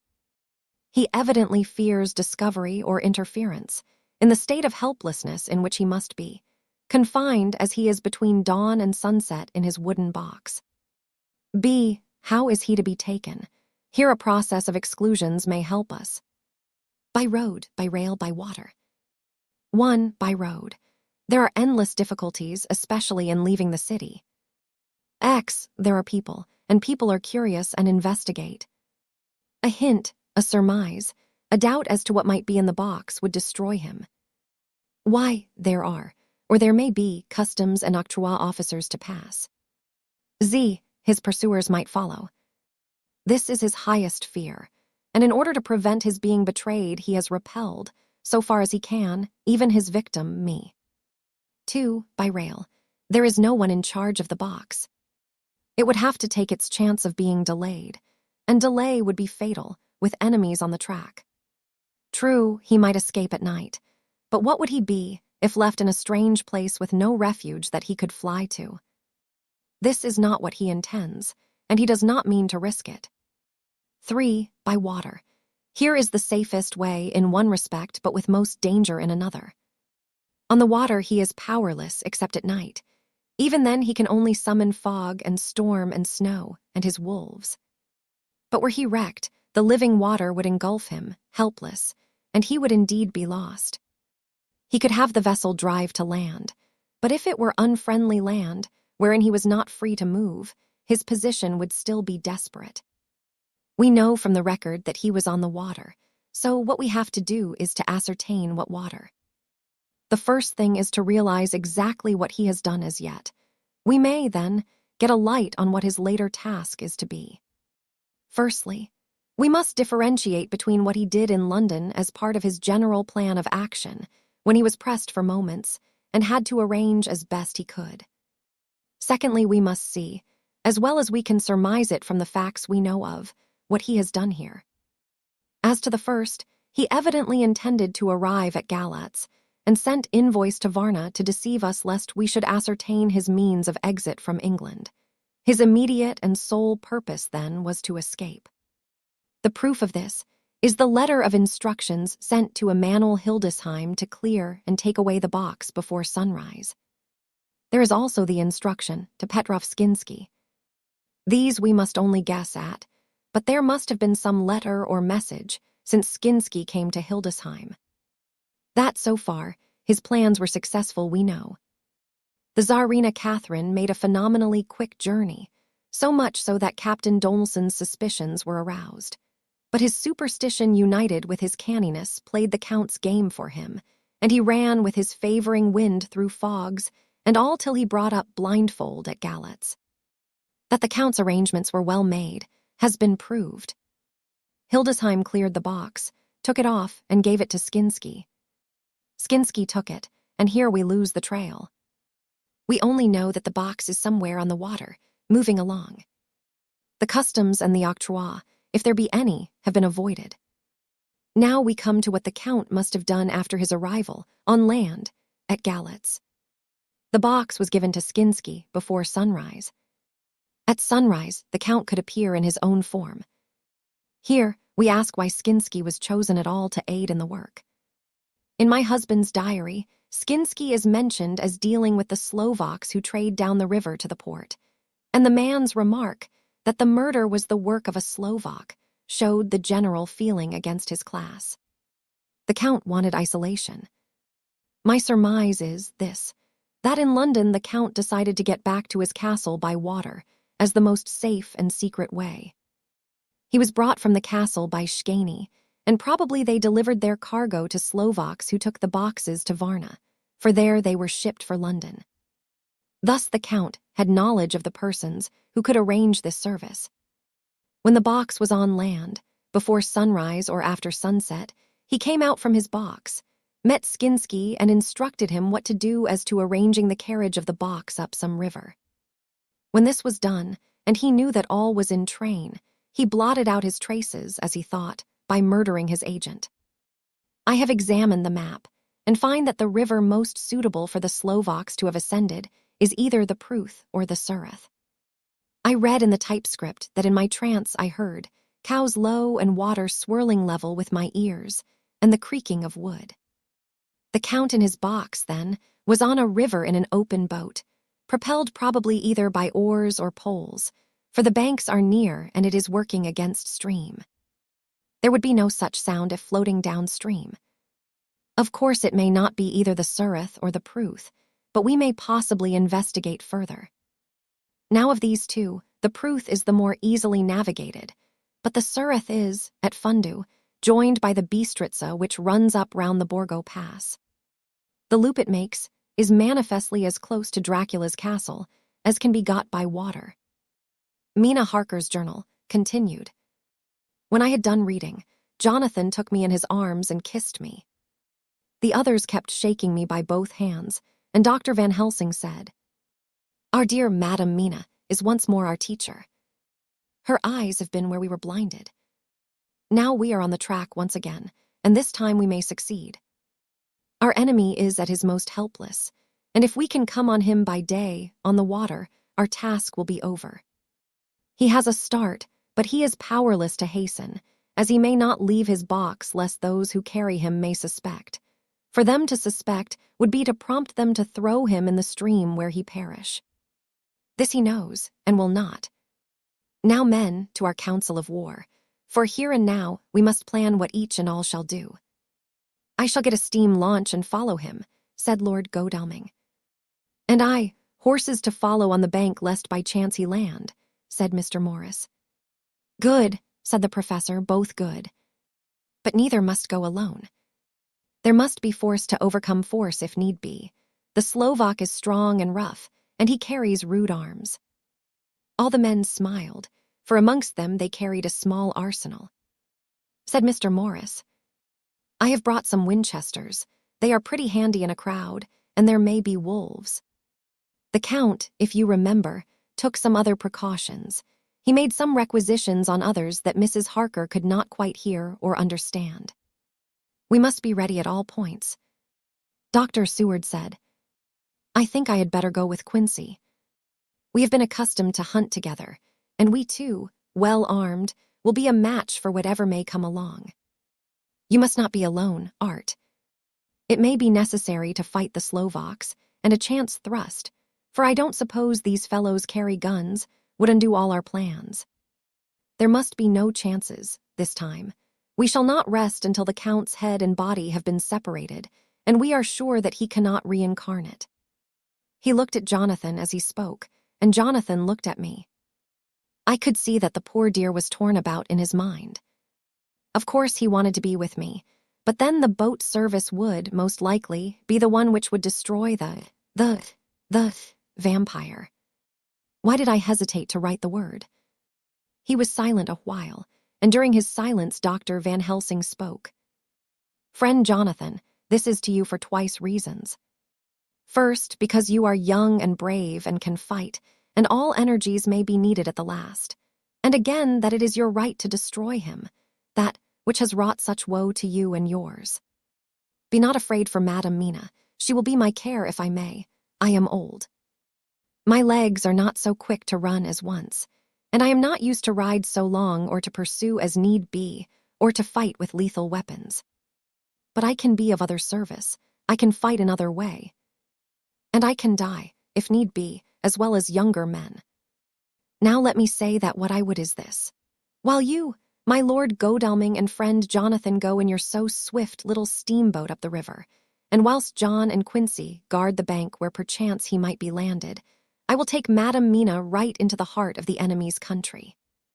Whilst the old fox is tied in his box, floating on the running stream whence he cannot escape to land, where he dares not raise the lid of his coffin box, lest his Slovak carriers should in fear leave him to perish, we shall go in the track where Jonathan went, from Bistritz over the Borgo and find our way to the castle of Dracula. Here, Madame Mina's hypnotic power will surely help, and we shall find our way, all dark and unknown otherwise, after the first sunrise when we are near that fateful place. There is much to be done, and other places to be made sanctify, so that that nest of vipers be obliterated. Here Jonathan interrupted him hotly. Do you mean to say, Professor Van Helsing, that you would bring Mina, in her sad case and tainted as she is with that devil's illness, right into the jaws of his death trap? Not for the world. Not for heaven or hell. He became almost speechless for a minute, and then went on. Do you know what the place is? Have you seen that awful den of hellish infamy, with the very moonlight alive with grisly shapes, and every speck of dust that whirls in the wind a devouring monster in embryo? Have you felt the vampire's lips upon your throat? Here he turned to me, and as his eyes lit on my forehead, he threw up his arms with a cry. Oh, my God, what have we done to have this terror upon us? And he sank down on the sofa in a collapse of misery. The professor's voice, as he spoke in clear, sweet tones, which seemed to vibrate in the air, calmed us all. Oh, my friend, it is because I would save Madame Mina from that awful place that I would go. God forbid that I should take her into that place. There is work, wild work to be done there that her eyes may not see. We men here, all save Jonathan, have seen with their own eyes what is to be done before that place can be purified. Remember that we are in terrible straits. If the Count escape us this time, and he is strong and subtle and cunning, he may choose to sleep him for a century, and then in time our dear one, he took my hand, would come to him to keep him company, and would be as those others that you, Jonathan, saw. You have told us of their gloating lips. You heard their ribald laugh as they clutched the moving bag that the Count threw to them. You shudder, and well may it be. Forgive me that I make you so much pain, but it is necessary. My friend, is it not a dire need for the which I am giving, possibly my life? If it were that anyone went into that place to stay, it is I who would have to go to keep them company. Do as you will, said Jonathan, with a sob that shook him all over. We are in the hands of God. Later, oh, it did me good to see the way that these brave men worked. How can women help loving men when they are so earnest, and so true, and so brave? And, too, it made me think of the wonderful power of money. What can it not do when it is properly applied, and what might it do when basely used? I felt so thankful that Lord Godalming is rich, and that both he and Mr. Morris, who also has plenty of money, are willing to spend it so freely. For if they did not, our little expedition could not start, either so promptly or so well equipped, as it will within another hour. It is not 3 hours since it was arranged what part each of us was to do, and now Lord Godalming and Jonathan have a lovely steam launch, with steam up ready to start at a moment's notice. Dr. Seward and Mr. Morris have 6 good horses, well appointed. We have all the maps and appliances of various kinds that can be had. Professor Van Helsing and I are to leave by the 11:40 train tonight for Veresti, where we are to get a carriage to drive to the Borgo Pass. We are bringing a good deal of ready money, as we are to buy a carriage and horses. We shall drive ourselves, for we have no one whom we can trust in the matter. The professor knows something of a great many languages, so we shall get on all right. We have all got arms, even for me a large-bore revolver. Jonathan would not be happy unless I was armed like the rest. Alas, I cannot carry one arm that the rest do. The scar on my forehead forbids that. Dear Dr. Van Helsing comforts me by telling me that I am fully armed as there may be wolves. The weather is getting colder every hour, and there are snow flurries which come and go as warnings. Later, it took all my courage to say goodbye to my darling. We may never meet again. Courage, Mina. The professor is looking at you keenly. His look is a warning. There must be no tears now, unless it may be that God will let them fall in gladness. October 30, night. I am writing this in the light from the furnace door of the steam launch. Lord Godalming is firing up. He is an experienced hand at the work, as he has had for years a launch of his own on the Thames and another on the Norfolk Broads. Regarding our plans, we finally decided that Mina's guess was correct, and that if any waterway was chosen for the Count's escape back to his castle, the Surrey and then the Bistritza at its junction would be the one. We took it that somewhere about the 47th degree, north latitude, would be the place chosen for the crossing the country between the river and the Carpathians. We have no fear in running at good speed up the river at night. There is plenty of water, and the banks are wide enough apart to make steaming, even in the dark, easy enough. Lord Godalming tells me to sleep for a while, as it is enough for the present for one to be on watch. But I cannot sleep. How can I with the terrible danger hanging over my darling, and her going out into that awful place? My only comfort is that we are in the hands of God. Only for that faith it would be easier to die than to live, and so be quit of all the trouble. Mr. Morris and Dr. Seward were off on their long ride before we started. They are to keep up the right bank, far enough off to get on higher lands where they can see a good stretch of river and avoid the following of its curves. They have, for the first stages, 2 men to ride and lead their spare horses, 4 in all, so as not to excite curiosity. When they dismiss the men, which shall be shortly, they shall themselves look after the horses. It may be necessary for us to join forces, if so they can mount our whole party. One of the saddles has a movable horn, and can be easily adapted for Mina, if required. It is a wild adventure we are on. Here, as we are rushing along through the darkness, with the cold from the river seeming to rise up and strike us, with all the mysterious voices of the night around us, it all comes home. We seem to be drifting into unknown places and unknown ways, into a whole world of dark and dreadful things. Godalming is shutting the furnace door. 31 October, still hurrying along. The day has come and Godalming is sleeping. I am on watch. The morning is bitterly cold. The furnace heat is grateful, though we have heavy fur coats. As yet we have passed only a few open boats, but none of them had on board any box or package of anything like the size of the one we seek. The men were scared every time we turned our electric lamp on them, and fell on their knees and prayed. 1 November evening. No news all day. We have found nothing of the kind we seek. We have now passed into the Bistritza, and if we are wrong in our surmise, our chance is gone. We have overhauled every boat, big and little.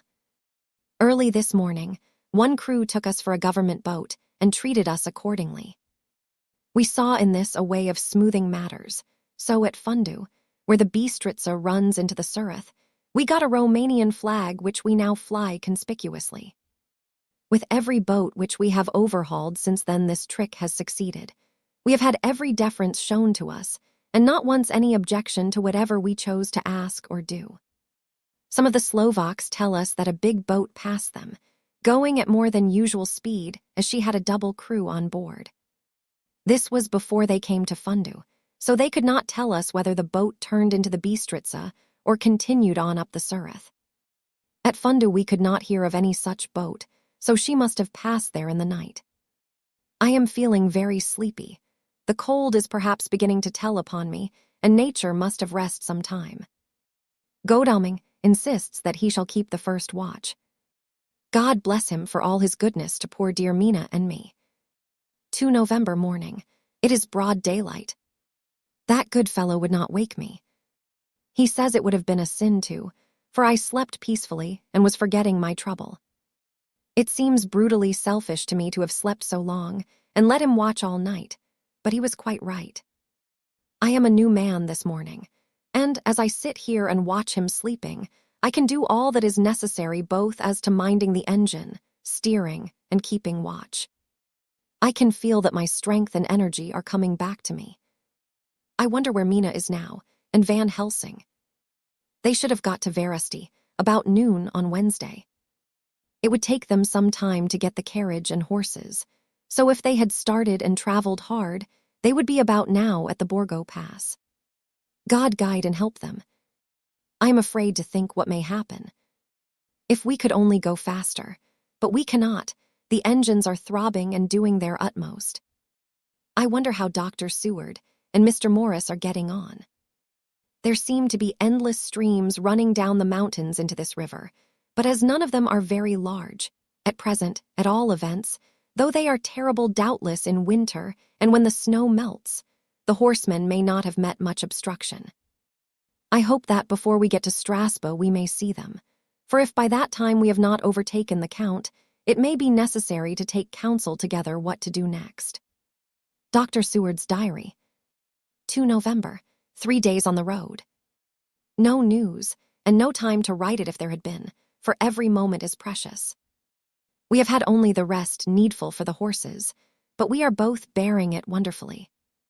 Those adventurous days of ours are turning up useful. We must push on. We shall never feel happy till we get the launch in sight again. 3 November. We heard at Fundu that the launch had gone up the Bistritza. I wish it wasn't so cold. There are signs of snow coming, and if it falls heavy it will stop us. In such case, we must get a sledge and go on, Russian fashion. 4 November. Today we heard of the launch having been detained by an accident when trying to force a way up the rapids. The Slovak boats get up all right, by aid of a rope and steering with knowledge. Some went up only a few hours before. Godalming is an amateur fitter himself, and evidently it was he who put the launch in trim again. Finally, they got up the rapids all right, with local help, and are off on the chase afresh. I fear that the boat is not any better for the accident. The peasantry tell us that after she got upon smooth water again, she kept stopping every now and again so long as she was in sight. We must push on harder than ever. Our help may be wanted soon. 31 October. Arrived at Veresti at noon. The professor tells me that this morning at dawn he could hardly hypnotize me at all, and that all I could say was, "Dark and quiet." He is off now buying a carriage and horses. He says that he will later on try to buy additional horses, so that we may be able to change them on the way. We have something more than 70 miles before us. The country is lovely and most interesting. If only we were under different conditions, how delightful it would be to see it all. If Jonathan and I were driving through it, alone, what a pleasure it would be. To stop and see people, and learn something of their life, and to fill our minds and memories with all the color and picturesqueness of the whole wild, beautiful country and the quaint people. But alas. Later, Dr. Van Helsing has returned. He has got the carriage and horses. We are to have some dinner, and to start in an hour. The landlady is putting us up a huge basket of provisions. It seems enough for a company of soldiers. The professor encourages her, and whispers to me that it may be a week before we can get any good food again. He has been shopping too, and has sent home such a wonderful lot of fur coats and wraps, and all sorts of warm things. There will not be any chance of our being cold.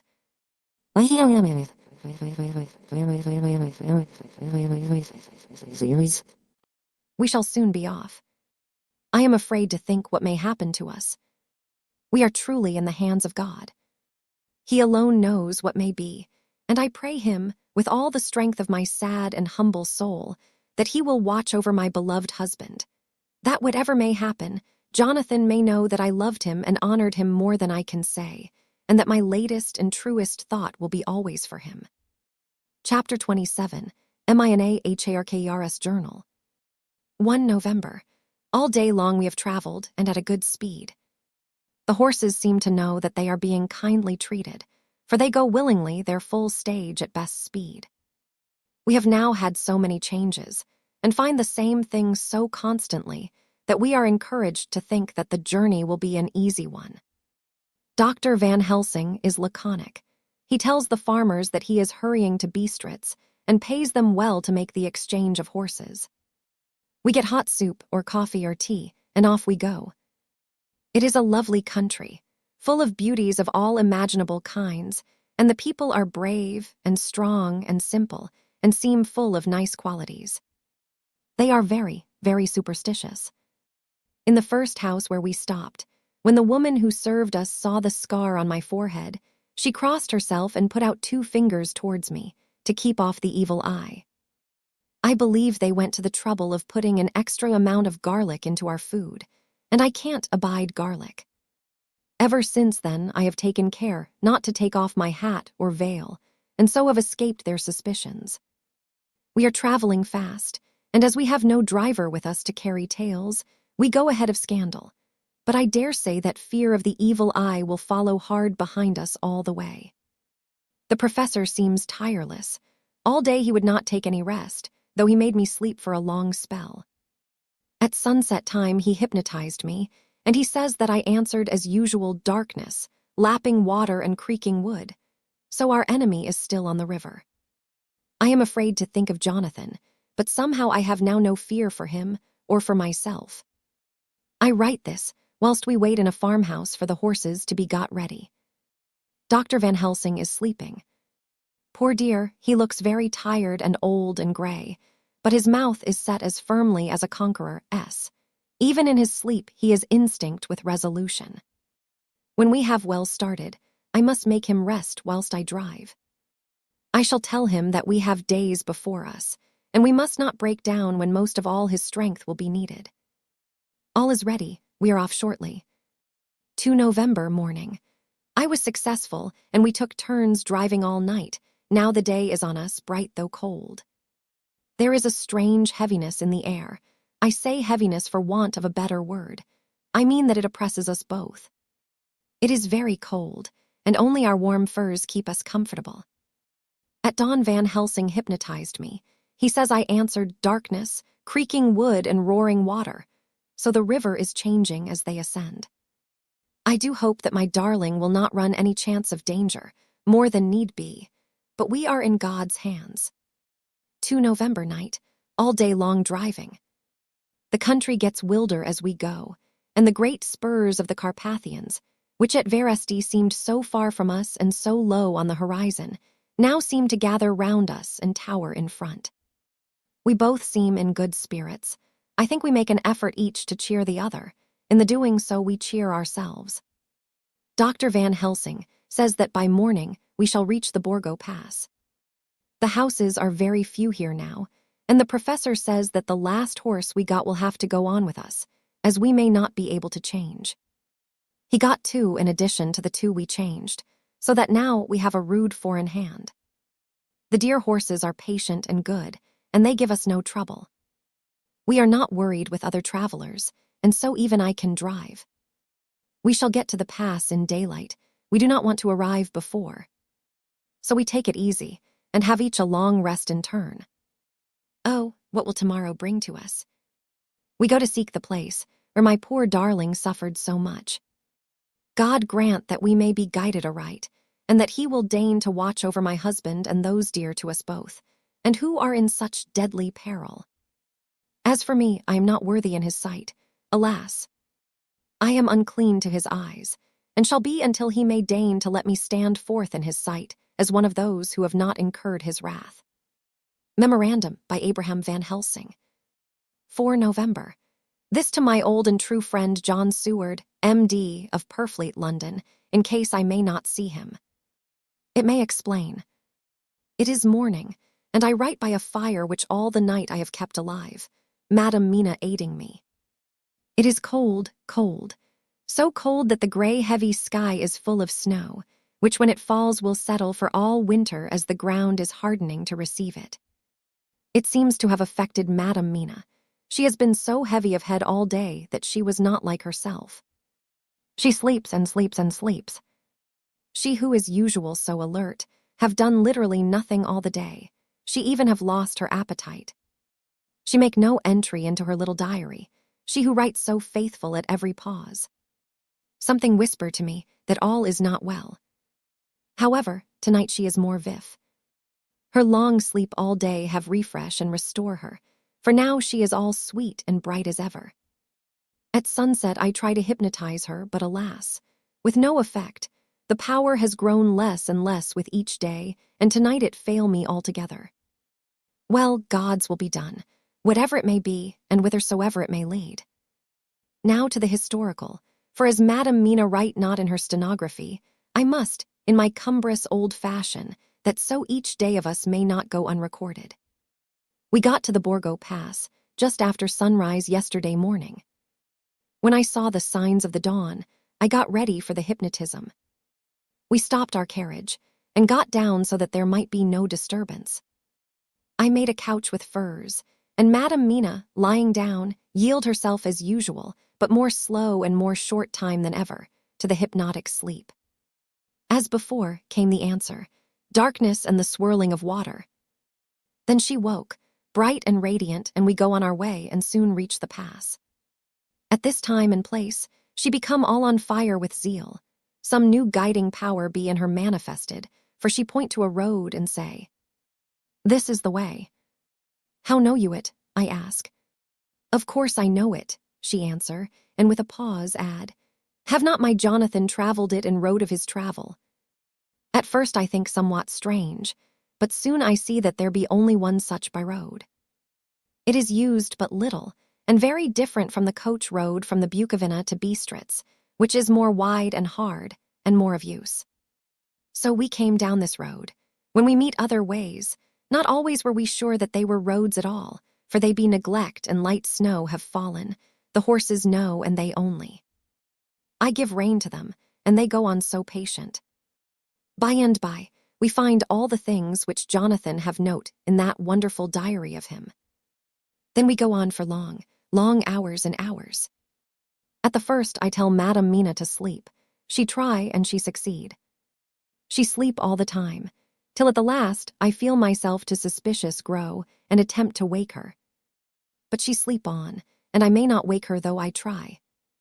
I do not wish to try too hard lest I harm her, for I know that she have suffer much, and sleep at times be all in all to her. I think I drowse myself, for all of sudden I feel guilt, as though I have done something. I find myself bolt up, with the reins in my hand, and the good horses go along jog, jog, just as ever. I look down and find Madame Mina still asleep. It is now not far off sunset time, and over the snow the light of the sun flow in big yellow flood, so that we throw great long shadow on where the mountain rise so steep. For we are going up, and all is so wild and rocky as though it were the end of the world. Then I arouse Madame Mina.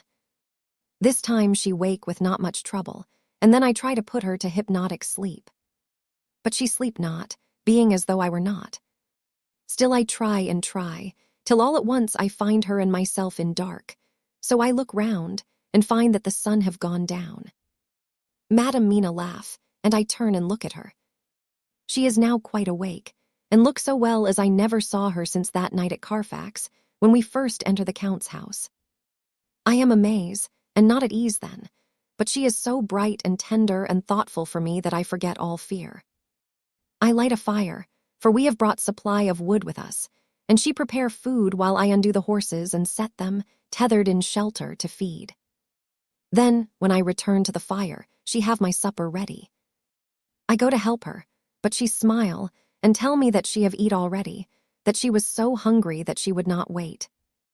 I like it not, and I have grave doubts, but I fear to affright her, and so I am silent of it.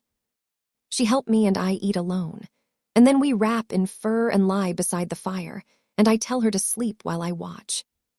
But presently I forget all of watching, and when I sudden remember that I watch, I find her lying quiet but awake, and looking at me with so bright eyes. Once, twice more the same occur, and I get much sleep till before morning.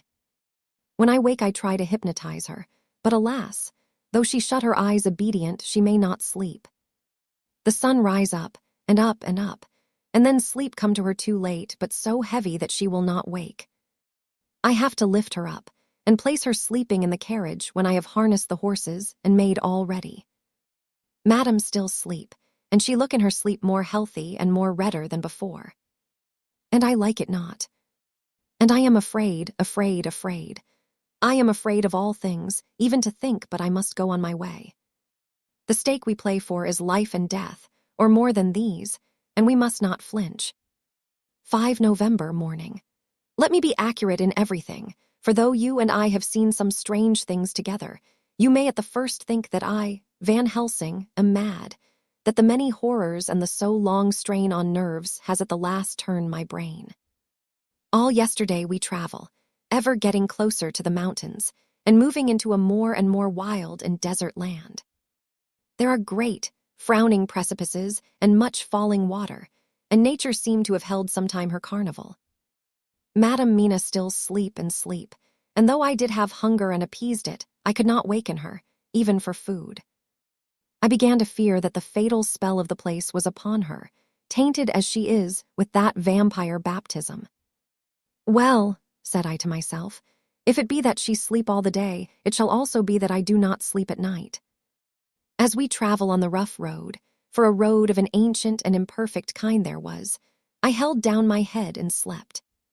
Again I waked with a sense of guilt and of time past, and found Madame Mina still sleeping, and the sun low down. But all was indeed changed. The frowning mountains seemed further away, and we were near the top of a steep rising hill, on summit of which was such a castle as Jonathan tell of in his diary. At once I exulted and feared, for now, for good or ill, the end was near. I woke Madame Mina and again tried to hypnotize her, but alas, unavailing till too late. Then, ere the great dark came upon us, for even after down sun the heavens reflected the gone sun on the snow, and all was for a time in a great twilight, I took out the horses and fed them in what shelter I could. Then I make a fire, and near it I make Madame Mina, now awake and more charming than ever, sit comfortable amid her rugs. I got ready food, but she would not eat, simply saying that she had not hunger. I did not press her, knowing her unavailingness. But I myself eat, for I must needs now be strong for all. Then, with the fear on me of what might be, I drew a ring so big for her comfort, round where Madame Mina sat, and over the ring I passed some of the wafer, and I broke it fine so that all was well guarded. She sat still all the time, so still as one dead, and she grew whiter and ever whiter till the snow was not more pale, and no word she said. But when I drew near, she clung to me, and I could know that the poor soul shook her from head to feet with a tremor that was pain to feel. I said to her presently, when she had grown more quiet, "Will you not come over to the fire?" For I wished to make a test of what she could. She rose obedient, but when she had made a step she stopped, and stood as one stricken. "Why not go on?" I asked. She shook her head, and coming back sat down in her place. Then, looking at me with open eyes, as of one waked from sleep, she said simply, "I cannot," and remained silent. I rejoiced, for I knew that what she could not, none of those that we dreaded could. Though there might be danger to her body, yet her soul was safe. Presently the horses began to scream, and tore at their tethers till I came to them and quieted them. When they did feel my hands on them, they whinnied low as in joy, and licked at my hands and were quiet for a time. Many times through the night did I come to them, till it arrived to the cold hour when all nature is at lowest, and every time my coming was with quiet of them. In the cold hour the fire began to die, and I was about stepping forth to replenish it, for now the snow came in flying sweeps, and with it a chill mist. Even in the dark there was a light of some kind, as there ever is over snow, and it seemed as though the snow flurries and the wreaths of mist took shape as of women with trailing garments. All was in dead, grim silence, only that the horses whinnied and cowered, as if in terror of the worst. I began to fear, horrible fears, but then came to me the sense of safety in that ring wherein I stood. I began, too, to think that my imaginings were of the night, and the gloom, and the unrest that I have gone through, and all the terrible anxiety. It was as though my memories of all Jonathan's horrid experience were befooling me, for the snow flakes and the mist began to wheel and circle round, till I could get as though a shadowy glimpse of those women that would have kissed him. And then the horses cowered lower and lower, and moaned in terror as men do in pain. Even the madness of fright was not to them, so that they could break away. I feared for my dear Madame Mina when these weird figures drew near and circled round. I looked at her, but she sat calm and smiled at me. When I would have stepped to the fire to replenish it, she caught me and held me back, and whispered, like a voice that one hears in a dream, so low it was, "No, do not go without. Here you are safe." I turned to her, and looking in her eyes, said, But you, it is for you that I fear. Whereat she laughed, a laugh low and unreal, and said, Fear for me, why fear for me? None safer in all the world from them than I am. And as I wondered at the meaning of her words, a puff of wind made the flame leap up, and I see the red scar on her forehead. Then, alas, I knew. Did I not, I would soon have learned, for the wheeling figures of mist and snow came closer, but keeping ever without the holy circle. Then they began to materialize till, if God have not taken away my reason, for I saw it through my eyes, there were before me in actual flesh the same 3 women that Jonathan saw in the room when they would have kissed his throat. I knew the swaying round forms, the bright hard eyes, the white teeth, the ruddy color, the voluptuous lips. They smiled ever at poor dear Madam Mina, and as their laugh came through the silence of the night, they twined their arms and pointed to her, and said in those so sweet tingling tones that Jonathan said were of the intolerable sweetness of the water glasses, Come, sister, come to us, come, come. In fear I turned to my poor Madam Mina, and my heart with gladness leapt like flame. For oh, the terror in her sweet eyes, the repulsion, the horror, told a story to my heart that was all of hope. God be thanked she was not, yet of them. I seized some of the firewood which was by me, and holding out some of the wafer, advanced on them towards the fire. They drew back before me, and laughed their low horrid laugh. I fed the fire, and feared them not, for I knew that we were safe within our protections. They could not approach me, whilst so armed, nor Madam Mina whilst she remained within the ring, which she could not leave no more than they could enter.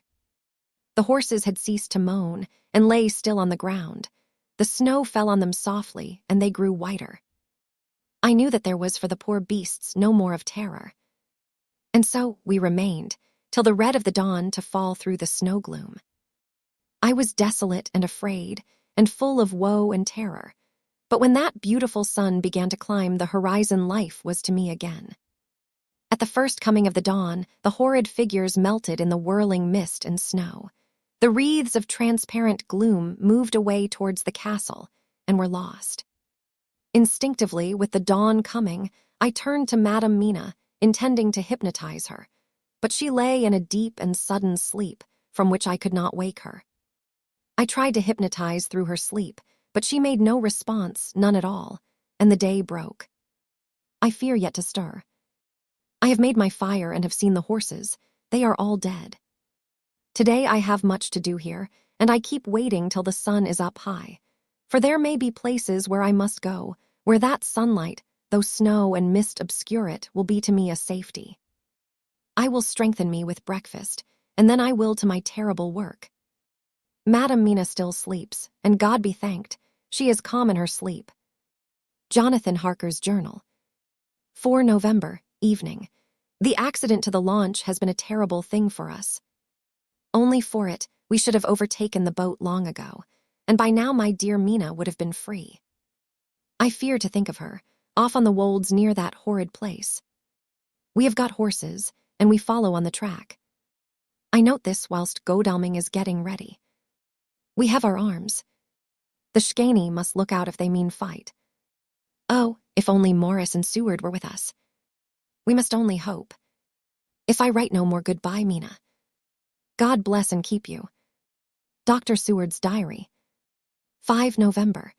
With the dawn, we saw the body of Shkaney before us dashing away from the river with their later wagon. They surrounded it in a cluster and hurried along as though beset. The snow is falling lightly, and there is a strange excitement in the air.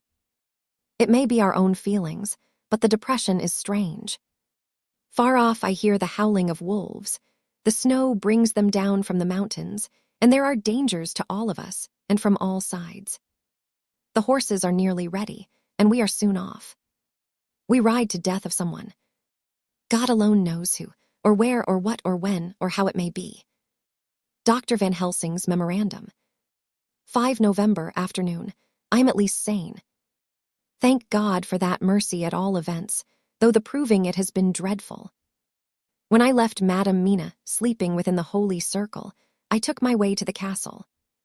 The blacksmith hammer which I took in the carriage from Veresti was useful. Though the doors were all open, I broke them off the rusty hinges, lest some ill intent or ill chance should close them, so that being entered I might not get out. Jonathan's bitter experience served me here. By memory of his diary, I found my way to the old chapel, for I knew that here my work lay. The air was oppressive. It seemed as if there was some sulphurous fume, which at times made me dizzy. Either there was a roaring in my ears, or I heard afar off the howl of wolves. Then I bethought me of my dear Madam Mina, and I was in terrible plight. The dilemma had me between his horns. Her I had not dared to take into this place, but left safe from the vampire in that holy circle, and yet even there would be the wolf. I resolved me that my work lay here, and that as to the wolves we must submit, if it were God's will. At any rate, it was only death and freedom beyond. So did I choose for her. Had it but been for myself, the choice had been easy. The maw of the wolf were better to rest in than the grave of the vampire. So I make my choice to go on with my work. I knew that there were at least 3 graves to find, graves that are in habit. So I search, and I find one of them. She lay in her vampire sleep, so full of life and voluptuous beauty that I shudder as though I have come to do murder. Ah, I doubt not that in old time, when such things were, many a man who set forth to do such a task as mine found at the last his heart fail him, and then his nerve. So he delay, till the mere beauty and the fascination of the wanton undead have hypnotized him, and he remain on, till sunset come, and the vampire's sleep be over. Then the beautiful eyes of the fair woman open and look love, and the voluptuous mouth present to a kiss, and man is weak. And there remain one more victim in the vampire fold, one more to swell the grim and grisly ranks of the undead. There is some fascination, surely, when I am moved by the mere presence of such an one, even lying as she lay in a tomb fretted with age and heavy with the dust of centuries, though there be that horrid odor such as the lairs of the Count have had. Yes, I was moved. I, Van Helsing, with all my purpose and with my motive for hate, I was moved to a yearning for delay which seemed to paralyze my faculties and to clog my very soul. It may have been that the need of natural sleep and the strange oppression of the air were beginning to overcome me. Certain it was that I was lapsing into sleep, the open-eyed sleep of one who yields to a sweet fascination, when there came through the snow-stilled air a long, low wail, so full of woe and pity that it woke me like the sound of a clarion. For it was the voice of my dear Madam Mina that I heard. Then I braced myself again to my horrid task, and found by wrenching away tomb-tops one other of the sisters, the other dark one. I dared not pause to look on her as I had on her sister, lest once more I should begin to be in thrall. But I go on searching until, presently, I find in a high great tomb, as if made to one much beloved that other fair sister, which, like Jonathan, I had seen to gather herself out of the atoms of the mist. She was so fair to look on, so radiantly beautiful, so exquisitely voluptuous, that the very instinct of man in me, which calls some of my sex to love and to protect one of hers, made my head whirl with new emotion. But God be thanked, that soul wail of my dear Madam Mina had not died out of my ears, and before the spell could be wrought further upon me, I had nerved myself to my wild work. By this time I had searched all the tombs in the chapel, so far as I could tell, and as there had been only 3 of these undead phantoms around us in the night, I took it that there were no more of active undead existent. There was one great tomb more lordly than all the rest. Huge it was, and nobly proportioned. On it was but one word: Dracula. This, then, was the undead home of the king vampire, to whom so many more were due. Its emptiness spoke eloquent to make certain what I knew. Before I began to restore these women to their dead selves through my awful work, I laid in Dracula's tomb some of the wafer, and so banished him from it, undead, forever. Then began my terrible task, and I dreaded it. Had it been but one, it had been easy, comparative, but 3. To begin twice more after I had been through a deed of horror. For if it was terrible with the sweet Miss Lucy, what would it not be with these strange ones who had survived through centuries, and who had been strengthened by the passing of the years. Who would, if they could, have fought for their foul lives? Oh, my friend John, but it was butcher work.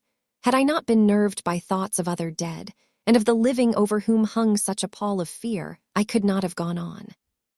I tremble and tremble even yet, though till all was over, God be thanked, my nerve did stand. Had I not seen the repose in the first place, and the gladness that stole over it just ere the final dissolution came, as realization that the soul had been one, I could not have gone further with my butchery. I could not have endured the horrid screeching as the stake drove home, the plunging of writhing form and lips of bloody foam. I should have fled in terror and left my work undone. But it is over. And the poor souls, I can pity them now and weep, as I think of them placid each in her full sleep of death for a short moment ere fading. For friend John, hardly had my knife severed the head of each, before the whole body began to melt away and crumble into its native dust, as though the death that should have come centuries agone had at last assert himself and say at once and loud, I am here. Before I left the castle, I so fixed its entrances that never more can the Count enter there undead. When I stepped into the circle where Madame Mina slept, she woke from her sleep, and seeing me, cried out in pain that I had endured too much. Come, she said, come away from this awful place. Let us go to meet my husband who is, I know, coming towards us. She was looking thin and pale and weak, but her eyes were pure and glowed with fervor. I was glad to see her paleness and her illness, for my mind was full of the fresh horror of that ruddy vampire sleep. And so with trust and hope, and yet full of fear, we go eastward to meet our friends, and him, whom Madame Mina tell me that she know are coming to meet us. Mina Harker's journal. 6 November. It was late in the afternoon when the professor and I took our way towards the east, whence I knew Jonathan was coming. We did not go fast, though the way was steeply downhill, for we had to take heavy rugs and wraps with us. We dared not face the possibility of being left without warmth in the cold and the snow. We had to take some of our provisions, too, for we were in a perfect desolation, and so far as we could see through the snowfall, there was not even the sign of habitation. When we had gone about a mile, I was tired with the heavy walking and sat down to rest. Then we looked back and saw where the clear line of Dracula's castle cut the sky, for we were so deep under the hill whereon it was set that the angle of perspective of the Carpathian Mountains was far below it.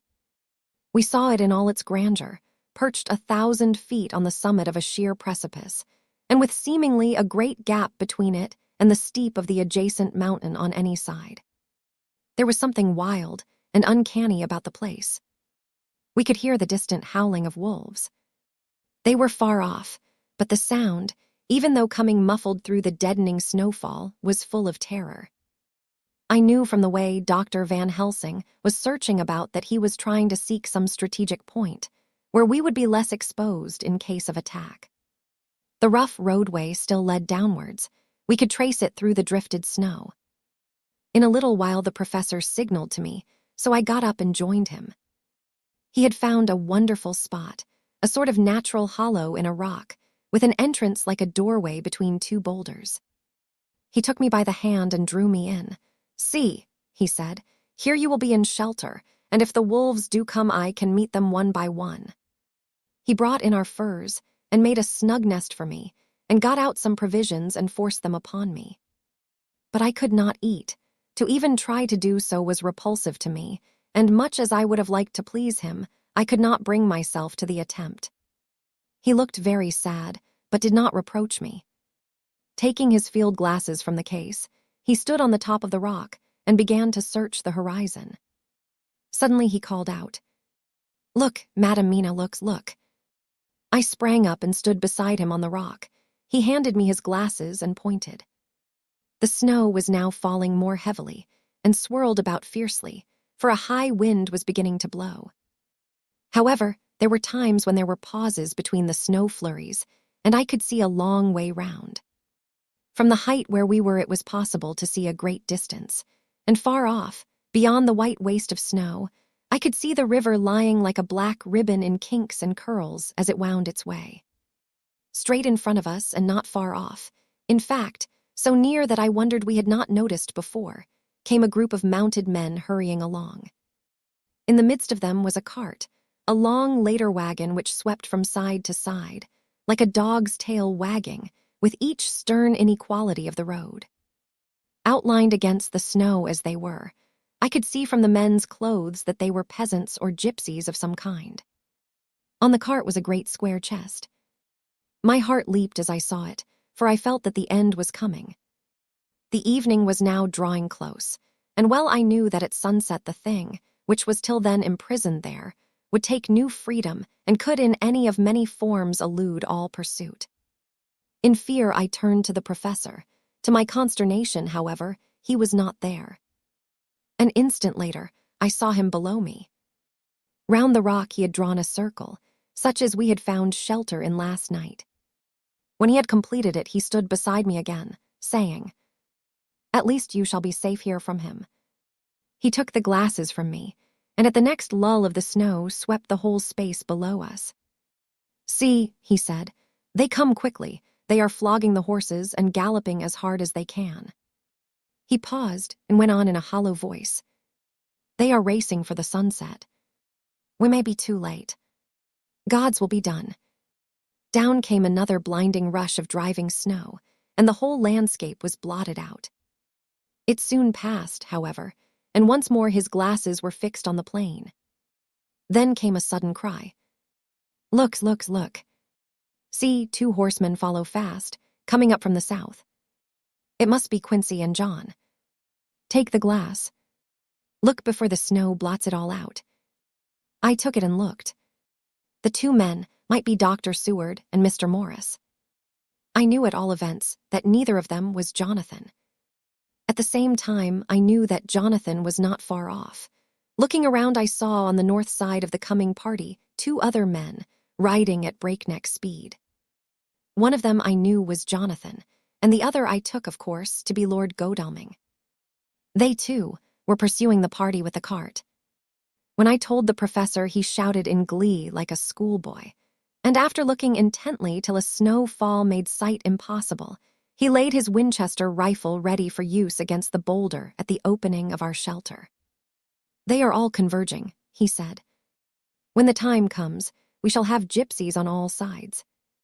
I got out my revolver ready to hand, for whilst we were speaking the howling of wolves came louder and closer. When the snowstorm abated a moment, we looked again. It was strange to see the snow falling in such heavy flakes close to us, and beyond, the sun shining more and more brightly as it sank down towards the far mountain tops. Sweeping the glass all around us, I could see here and there dots moving singly and in 2s and 3s and larger numbers. The wolves were gathering for their prey. Every instant seemed an age whilst we waited. The wind came now in fierce bursts, and the snow was driven with fury as it swept upon us in circling eddies.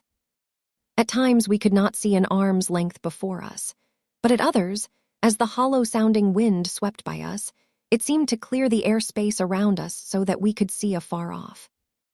We had of late been so accustomed to watch for sunrise and sunset that we knew with fair accuracy when it would be, and we knew that before long the sun would set. It was hard to believe that by our watches it was less than an hour that we waited in that rocky shelter before the various bodies began to converge close upon us. The wind came now with fiercer and more bitter sweeps, and more steadily from the north. It seemingly had driven the snow clouds from us, for, with only occasional bursts, the snow fell. We could distinguish clearly the individuals of each party, the pursued and the pursuers. Strangely enough, those pursued did not seem to realize, or at least to care, that they were pursued. They seemed, however, to hasten with redoubled speed as the sun dropped lower and lower on the mountain tops. Closer and closer they drew. The professor and I crouched down behind our rock and held our weapons ready. I could see that he was determined that they should not pass. One and all were quite unaware of our presence. All at once 2 voices shouted out to, "Halt!" One was my Jonathan's, raised in a high key of passion, the other Mr. Morris, strong, resolute tone of quiet command. The The gypsies may not have known the language, but there was no mistaking the tone, in whatever tongue the words were spoken. Instinctively they reined in, and at the instant Lord Godalming and Jonathan dashed up at one side, and Dr. Seward and Mr. Morris on the other. The leader of the gypsies, a splendid-looking fellow who sat his horse like a centaur, waved them back, and in a fierce voice gave to his companions some word to proceed. They lashed the horses, which sprang forward, but the four men raised their Winchester rifles and in an unmistakable way commanded them to stop. At the same moment, Dr. Van Helsing and I rose behind the rock and pointed our weapons at them. Seeing that they were surrounded, the men tightened their reins and drew up. The leader turned to them and gave a word at which every man of the gypsy party drew what weapon he carried, knife or pistol, and held himself in readiness to attack. Issue was joined in an instant. The leader, with a quick movement of his rein, threw his horse out in front, and pointing first to the sun, now closed down on the hill tops, and then to the castle, said something which I did not understand. For answer, all four men of our party threw themselves from their horses and dashed towards the cart. I should have felt terrible fear at seeing Jonathan in such danger, but that the ardor of battle must have been upon me as well as the rest of them. I felt no fear, but only a wild, surging desire to do something. Seeing the quick movement of our parties, the leader of the gypsies gave a command. His men instantly formed round the cart in a sort of undisciplined endeavor, each one shouldering and pushing the other in his eagerness to carry out the order. In the midst of this, I could see that Jonathan on one side of the ring of men and Quincy on the other were forcing a way to the cart. It was evident that they were bent on finishing their task before the sun should set. Nothing seemed to stop or even to hinder them. Neither the leveled weapons, nor the flashing knives of the gypsies in front, nor the howling of the wolves behind, appeared to even attract their attention. Jonathan's impetuosity and the manifest singleness of his purpose seemed to overawe those in front of him. Instinctively they cowered, aside, and let him pass. In an instant he had jumped upon the cart, and with a strength which seemed incredible, raised the great box and flung it over the wheel to the ground. In the meantime, Mr. Morris had had to use force to pass through his side of the ring of Shkaney. All the time I had been breathlessly watching Jonathan, I had, with the tail of my eye, seen him pressing desperately forward, and had seen the knives of the gypsies flash as he won a way through them, and they cut at him. He had parried with his great Bowie knife, and at first I thought that he too had come through in safety. But as he sprang beside Jonathan, who had by now jumped from the cart, I could see that with his left hand he was clutching at his side, and that the blood was spurting through his fingers. He did not delay notwithstanding this, for as Jonathan, with desperate energy, attacked one end of the chest, attempting to prise off the lid with his great cookery knife, he attacked the other frantically with his Bowie. Under the efforts of both men, the lid began to yield. The nails drew with a quick screeching sound, and the top of the box was thrown back. By this time, the gypsies, seeing themselves covered by the Winchesters, and at the mercy of Lord Godalming and Dr. Seward, had given in and made no resistance. The sun was almost down on the mountain tops, and the shadows of the whole group fell long upon the snow. I saw the Count lying within the box upon the earth, some of which the rood falling from the cart had scattered over him.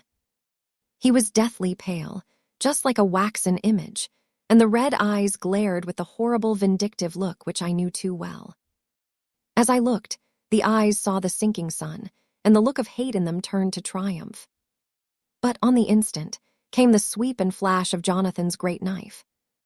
I shrieked as I saw it shear through the throat, whilst at the same moment Mr. Morris's Bowie knife plunged into the heart. It was like a miracle, but before our very eyes, and almost in the drawing of a breath, the whole body crumbled into dust and passed from our sight. I shall be glad as long as I live that even in that moment of final dissolution, there was in the face a look of peace, such as I never could have imagined might have rested there. The castle of Dracula now stood out against the red sky, and every stone of its broken battlements was articulated against the light of the setting sun. The gypsies, taking us as in some way the cause of the extraordinary disappearance of the dead man, turned, without a word, and rode away as if for their lives. Those who were unmounted jumped upon the later wagon and shouted to the horsemen not to desert them. The wolves, which had withdrawn to a safe distance, followed in their wake, leaving us alone. Mr. Morris, who had sunk to the ground, leaned on his elbow, holding his hand pressed to his side. The blood still gushed through his fingers. I flew to him, for the holy circle did not now keep me back. So did the two doctors.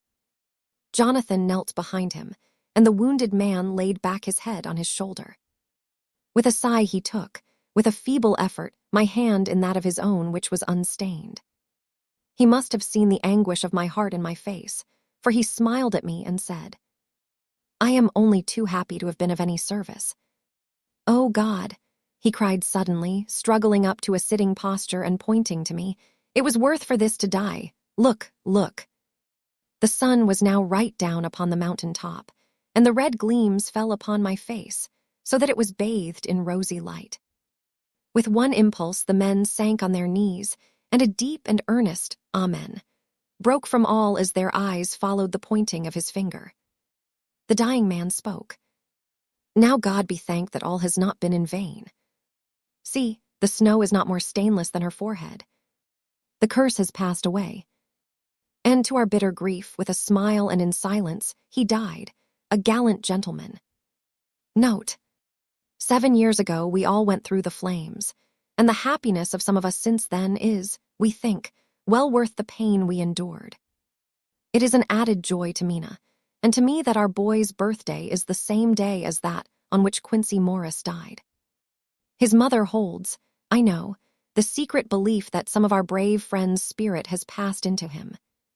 His bundle of names links all our little band of men together, but we call him Quincy.